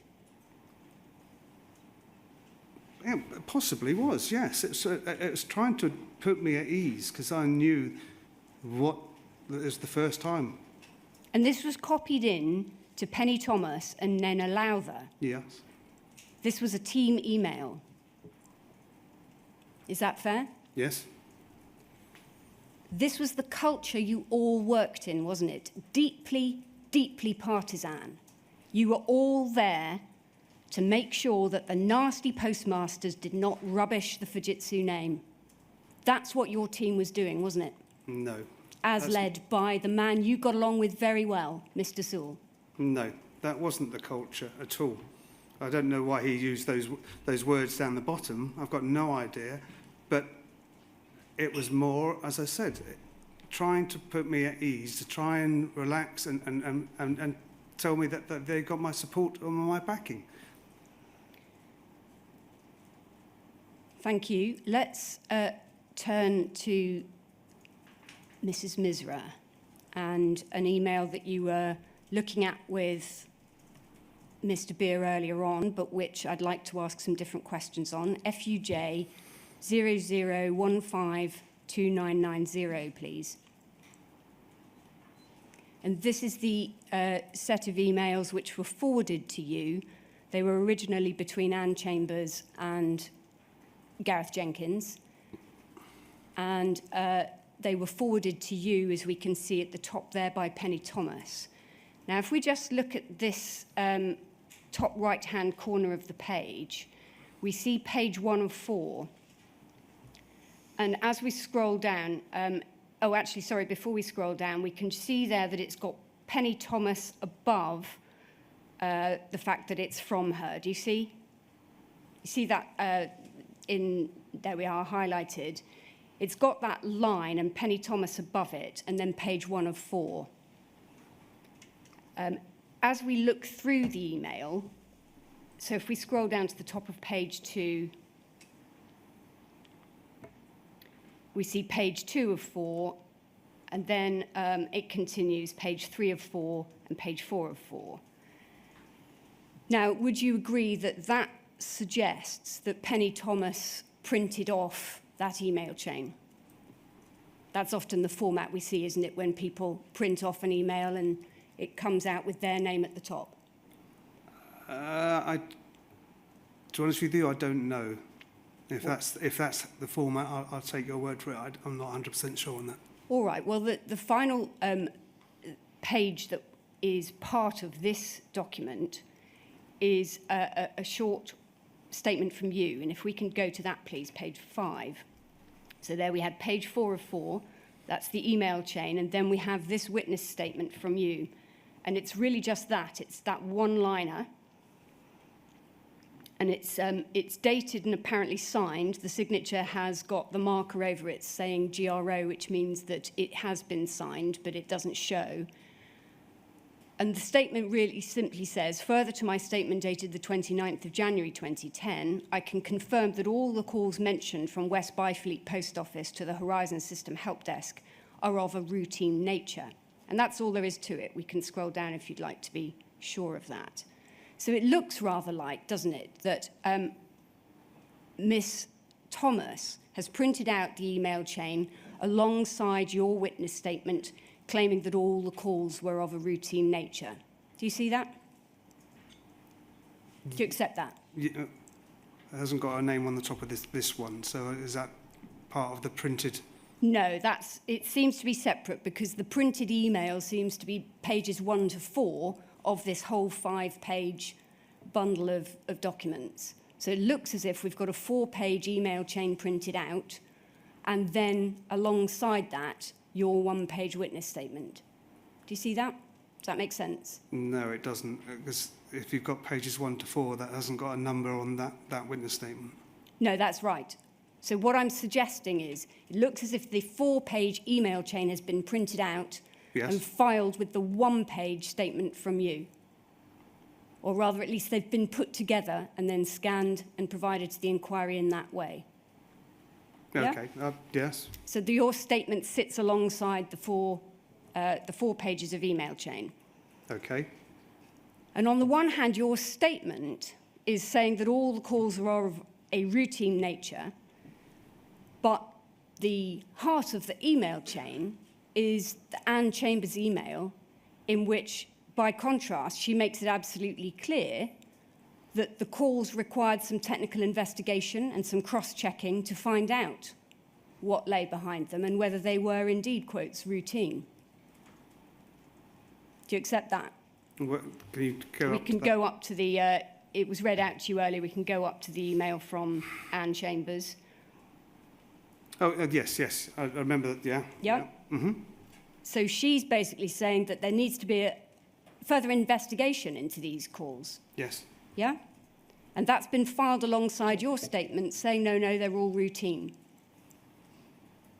Yeah? And you're nodding, so I'm Yes, taking sorry, that as a sorry. yes for the transcript. Yeah. Now, would you accept that when you were sent this email chain, it put a burden on you to check your witness statements and make sure that what you'd said in them was correct and not misleading? Well, that would have been my process throughout. And so when you received an email from Anne Chambers saying there's a whole number of technical things that need checking, you should have done that, shouldn't you, given that you had already signed a witness statement that claimed that these calls were all just routine? Well, yes, yeah. I would have done the work, yes. So you say now, do you, that you did all the work that was set out in Anne Chambers' witness email here? I hope to think I did. I don't remember what that involved and what I did specifically. Let's look at what she says needs to be done. She says, first of all, that the PowerHell stroke TFS calls may illuminate this. That's the middle of the page there. And then she says, I don't know if the counter was used while these errors were occurring. It may have been. If they have any complaints specific to these times, perhaps they should be checked out. Are you saying that you did that? I'd like to think I did, yes. At this time, there was no ARQ data. How would you have done it? Well, what do you mean at this time? No, this time I hadn't supplied the data. I had the data to carry out and to be able to make that statement. So I had the data. You had the call records, but you didn't have the ARQ data. It hadn't yet been produced.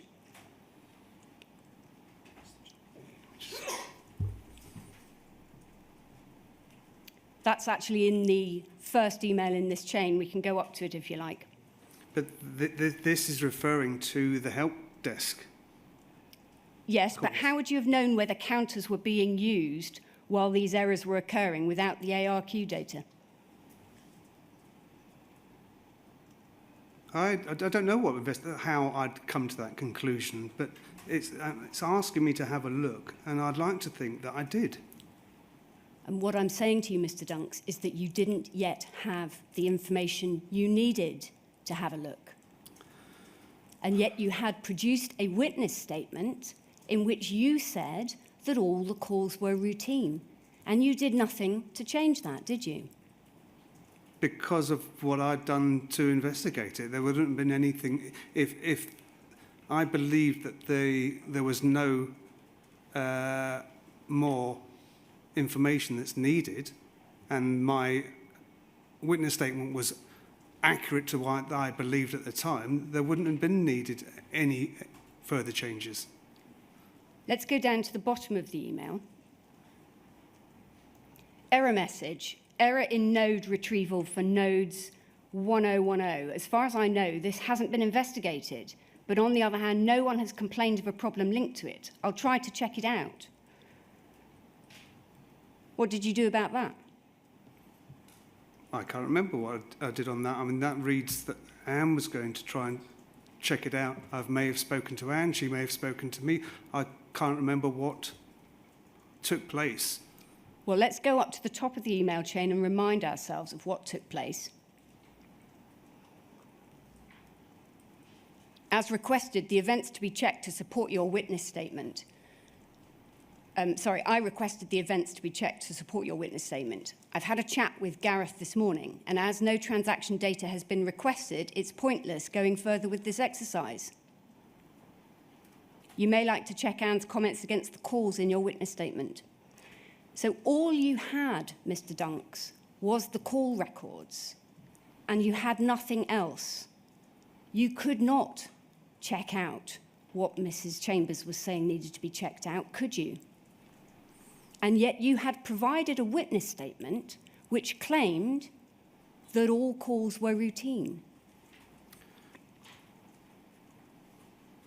I can't remember how I came to that conclusion, but I would have been happy at the time.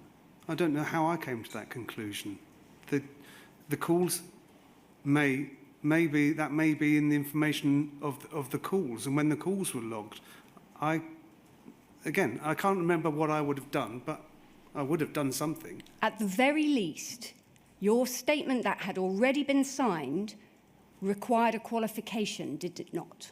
Saying there are some further matters which need to be investigated when the ARQ data has been requested and supplied.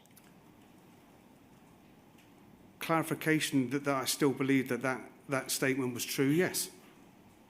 And you did nothing, Mr. Dunks. What do you mean? I didn't... Well, we do not see, do we, a further witness statement in which you qualify or say anything at all about the statement that we've just had a look at, in which you claimed that all the calls were routine. If the statement didn't need updating, because that statement was, in my opinion, still true, there was no update needed. How was it still true, Mr. Dunks, when Mrs. Chambers had just set out all the ways in which the calls needed to be investigated to find out whether they were routine? Yeah. How could it still be true when those investigations had not been carried out and could not be carried out? Well, I'm sorry, but I would have done checks. I don't know how or what the process I did. No. So All right. if nothing needed changing, and that didn't affect my opinion on the calls, I wasn't going to change the statement. No, indeed.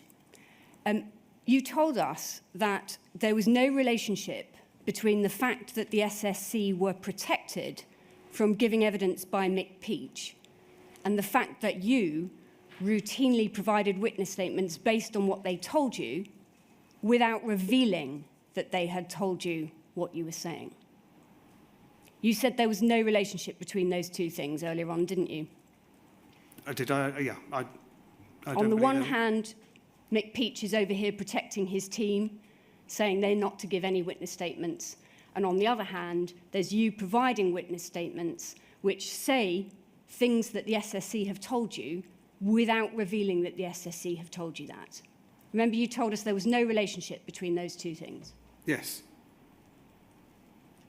We can see the relationship in action here, can't we, Mr. Dunks? Let's go back to Mrs. Chambers' email. And that first paragraph. Gareth, sending just to you initially. I know you have even more on your plate than I do, but my involvement has always been unofficial and on the basis that I had time to do it. And then at the end, without knowing what their specific, at the very end, she says, if I am to do anything, it will have to be officially agreed with my manager. You can instigate that if you like, but I don't think I can keep volunteering. That was apparently accepted by you and your team member, Penny Thomas.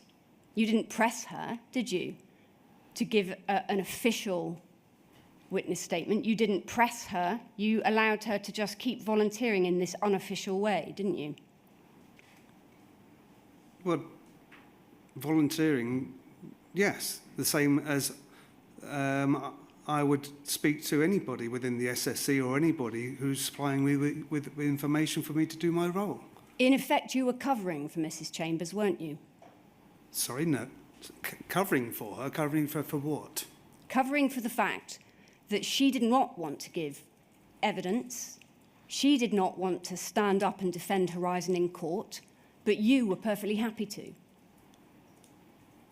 I wouldn't say that was covering. I was happy with the role that I was tasked to and asked to do. And neither you nor Miss Thomas thought to say to him, Mr. Peach, that is, actually, you know what, Mrs. Chambers would be better placed to look into these technical matters that she says need to be investigated. Mrs. Chambers ought to look into them and she ought to provide a witness statement. You didn't say that, did you? No, I didn't, no. You were covering for SSC because they were not prepared to stand up and defend Horizon in court, weren't you? No, that's not how it worked. I'm sorry, it wasn't. Just some further questions on a different topic, Mr. Dunks. You remember in the Bates litigation, when the boilerplate wording in your statement was put to you, you originally claimed that you were not following the Fujitsu, quotes, party line. Do you remember that, yes, that questioning? Later, you did admit, of course, that there was a template that you all used with the boilerplates in it. And that was something that you only admitted when the statement from Mr. Jenkins, which was identical to yours, was put to you. Yes? Do you remember that? What's the word? Do you say boilerplate? Sorry. Yes, that's a word that's often used when speaking of legal wording that's been put in to cover off all eventualities. Standard wording, if you like. Oh, is it? I've never heard it before. Well, it was put to you in the Bates litigation, but never mind, we don't need to worry about that. You finally admitted that there was a Fujitsu party line, didn't you? I finally admit, yes, I've gone over that, and I misinterpreted what he meant by a party line. I had an understanding what I thought he meant by a party line. Yes. Well, now, of course, you are clinging to the fact that there was a party line, because what you're really saying is it's not my fault that the party line was misleading. It's not my fault I took the party line. I was just following orders. That's what I was told to put in witness statements, and that's what I did, yes? That's my understanding when I first answered that question, when I said no, because that wasn't the case. I see. So you're now saying, are you, that your process-driven witness statements, which were misleading, were entirely your own work? No, what I was saying was, when he first asked me the question, I was following a party line, I understood that to be that what you just said, that we were all told to stick by a story and follow the party line and don't waver from it, and we've been told what to say. That's what I, in my understanding at the time, was answering, and the answer was no. Later on in the questioning, he mentioned or stated that following the party line was the use of templates. So I agreed, well, if that was his understanding, yes, I agree with him. We did use templates. So I wasn't trying to cover or hide anything. I just was answering the question how I understood it. Well, you haven't been prepared to reveal who drafted those templates, who was in charge of what was used from those templates, how it came about that you used this bit or that bit, and so did Mr. Jenkins. Sorry, I don't understand that. Well, you haven't revealed anything to do with how those templates were actually used and who was in charge of them, have you? How they were used? They were used by, what do you mean how they were used? They were used by us.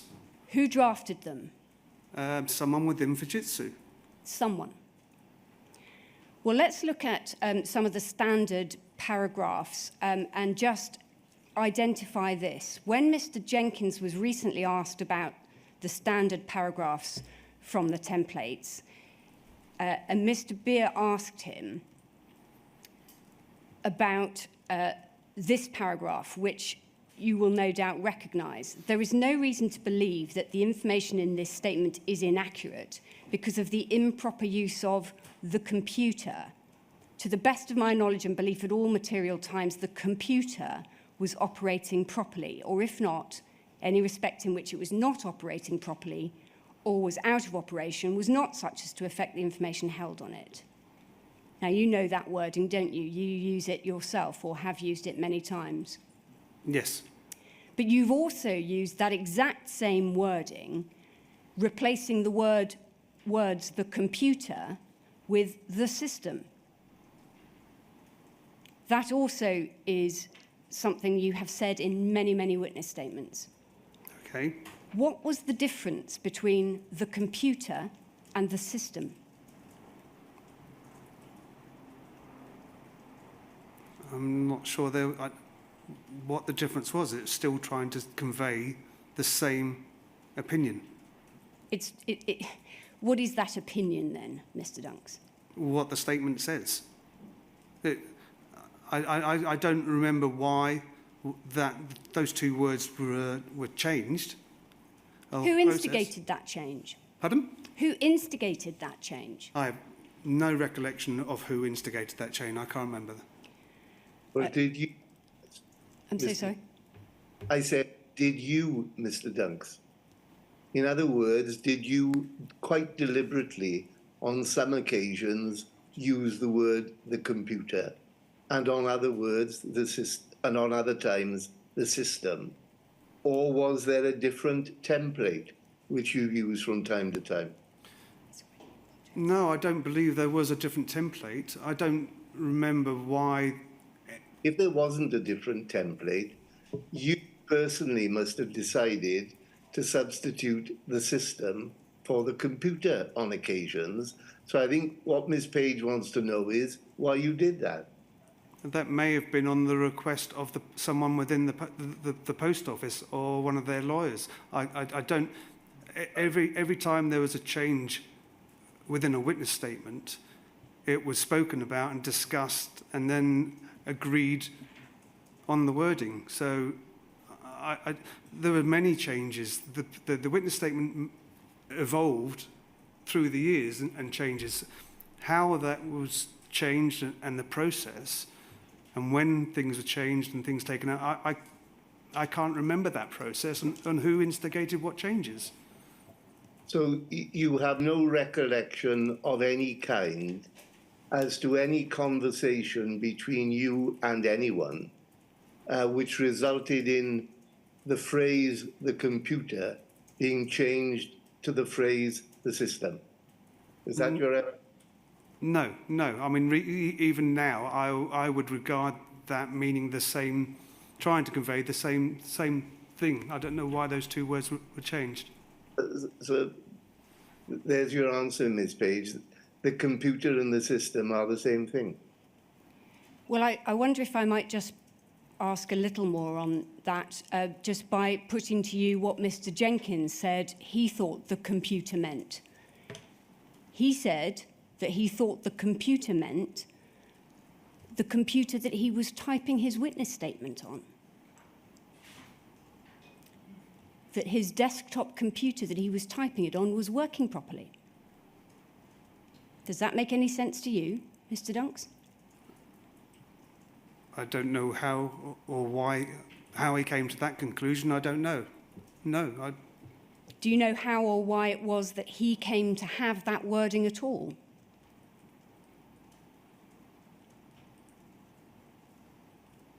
In what? Sorry, in what? How would he have come to have the template wording that your team used? Because, well, actually, I'm not sure I ever saw any of Gareth's witness statements. I'm assuming that they would being used the same sort of templates to start off with, the witness statement templates.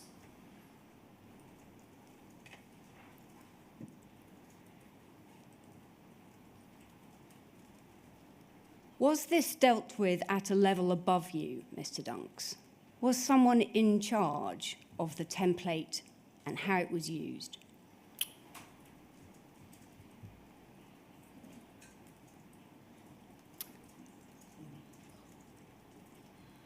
If you're saying if someone had more authority to me and about those things, yeah, I believe so. Yes. Who?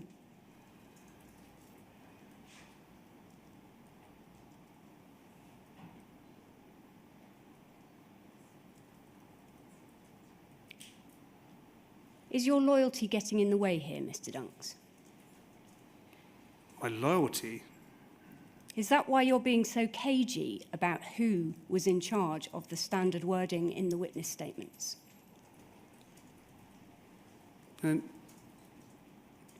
because I don't know who wrote the witness statement.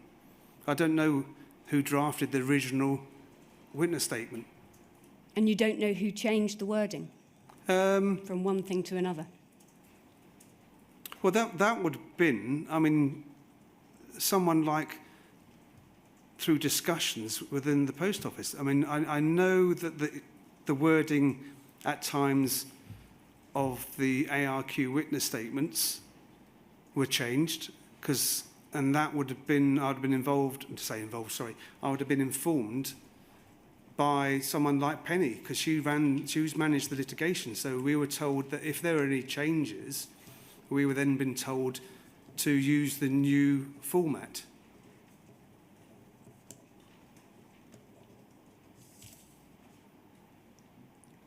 Who chose the templates for you, Mr. Dunks? Who chose the templates? We were told which templates to use. By who? Management or management. Either our line manager or the litigation support manager. Going back to your loyalty, Mr. Dunks, was it your loyalty that led you not to reveal the existence or the content of the known error logs in your witness statements? No, not at all. No, because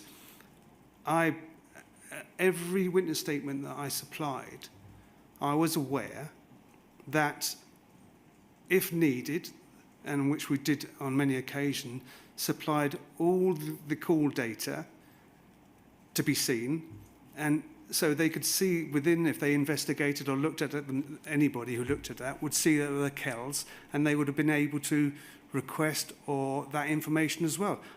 At no time was I hiding anything because I knew that information was available. Did anyone ever tell you not to refer to the Kells? Did anyone ever tell you that it would be better not to make sure anyone knew what KEL stood for? Not at all. I was never told. I honestly believe that I was never told, don't put this in, you mustn't say that. And that's going back to you, people implying that we were following a party line. I was never under pressure to put in something that I didn't want to put in. Thank you, sir. Those are my questions. Thank you, Ms. Paige. Mr. Steen?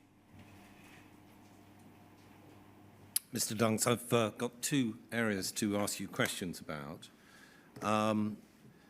I asked questions on behalf of a firm called Howe & Co, who instructed me on behalf of a large number of sub-postmasters. One of our clients, with an eye for detail, wants to see if you can help regarding the development of Horizon Online and its operating system, okay? So this goes back to around, 2010.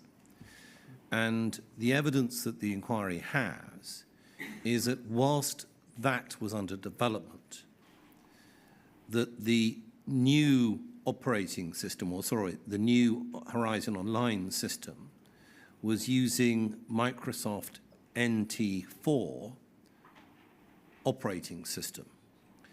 And the reason why was that it was regarded as being too expensive to upgrade to a more current technology. So our question is this: can you help us with when Horizon Online was updated to a newer version of an operating system?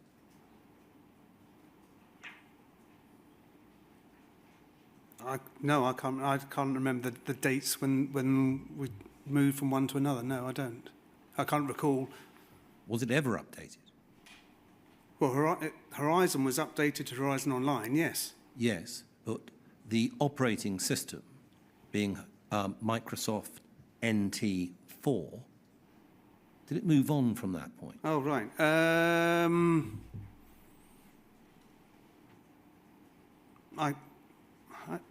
Do you know, I can't remember. I can't remember. I believe it was changed when the new counters were run out for H and GX, I think.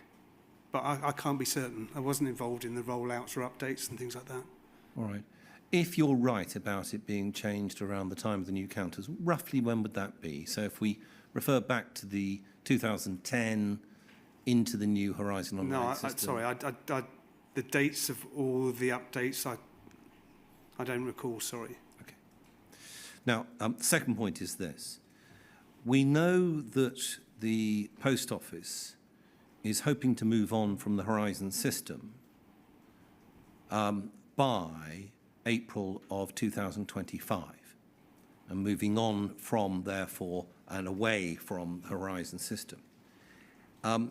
We're told by press releases from the Post Office that the new system is going to be called New Branch IT. Now, you still work for Fujitsu.